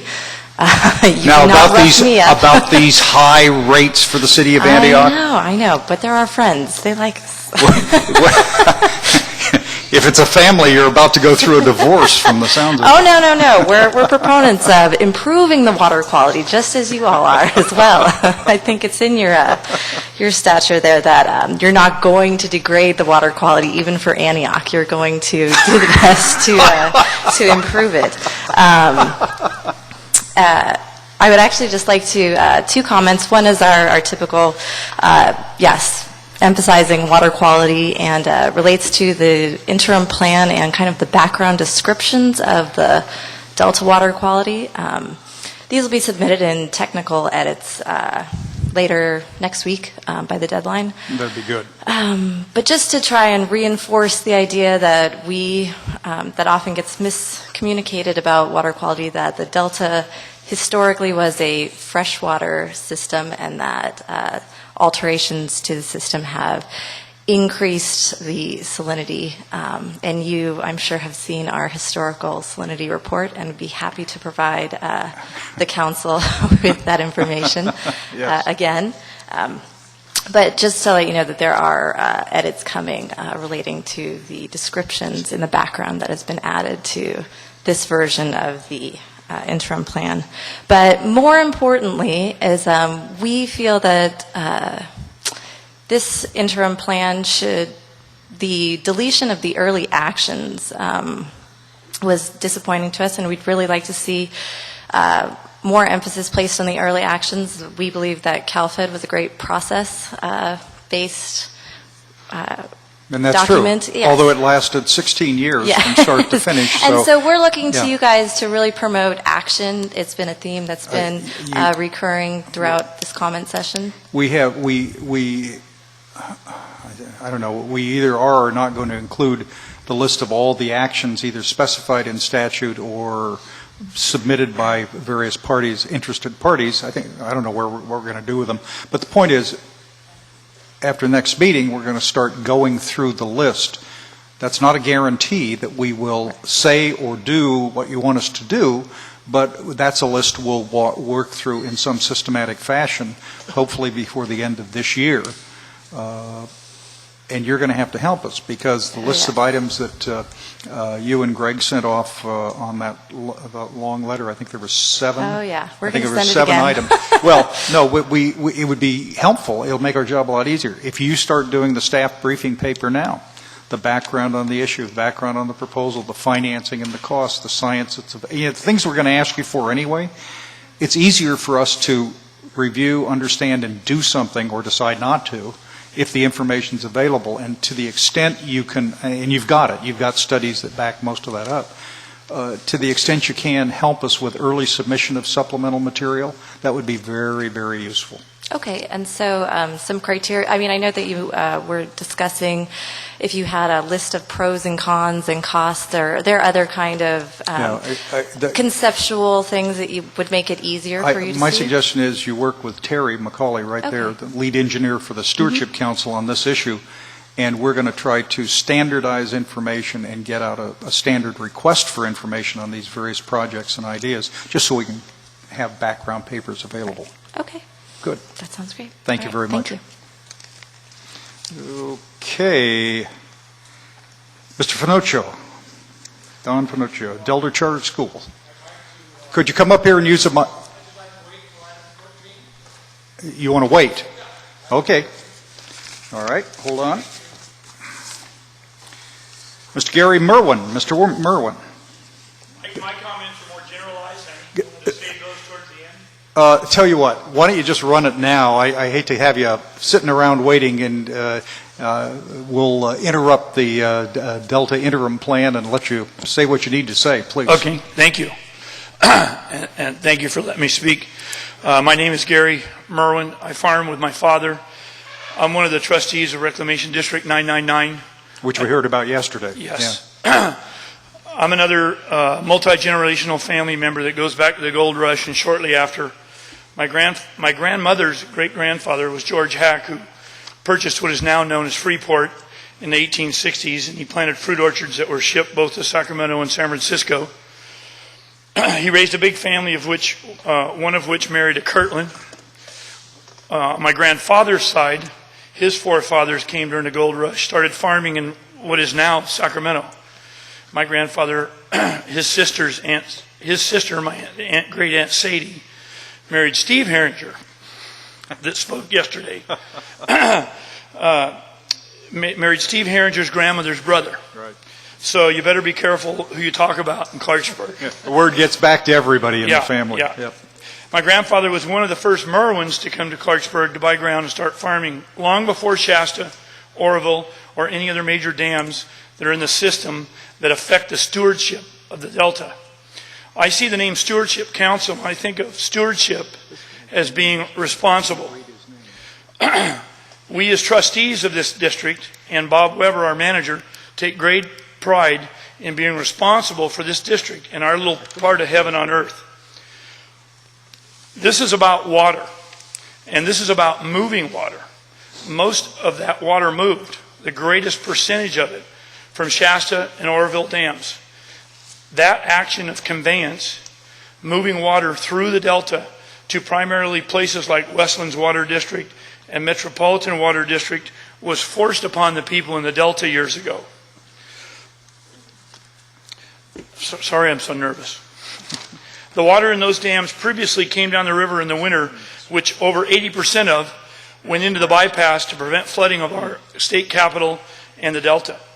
If you look in the Sacramento Bee this morning, which I did, you'll see the combined inflow into those dams is just over 9,800 cubic feet per second today.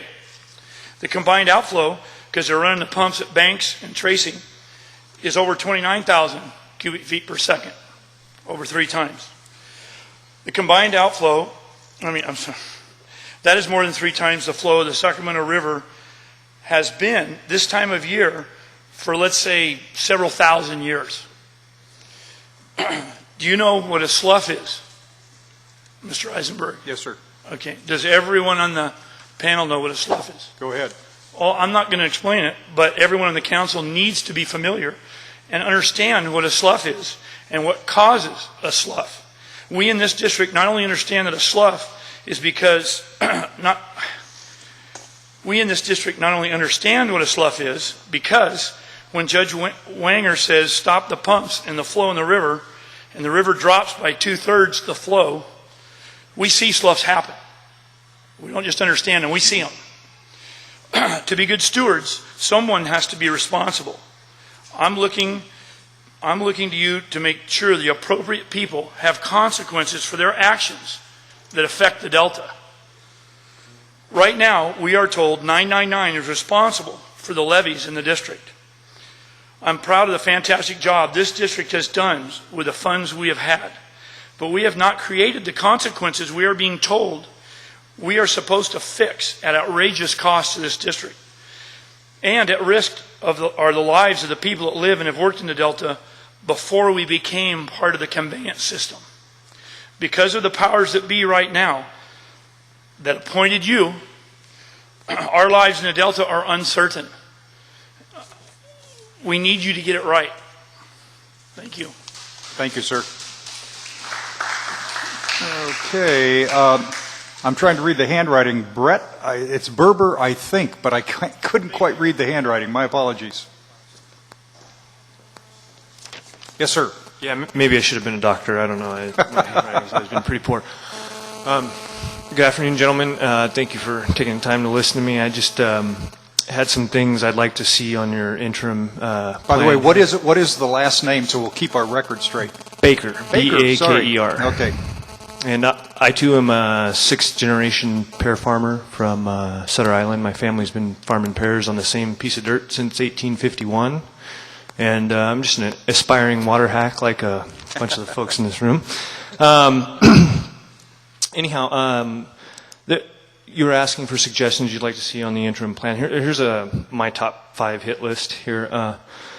I'd like to see, and I know you guys aren't in full control of the BDCP, but I'd like to see some fleshing out of the no conveyance or the current system we have, plans for... I mean, studying the options? Absolutely. Yeah. I just feel that it's mentioned, but not in great detail, and I think it could be a little more... I'll tell you what we know. The BDCP got a presentation, a week or 10 days ago from federal officials that outlined options, including an option as small as 3,000 cubic feet per second, which is one of the things suggested by Mr. Minton from Planning and Conservation League, who was in earlier.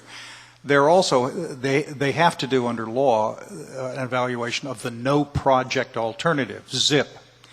There's an argument that people are making that they're not taking that seriously as an option, the zero alternative. We don't know a lot about that. We sent a letter to the BDCP about moving faster and identifying options last month, I guess it was, that you might want to take a look at. So, okay, that's number one. No, I appreciate it, and I've had conversations with resource staff, and, Right. yeah, okay.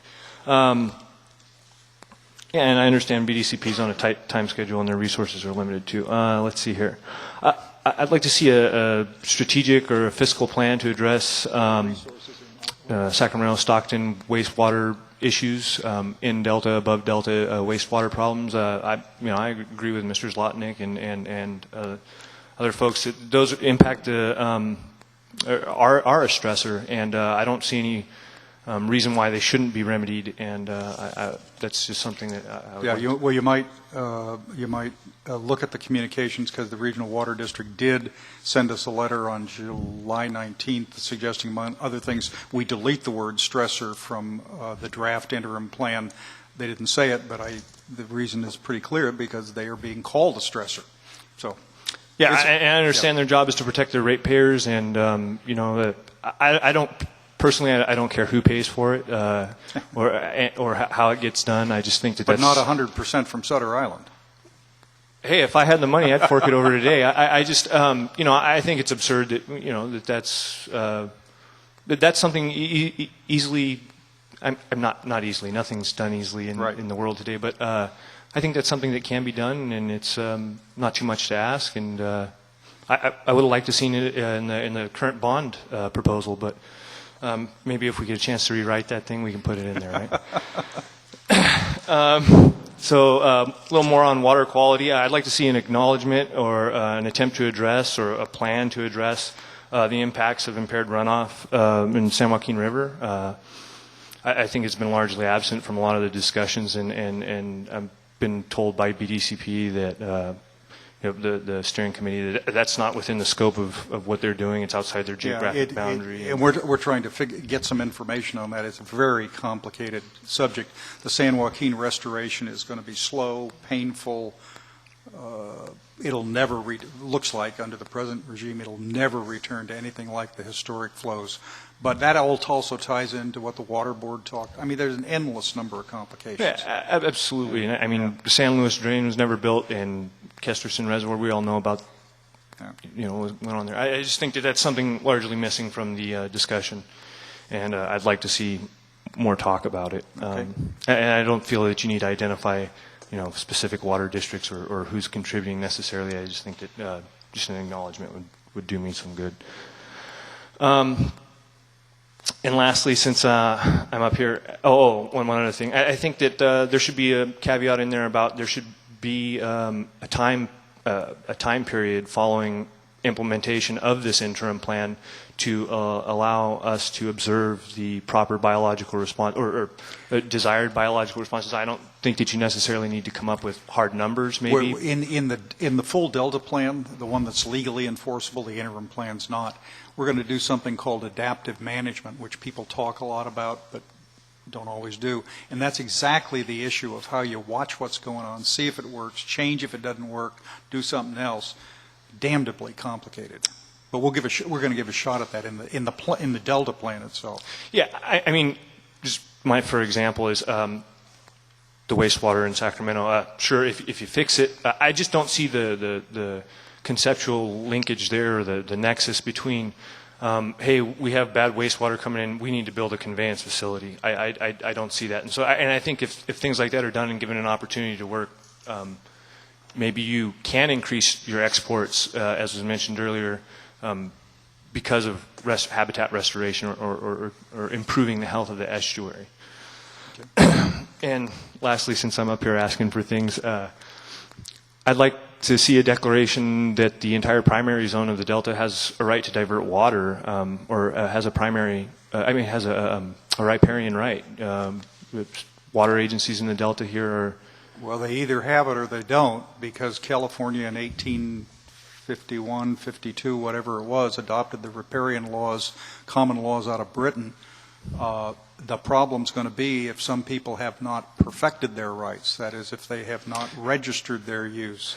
And there are raging disputes, as you know, going on now on that very issue. Absolutely. I don't think those decisions should be made based on, the deed language being too vague, or somebody, who's primarily concerned with keeping water off their land, not putting language in there about the right to divert water. I just don't, I don't know how that, and hydrologically, I feel that it's a bit absurd to say that folks living behind a levee who have, in my opinion, a real connection with maybe an underwater flowing stream or the Delta Pool should have a right to divert water. And I think in addition to that, I mean, just how I see that playing out in the Delta here, in the community, folks are concerned about pipelines and canals and habitat restoration. Oh my, you know, Mr. Nodoff came and had dinner with several folks and he said, you know, I feel like there's maybe a bit of paranoia here in the Delta. And,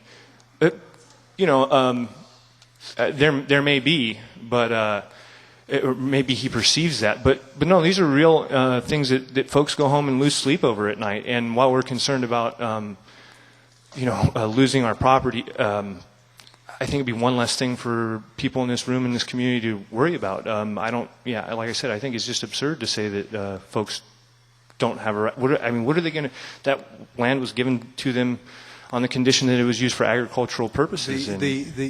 Yeah, but there's a long, I don't want to get into this, Mr. Stevens will tell me I'm wrong, but there's a long court history in California that talks about riparian rights being with property that is adjacent to an existing stream. The problems come, what happens if you develop a new stream? And you know, the Delta has been fundamentally reconfigured in the last 130 years. And as I understand, some of the litigation is for people whose property was not next to the river, therefore they didn't get riparian rights. But what happens as it's reconfigured? Do they automatically get them? And I don't know, Chris, I don't remember what the courts have said about that. I would say that obviously it's a serious concern for you. You feel passionately about it. I would agree, Phil, you shouldn't wade into it right now. He tells me to behave myself. Yeah, no, I mean, I agree, and I've heard the conversations at the state board regarding natural channels, enhanced channels, right, man-made right. channels. I mean, yeah, no, but there's a great map in the flow findings that they released the other day that shows, you know, what is it, dendritic channels in the south and central Delta, right on the areas that are being attacked with claims that these lands aren't riparian. I find that right. You have the board saying one thing over here, and then the staff saying another thing over here. I mean, it's so anyhow. Enough on that. Yeah, that's about it. But thank you so much, and I appreciate you guys coming down to Clarksburg. Appreciate it. Okay, Mr. Finocchio, you're last on our list. Anyone else wants to speak? There's some blue forms out here, and print your name so we can read it just to be sure. Yes, sir. Good afternoon, and thank you for being in Clarksburg. I was really going to make some general comments about what has happened in the Clarksburg area. I'm a 50-year, 55-year resident of Clarksburg and have been involved with agriculture in the upper part of the Delta, and I have had family who is in agriculture in the Clarksburg region. So most of my comments are related to this part of the Delta and not necessarily talking about exporting water and all of that kind of thing that you seem to be so worked up about right now. I have been in education for a long time, and I see problems occurring within this Delta, within this region, by land use restrictions that have caused River Delta Unified School District to actually remove our school from Clarksburg. Our primary classes were shipped down to Cortland, which is not all that far. 10 miles on a bus every day for kindergarten kids, I guess, is okay in some people's minds, but it's not in mine. As a result of those kinds of things happening, a group of us got together and decided to open a charter school. That has happened simply because the Delta has changed and because of some of the regulations that were established by the Delta Protection Agency, which does not permit Clarksburg to grow at all. We right now are in a situation where if you want to build a house, it's got to be 40 feet high to be above any floodplains. 10 feet high, I take that back. But The issue is that the effects on this part of the Delta, Clarksburg, is significant by not allowing this area to do the things it needs to do for the social and cultural conditions that people have been living under for a long time. I propose that you take a good hard look at some of the issues that are directly responsible for keeping Clarksburg from becoming a growing town. It has been said that the town is dying, and it has been said that the town is not dying. But one thing that the town is not doing is growing any new kids. I live in a house in Clarksburg, and I'll be there probably for another 17 years. That means that it will be at least that long before some new family moves into my house. It's a long time to wait for kids. I would like this board, as a real stewardship council, to take a look at the issues related to people. All I've heard about so far is water, industry, agriculture. I would like to see you take a look at the effects of your decisions on the people who live here and their future. The schools are most important to the future of the whole state of California. We have opened this charter school, a number of us. It has been very successful. We are bringing children in from West Sacramento. We're bringing children from Elk Grove. We're bringing children in from the Sacramento area. That's ridiculous. We should be educating our own children. We shouldn't have to import children in order to keep those who live here in school. So I really encourage you to take a good, hard look at what can happen in relation to the heritage towns, how they can grow, and what they can do to provide for future educational systems in our town. Thank you very much. Thank you, sir. Is there anyone else in the audience who would like to speak to us? Okay. Next agenda item is file number fiddle. Is it 13? Yeah, I think it is 13. I'm sorry, Mr. Natoli. Yeah, just before we leave this item, I just wanted to note too, on page 4 of your draft, of the draft, yes. You talk about it was threats to Delta communities and economy. Just I was listening here, a couple of communities were left out in your summary there. Your line 21, 22. Those are the ones mentioned statutorily, I Okay. think. I'm not sure, but I think Walnut Grove isn't mentioned there, and neither is Freeport. I don't know if statutorily they left Walnut Grove out. If they did, then somebody needs to, obviously at legislative level, need to address that. But I would just note that. Would you like us to make the list more inclusive than just? Well, yeah, I certainly free. So statute left Walnut Grove out. Here's when we shifted around the narrative. I think the listing of towns had started in a reference to the study coming out of the Delta Protection Commission on the primary zone, and the legislation mentioned only the specific towns, not the others. And now it got shifted into a more general section, so it, I don't know whether we'll be more inclusive and use up another line in that. Okay, no, I we don't want to we want to make sure nobody's forgotten on this, and as I said before, we're going to be contacting people. No, I know, and I think that even Mr. Finocchio's last comment just about the Delta, and in the same breath, its people occupy the towns, the communities, and so forth. So I think those are important places of activity. So thanks. Okay. Thank you very much. Okay.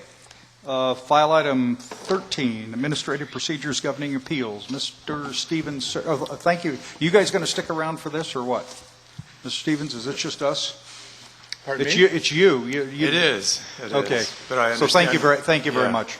Appreciate it. Thanks, Bob. Thank you. Okay. What we have in front of us is a second discussion draft of Administrative Procedures Governing Appeals. You saw an initial draft at your last meeting. I took it back with your comments and, in fact, recast what is before you now and expanded, in some respects, what we had previously.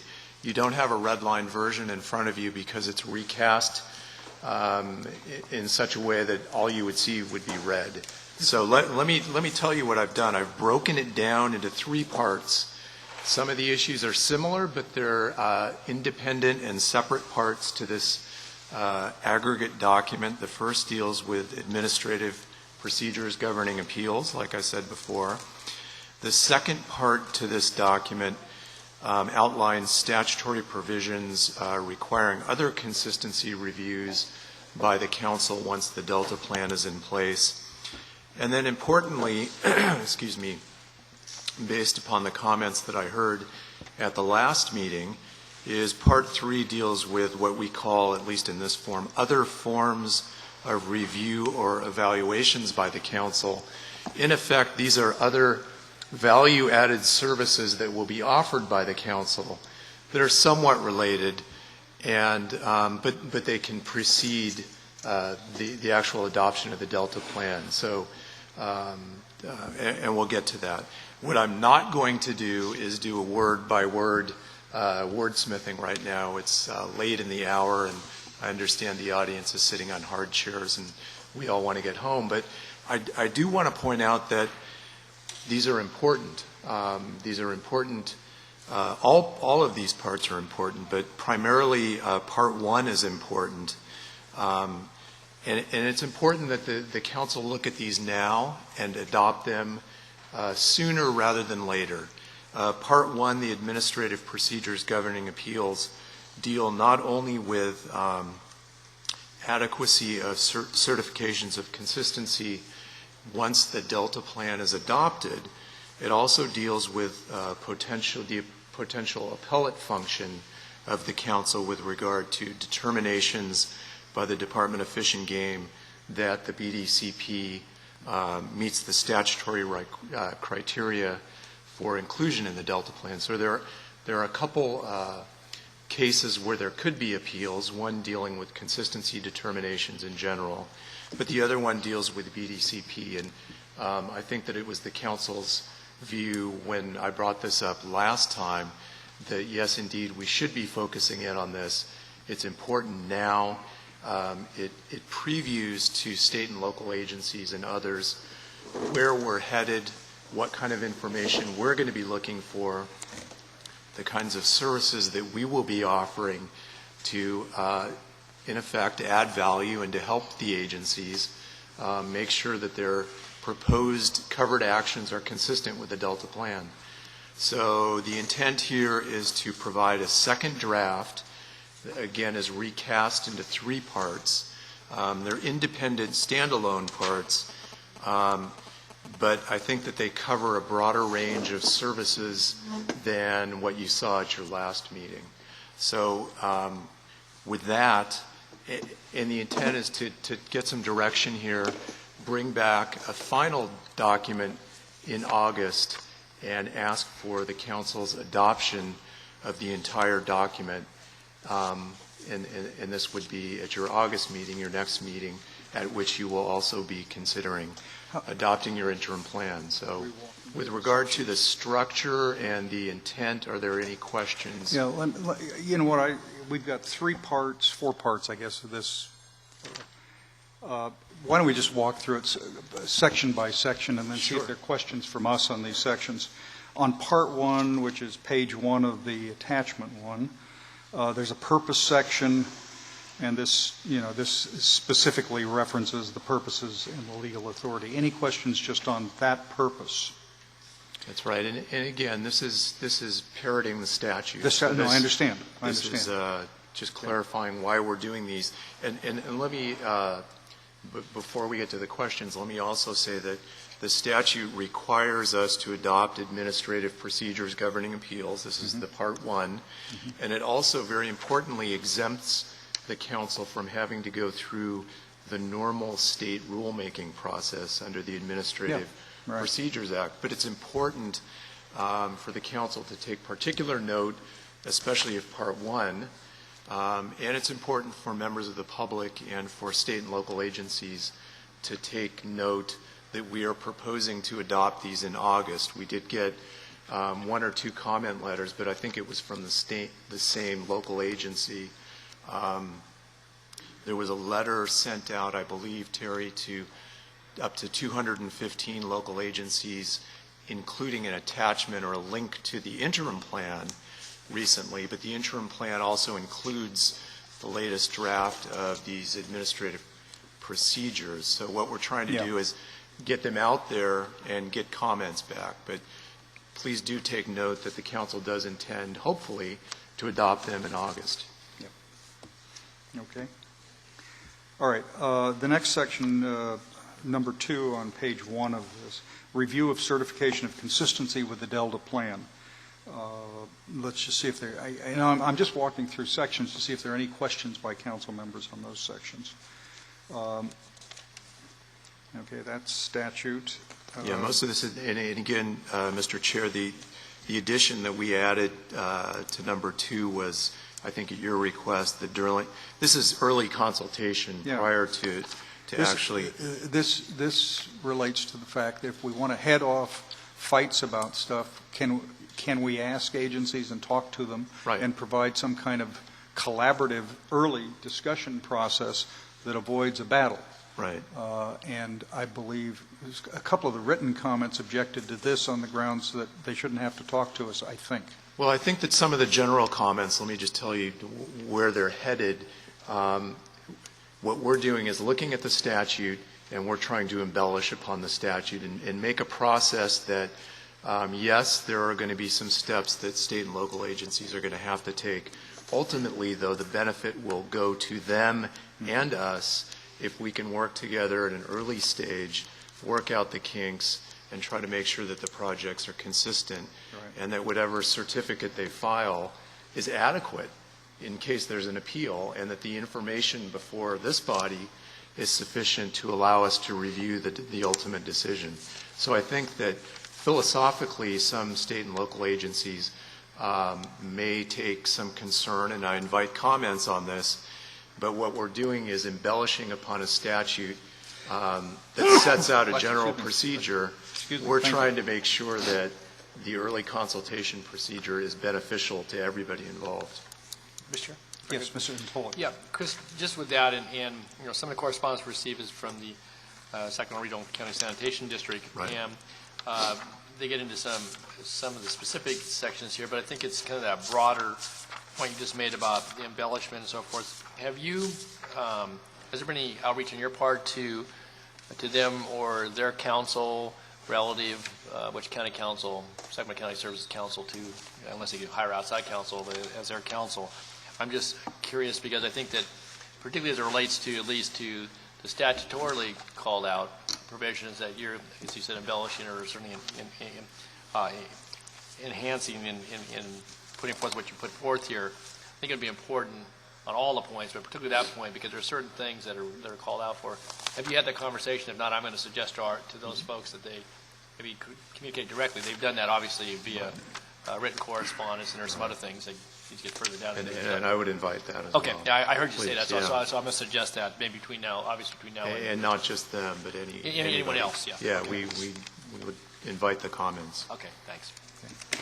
All right, let's just continue walking through it. On page 2, paragraph 4, this is the reflection of statute on detailed findings of consistency. Mr. Stevens? Yeah, let me explain a little about this. So the idea with regard to potential appeals and this council's role with review on appeal, the statute is clear that you're supposed to look at the certificate of consistency and then judge it based upon the record that was before the state or local agency at the time it made its finding.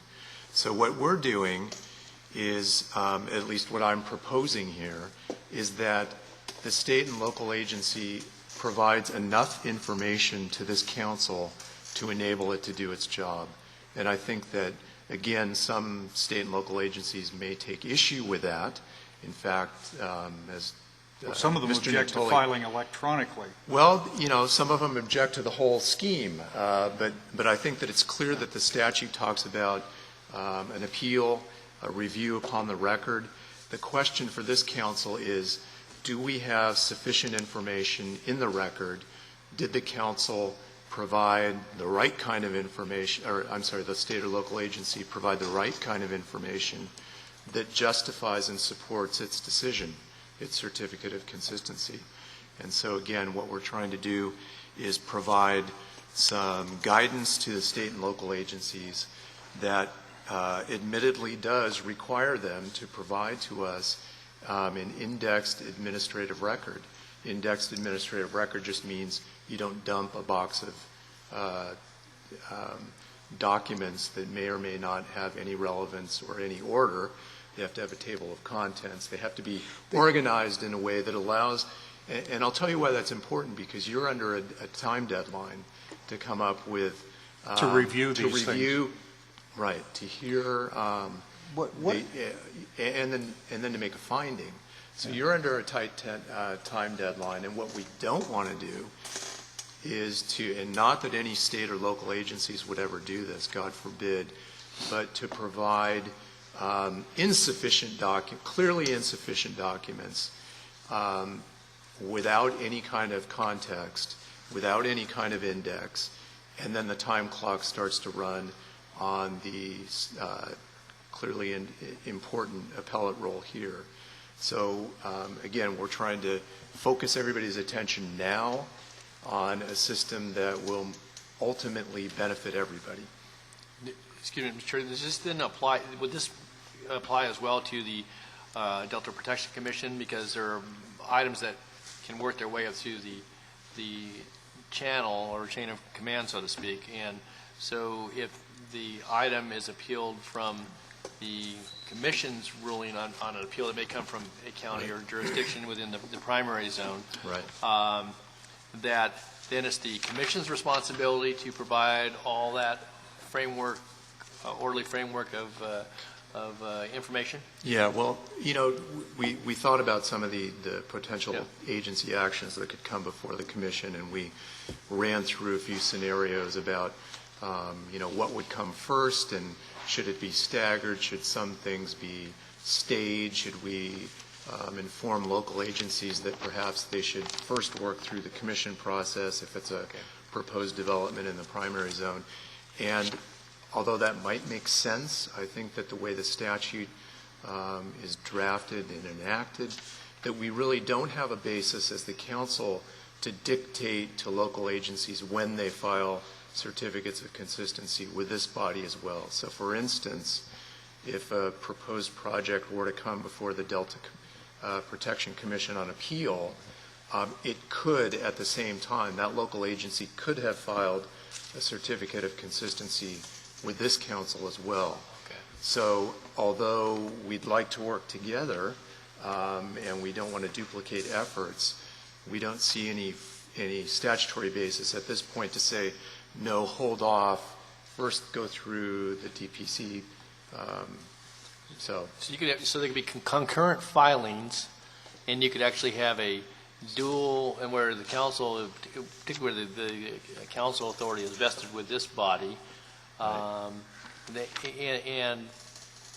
yeah, and it's even more complex because the DPC would be looking with respect to a certain, for instance, land use, with regard to its resources management plan.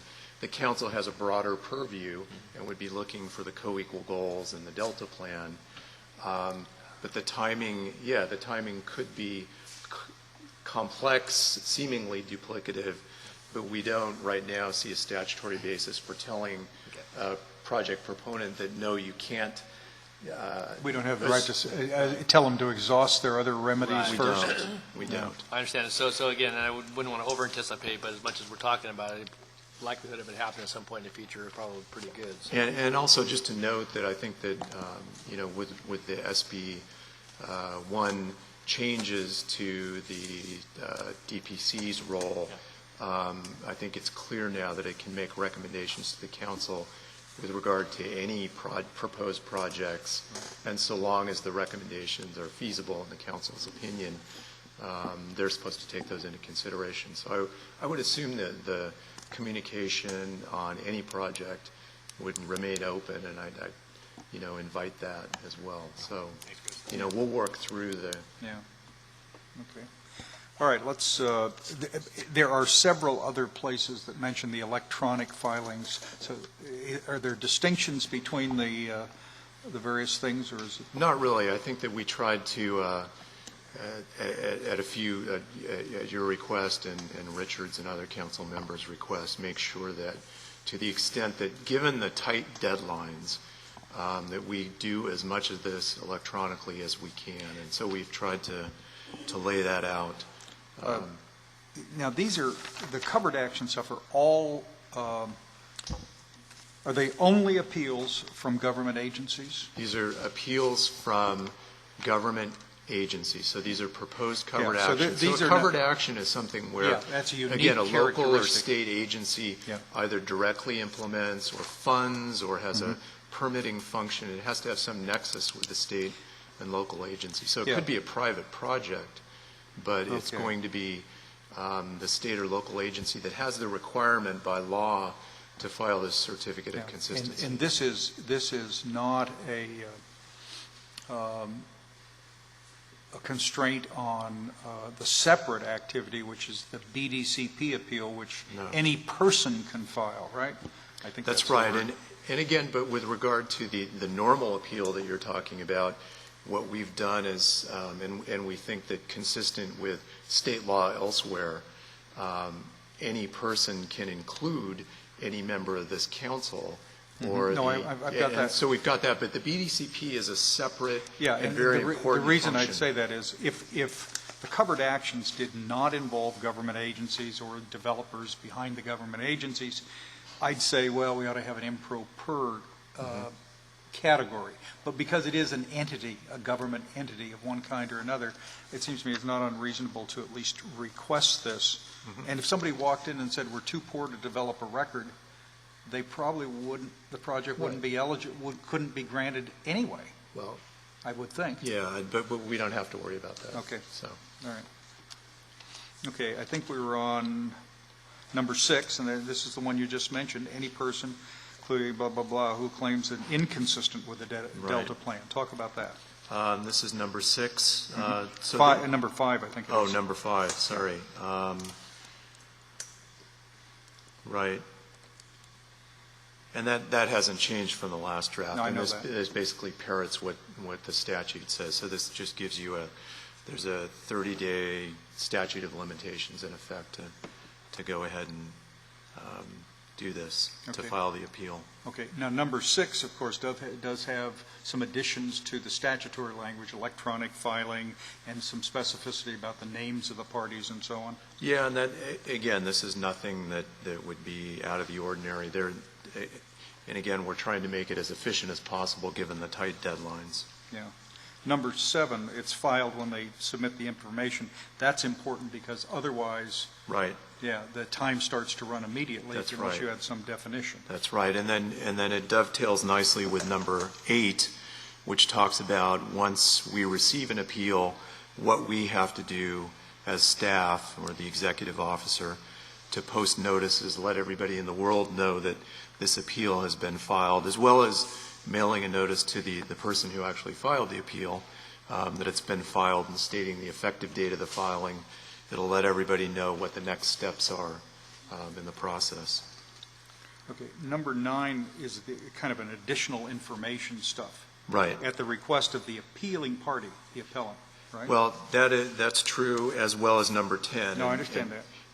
But number 9 is with regard to the appellant, the person who files the appeal. The second sentence of 9 was in your previous draft, and that parrots statute. Here, the new issue here in 9 as well as in 10 with regard to the council is the ability to, in effect, augment the record. So the record is the key to what's going to enable you to make your decision on appeal, whether or not there was substantial evidence in the record before the agency at the time it made its certificate of consistency that the proposed project is actually consistent with the Delta plan. So this is attempting to anticipate, but again, I wouldn't anticipate that this would happen too often, but we want to make sure that it's clear that it doesn't, where a state or local agency would in effect file a certificate of consistency with this body and perhaps only submit a few selective documents that clearly are not the universe of the documents that were in effect before the agency, that were widely available, that were reliable, and that should have been in the documents submitted to you to enable you to make your decision. In cases like this, other agencies, what's an example of when the record is not augmented? Well, the real example has to do with litigation, and I'm sure that all the lawyers and the others that are following water litigation out there are very familiar with the issue of what an administrative record is, especially for purposes of CEQA. And it's defined, the contents of an administrative record, for purposes of CEQA, but parties typically fight over what should be in the record. The adequacy. Well, the adequacy and whether certain other documents, in fact, there was a case that just came down, and I think it was with regards to a project out of state, but it was a federal case, and it had to do with an administrative record. And the agency, according to the judge, didn't include a very important biological study that was widely available, in effect before the agency, should have been part of the administrative record, and wasn't. And so the judge said, you go back, you basically have to redo it. So what we're trying to do here is we're not dictating necessarily what should be in the administrative record, but we want to make sure that if there are circumstances where it's clear that there is information that was widely available, that local and state agencies can't just ignore that and only submit selective documents to you, because you have, again, a very tight deadline. You're restricted to substantial evidence based on the record, but we want to make sure that that record is full and complete. So that's the intent. Okay. And as well as number 10. That's okay. I want to ask on number 11. Yep. Any interested party may testify. That means the public, right? Anybody who wants to. That's right, and that was one of your requests. Yeah. Is the phrase interested person clear enough so that the public can testify on these issues? And the only reason I raise that is because I have a faint recollection somewhere that the word interested person implied a financial interest in a project or an official relationship. I do not think that we were trying to restrict the standing of persons, so we'll clarify that. Yeah, if you would, sure. I'd appreciate that. Okay. Number 12 is the same thing we talked about, the electronic stuff. Yeah, that's right. Number 13 is 60 days unless, right. And here's some language. And this was added I think at your request, I think so. Mr. Chair, and again, a tight 60-day deadline to hear all appeals, but we thought that it was, given the potential complexity of some of the issues that may come before you, that if the parties agree to a reasonable extension, then in certain cases it would make sense to allow some kind of reasonable delay. Yeah, what interested me was the last clause of 13A, the council's take into account the council's hearing schedule. I didn't want to have 17 items held on our schedule for 4 years because the parties are doing whatever they're doing. I think that any administrative body has a right to ask for an expedited process and not just simply let the parties delay endlessly. Right, and I think that what we hope is that the executive officer would be able to take those into account. And, so, yes. Okay. 14? So this was, decision again, within 60 days. Yeah, that's statutory. And written finding, which is also statutory. That's all statutory. Okay. Now, there is a way that, go to 15 because this is a complicated thing. Right. And if you'd explain 15. Okay, 15 is actually one of the important issues, the crux of the issues that were raised by the sanitation district, and I would invite others to comment on it. But I think that, again, we talked basically, or very briefly at the last meeting, at least from an initial philosophical standpoint, that it was clear that the legislature intended for the Delta Plan to be an enforceable document.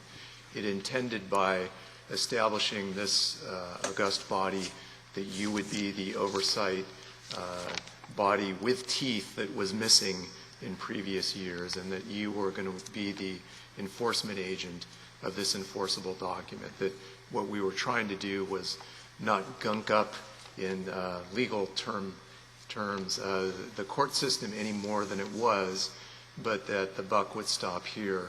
You would adopt a Delta Plan, and you would sort through all the consistency determinations. So what we tried to make clear in number 15 that we, again, briefly touched upon at the last meeting was what happens if you decide that on appeal that a state or local agency's proposed covered action is inconsistent with the Delta Plan. So 15B in particular, if you look at well, I'll read 15. No covered action, which is the subject of an appeal, shall be implemented unless one of the following conditions has been met. Obviously, if the council has denied the appeal, you can go ahead and implement. But B is the public agency. What can you go ahead and implement? Well, you can implement the project. So if you deny the appeal, then they're free to go ahead. Denying the appeal means, in your view, there was no basis upon which to appeal. The proposed covered action is consistent. However, in B, the public agency decides to proceed with the action as proposed or modified. This is in the event that you found it's inconsistent. They have filed a revised certification of consistency, and that this is covered in the statute. But then the statute is silent. So what we've done is we've embellished or clarified that once they file the revised certification of consistency addressing each of the findings that you make, then a period of 30 days has to elapse, and no person has appealed the revised certification. Now, the issue here, as Supervisor Natoli brought up last time, was then somebody could potentially appeal the second or revised certification of consistency, and we could end up in a cycle of appeals, the do loop. And I don't see it as that. I actually take a different view and look at this as actually a benefit to the state and local agencies, in that we're giving them a second chance, in that we're going to work with them to make sure that the project is consistent, rather than just saying, no, it is not consistent and therefore can't go forward. So I look at it as more, as less draconian as some of the comments that we got from the sanitation district about a bureaucratic maze and a waste of resources. I think that, again, the buck should stop, in my view, with you, the council, with an enforceable plan. If there's a finding of inconsistency and a revised certificate is filed, there is the potential, and there should be the potential, to appeal that revised certification. And for you, the council, to sort this out and not to say, this is the purview of the courts, that all you do is weigh in once, and then state or local agencies are free to go off and do what they want. And then if somebody has a beef with that, then they go straight to the courts. In my view and some others, the idea here is to reduce conflict in the courts and to actually take these issues head on. So that's what the purpose is of this important provision in 15B, that there are potentials for appealing the revised certification of consistency.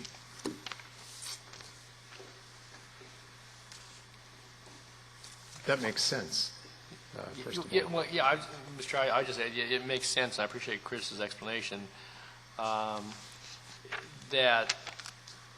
But you still potentially get into multiple appeals, although I think what you're saying that the council would issue its initial ruling of what would need to be met in order to find consistency, the agency could come back, file with the council, and then there'd be 30 days for a party or interested parties to appeal that particular matter. Is that correct? That's right. But this wouldn't be this endless. You're still going back to the original point of determination of what would be consistent in trying to meet that, unless obviously council has some evolution of thinking on a particular matter, which again it would be that would make sense to be an appealable action. So I think this goes a good ways towards at least addressing the issue about getting some circular motion where highly contested item never get off to the merry-go-round back there and keep recycling to this council and going back, and people are expensing time and so forth, and just you get a standstill. So I think this provides at least some positive avenues for getting off of that merry-go-round. So thank you for the work. Okay. The next section is the BDCP specific section. That's right. Taken from the statute. Mr. Stevens? And again, most of this hasn't changed from what you saw last time. We did make a few technical changes to what actually would happen if there was a finding of inconsistency, or actually a finding that the Fish and Game determination was not the correct one. And so it was whether or not the BDCP, in effect, would be remanded, which wouldn't be the case. And I think that that was pointed out by a few commenters. So we've tried to clarify that. Are there any particular questions on that? No, but I am interested in you talking again about the ex parte contact restrictions. We Sure. remember, and what we did, Pat Johnston had a long conversation about that at our first look at this, and you've added and kind of sandpapered some language. That's right. Under paragraph 26. That's right. And what we did, actually, we got some good technical advice from Dan Siegel from DOJ that works with you or had on the DPC, and really what in effect this doesn't say anything more than what the statute says, the Administrative Procedures Act. But at Pat's suggestion, we did include it here in yours. And also, we agreed to some kind of where you ominously, you or the staff ominously advise us that there's a legal appeal on notice, so we go into our we can't talk to anybody about anything mode or whatever else is required. And I think that that's a good reminder not only for you but for us. So we've included that. And where is the direction to staff on that? If well, you remember? it's in 28, I believe. Is it? Yes. Okay. Right. Yeah. Right. The 28 was just so we are reminded by staff of this. Sure, we'll let you know, and also we'll fill you in on the procedures. What happens if, even though the ex parte restrictions are in effect, you do inadvertently receive an ex parte communication, and again, that's covered by statute, and we'll deal with that when we do. We added a section on official notice that just allows us to take official notice in our hearings of generally accepted technical or scientific matters, and also facts that courts could take official notice of, like statutes or court cases and those kinds of things, just to inform your decision making. Okay. Again, we added a provision about filings and mailings electronically for efficiency's sake. And then I'll jump to part two. If you have any part two is a slightly different. Part two is a standalone section. Now, part one, which we dealt with, again, has to do with your direction by statute to come up with administrative procedures. Part one will be adopted by you outside of the bounds. You don't have to go through the Administrative Procedures Act. When you adopt that in August, those will be your rules. Part two, we added just because they're similar kinds of issues, but they're not necessarily covered by part one. They stand alone, as does part three. Like the economic sustainability plan. Right. There are other places, I think, that you pointed out, Mr. Chair, in the statute that talk about consistency reviews. And they don't have to do with appeals necessarily, but they require you, the council, to review the consistency of certain things All we've done is parroted statute. We haven't added anything. We haven't embellished at all. We talk about the economic sustainability plan that we've already discussed here. The statute calls for that plan to be submitted to you when it's complete and for you to make a consistency review. Local and regional planning documents. There's an actual carve-out from covered actions dealing with some of these local transportation plans. But while carving them out, they also provide a separate sort of process for you to take a look at those too. So you're not restricted from weighing in on them. They're important, but there's another way for you to take a look at them. So all we're doing is kind of packaging them in the same sort of place. Right. Part 3, in effect, are other services that are offered by the council. This was at your request and others. I wanted to, Richard and I were interested in what we call alternative dispute resolution, but really means collaboration and cooperation before issues arise to the extent you can. Right. And I suggested maybe there might be a need to have some rules, at least say we can do that. And nobody has to come ask us. Right. You know, they're not required. And again, as you say rightly, these are not rules, these are not regulations. These are basically services offered by us to help state and local agencies, hopefully to help all of us for our ultimate benefit. And again, as you pointed out in number 4, we're trying to talk about, or number 3, mediating disputes. Number 4, getting together with interested parties to coordinate on potential plans, studies, strategies, and recommendations that may be considered by you for inclusion in the Delta Plan. 1 and 2 talk about conferring with the council ahead of the adoption of the Delta Plan. And so, again, these are not requirements. Right. These are not extra burdens on state or local agencies. These are your offer to help, to add value where we can. So, again, this is a review draft, and what we're looking for are comments. Okay, and I think we've got a couple of folks who want to talk to us on this issue.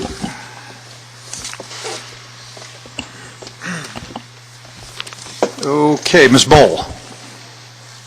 Peggy Bowl?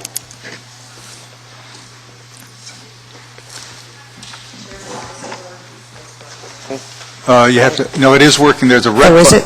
Oh, okay. It's all right. Chairman Eisenberg, members of the Delta Stewardship Council, my name is Peggy Bowl, and I was elected, I guess, because I have a big mouth as the spokesperson for the concerned citizens of Clarksburg who filed the first appeal to the Delta Protection Commission. And since you're talking about appeals, I wanted to share some of my thoughts.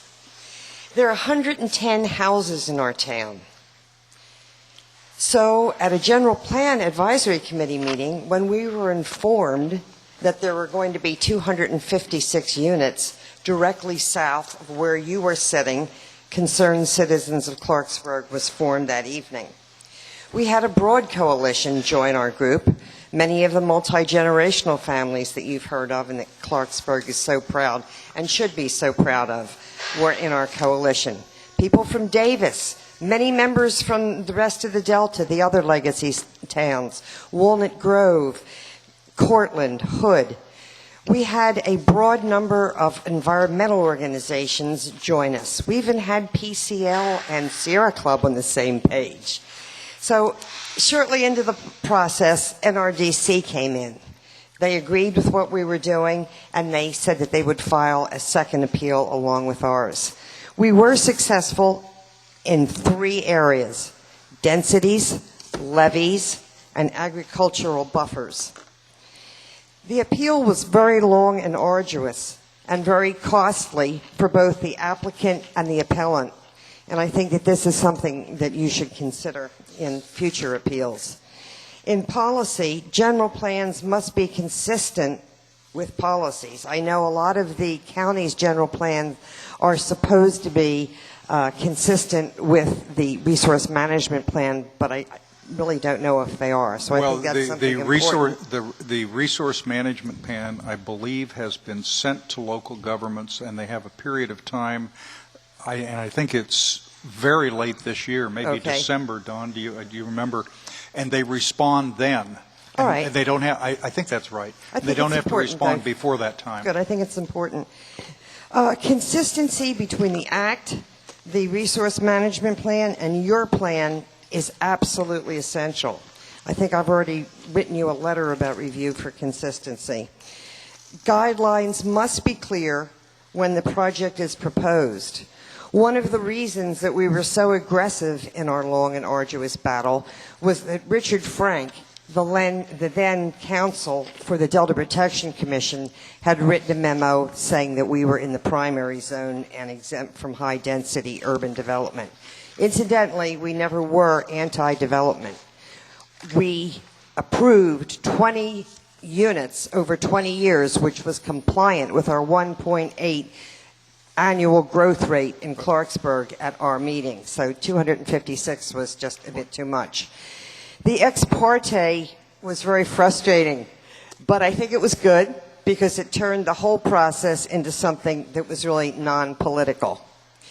Yesterday, Supervisor Reagan from Contra Costa County talked about the resource... He is Solano County. Oh, I'm sorry. He talked about the resource management plan that was rewritten. That rewrite has really affected those three areas that we were successful in: levees, densities, and buffers. So I have asked for a review for consistency. Are you urging us to just pay attention to land use issues as we develop the Delta plan? No, not at all. But I Okay. think that's, it has to do with appeals. It's what, we experienced, which was the first appeal. Not because I want to rush you, but I want to know what lessons you'd like us to draw from the fact there's been a running dispute over the things down here and the old mill and the housing that was to be associated with it. If there are lessons we should draw from it, that's what I'd like you to talk about. And the reason being is otherwise 10 people are going to come up and all want to talk about the fight that occurred over the last 2 years, 3 years, whatever it is, 10 years. And although I am a lover of history, I think that the lesson that was learned was that it was compliant with the act that was written in 1993. Law is law. The primary zone is the primary zone. And that is basically why we did what we did. We felt that the Delta was an important evolving area and that it was essential that it be retained and improved for future generations. I think in any type of a first, which ours was a first, you're going to have contention. And I'm sure as you proceed into all of the issues that you're facing, you're going to have a lot of contention too. So, yeah, exactly. So, but you fight for what you believe in. And this is why we fought for what we believe in. You undoubtedly are going to hear that the legacy towns are dying entities. I'd like to tell you a few of the things that have happened just here in Clarksburg since that appeal. Bogle Winery produces now over 1 million cases of wine per year. They're building a world-class facility. Our church which is an architectural treasure, has been improved in a fantastic, just go see it, it's magnificent. There's a new restaurant, several of us ate at Husick's for lunch, it was really good. The charter school brings in 200 students a year. Granted, some of them do come from other areas, but that's good. In isolated towns, they should have exposure to children from other areas. And it's the only town in California with a K through 12 on one campus. New vineyards are springing up every year. And this facility right here, which we always supported, was dedicated to agriculture and it's the only zoned agricultural industrial site in the North Delta. So we are very pleased to see what's happening here, which we always supported. And incidentally, I have 6 small children as contiguous neighbors. Uh-oh. The whole Delta is emerging as an economic engine and an area that is compliant with the goals of the Delta Protection Act, agriculture, recreation, and tourism. And this meshes so beautifully with the proposed natural heritage area that you are going to be discussing. I like really to make the analogy that this area, the very precious Delta, is evolving just like the Adirondack National Park in New York evolved. It's a watershed for New York City. It even has a tunnel. If you haven't ever seen that tunnel, go on the internet. It's really impressive. The first stop that we made as concerned citizens of Clarksburg was to Betsy Marchand, who then was chair of the Reclamation Board. Betsy was so concerned that nothing was happening in this very fragile area. So I thank you on behalf of concerned citizens of Clarksburg for your commitment in achieving co-equal goals in this special area for all Californians. Thank you, Ms. Bohl. The next speaker, Mr. Zlotnick. There you are, Mr. Zlotnick.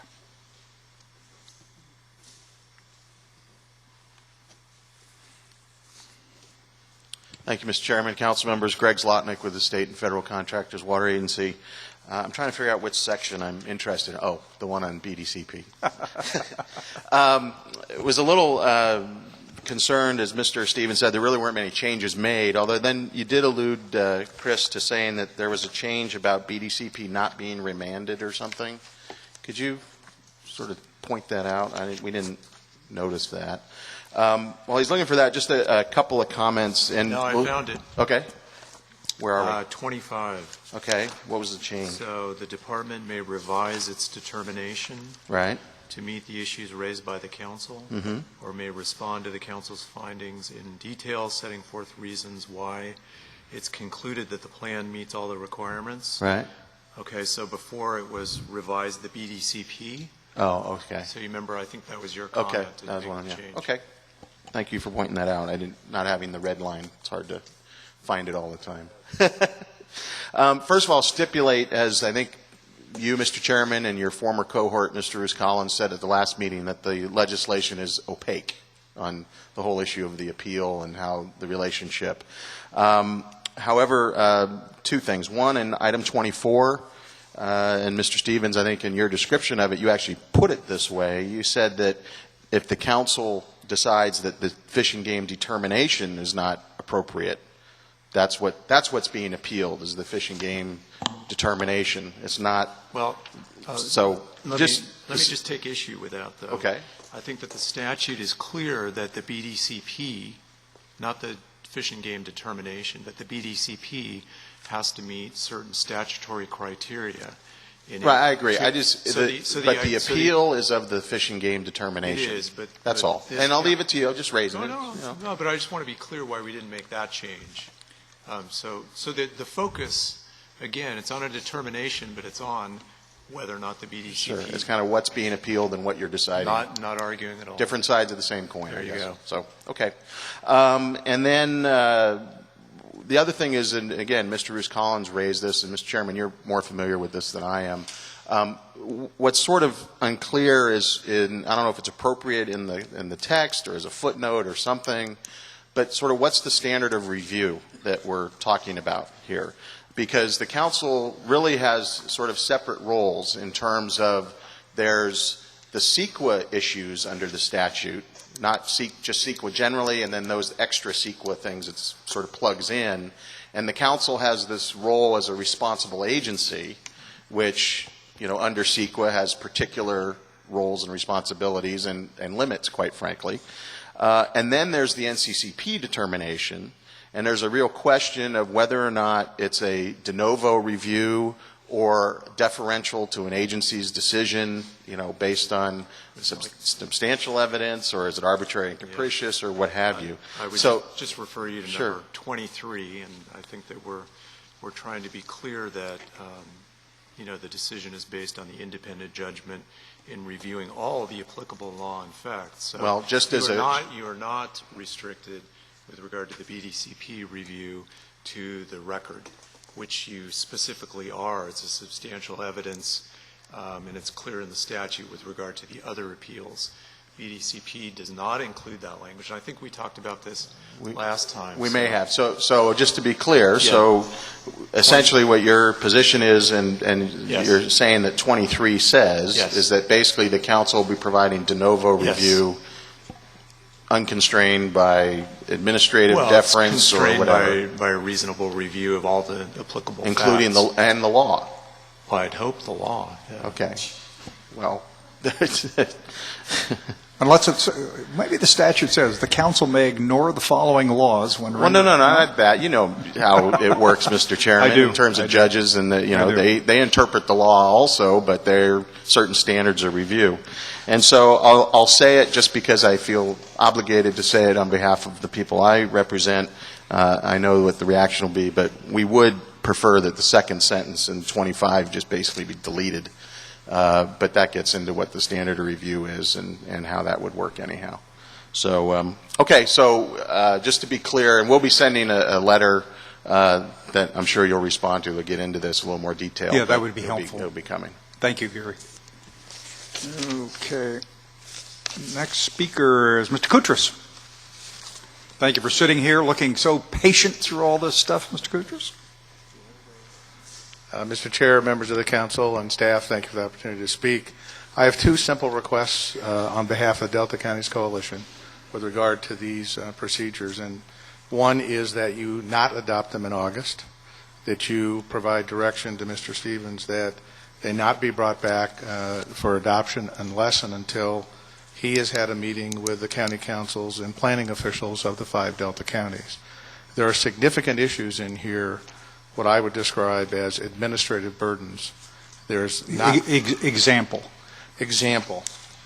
With regard to paragraph 4, where he says that the filing shall include the index administrative record that was before the state or local agency.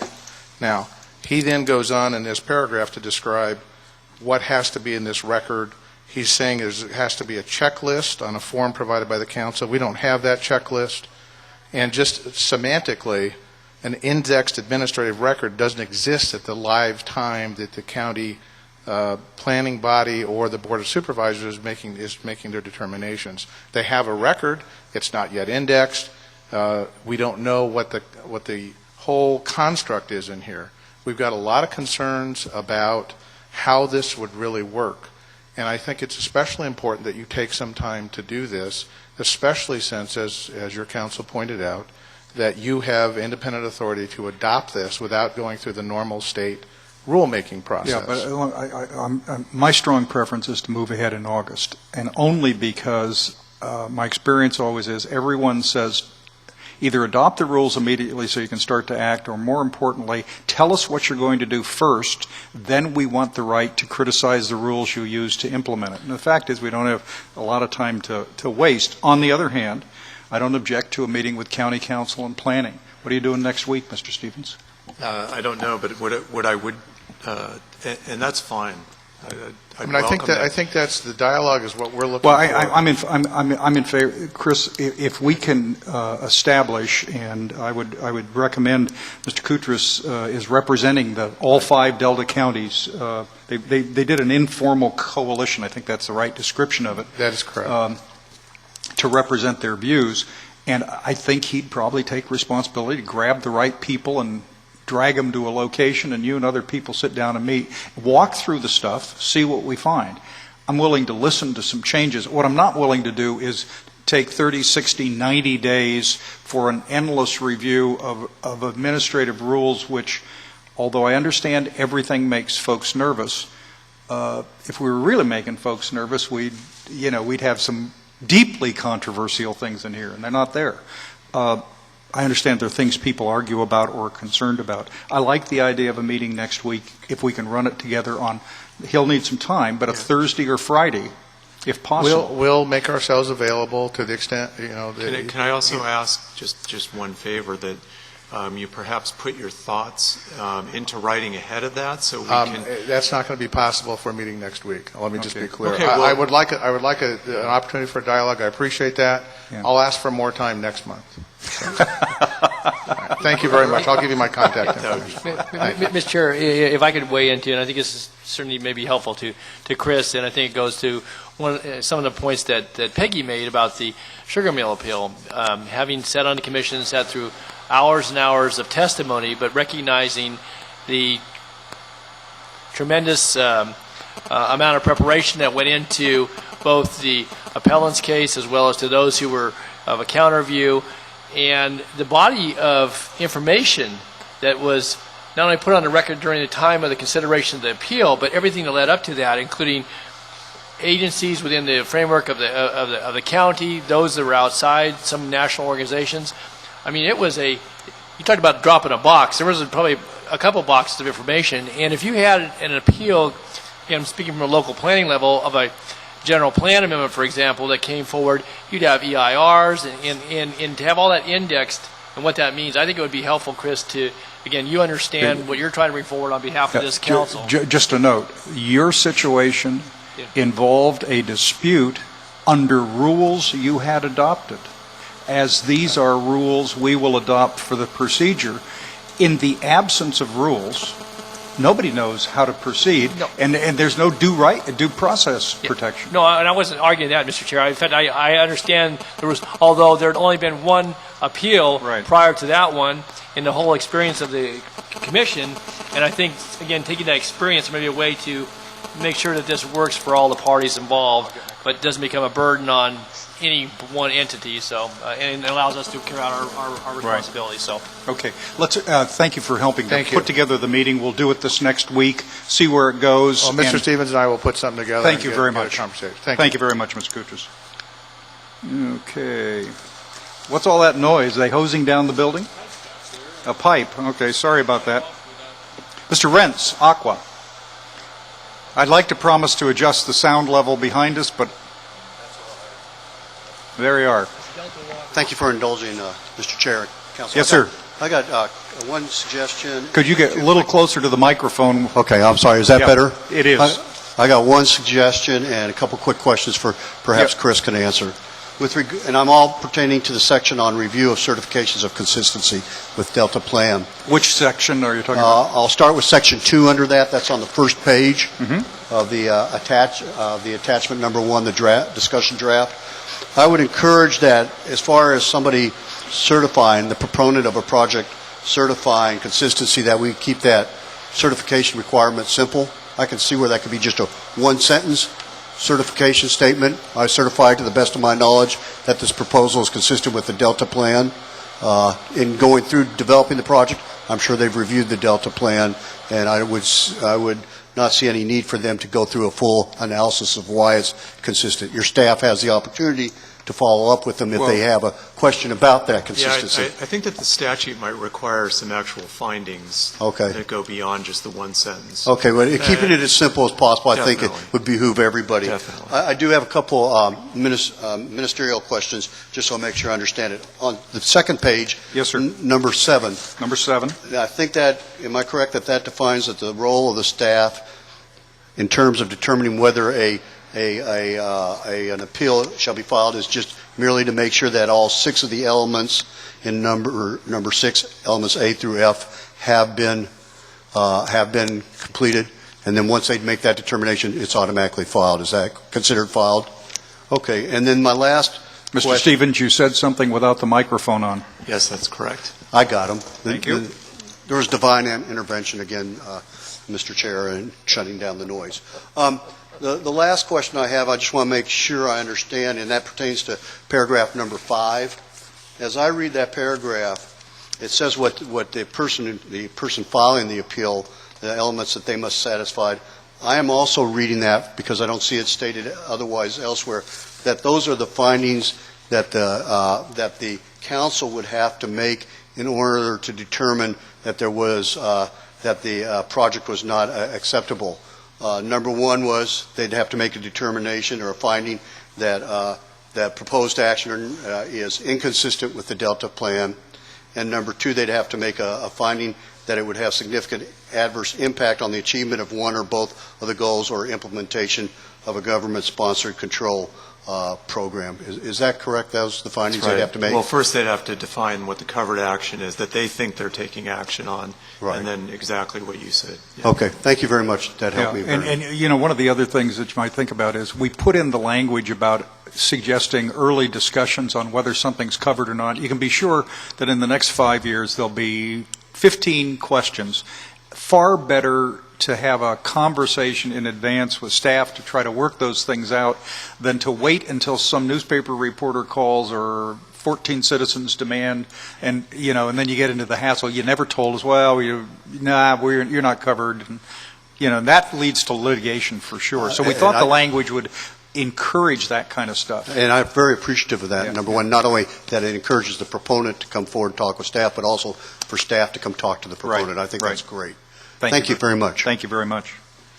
Okay, let's see. All right, that is the last blue card I have for a minute. Is anyone among this remarkably tolerant and determined group of people who stick to the end? Does anyone else like to talk to us on anything? Okay. All right. Back in August, next week, Mr. Stevens is involved in lots of meetings with lawyers and planners, which is highly amusing. I will plan to be traveling most of that week. Well, lawyer to lawyer and all that. We've got a lot of work to go, but I appreciate, members, very much your willingness to go through this in some detail. The third version of the interim plan, the third version of the rules and regulations are going to clean up some questions. We'll try to resolve some others. And just my thanks to the folks down here in Clarksburg and the people of the old mill. This has been a really good location. Mr. Nordhoff, this is closer to what you wanted from the first time we met, which was a small room, one level, where we're not sitting up in a giant stage and stuff like that, and you get closer to the people and each other. And comfortable chairs for the council members and uncomfortable chairs. Okay, no, everyone made a note on the note of comfortable chairs. But the fact of the matter is, when we get to our hopefully permanent location in West Sacramento City Hall, it's very much like this. Not as tall, no wine barrels, at least the last time I was there. But I like this working relationship and this interchange a lot. So thank you to the staff, and ladies and gentlemen, thank you very much, and the meeting is adjourned.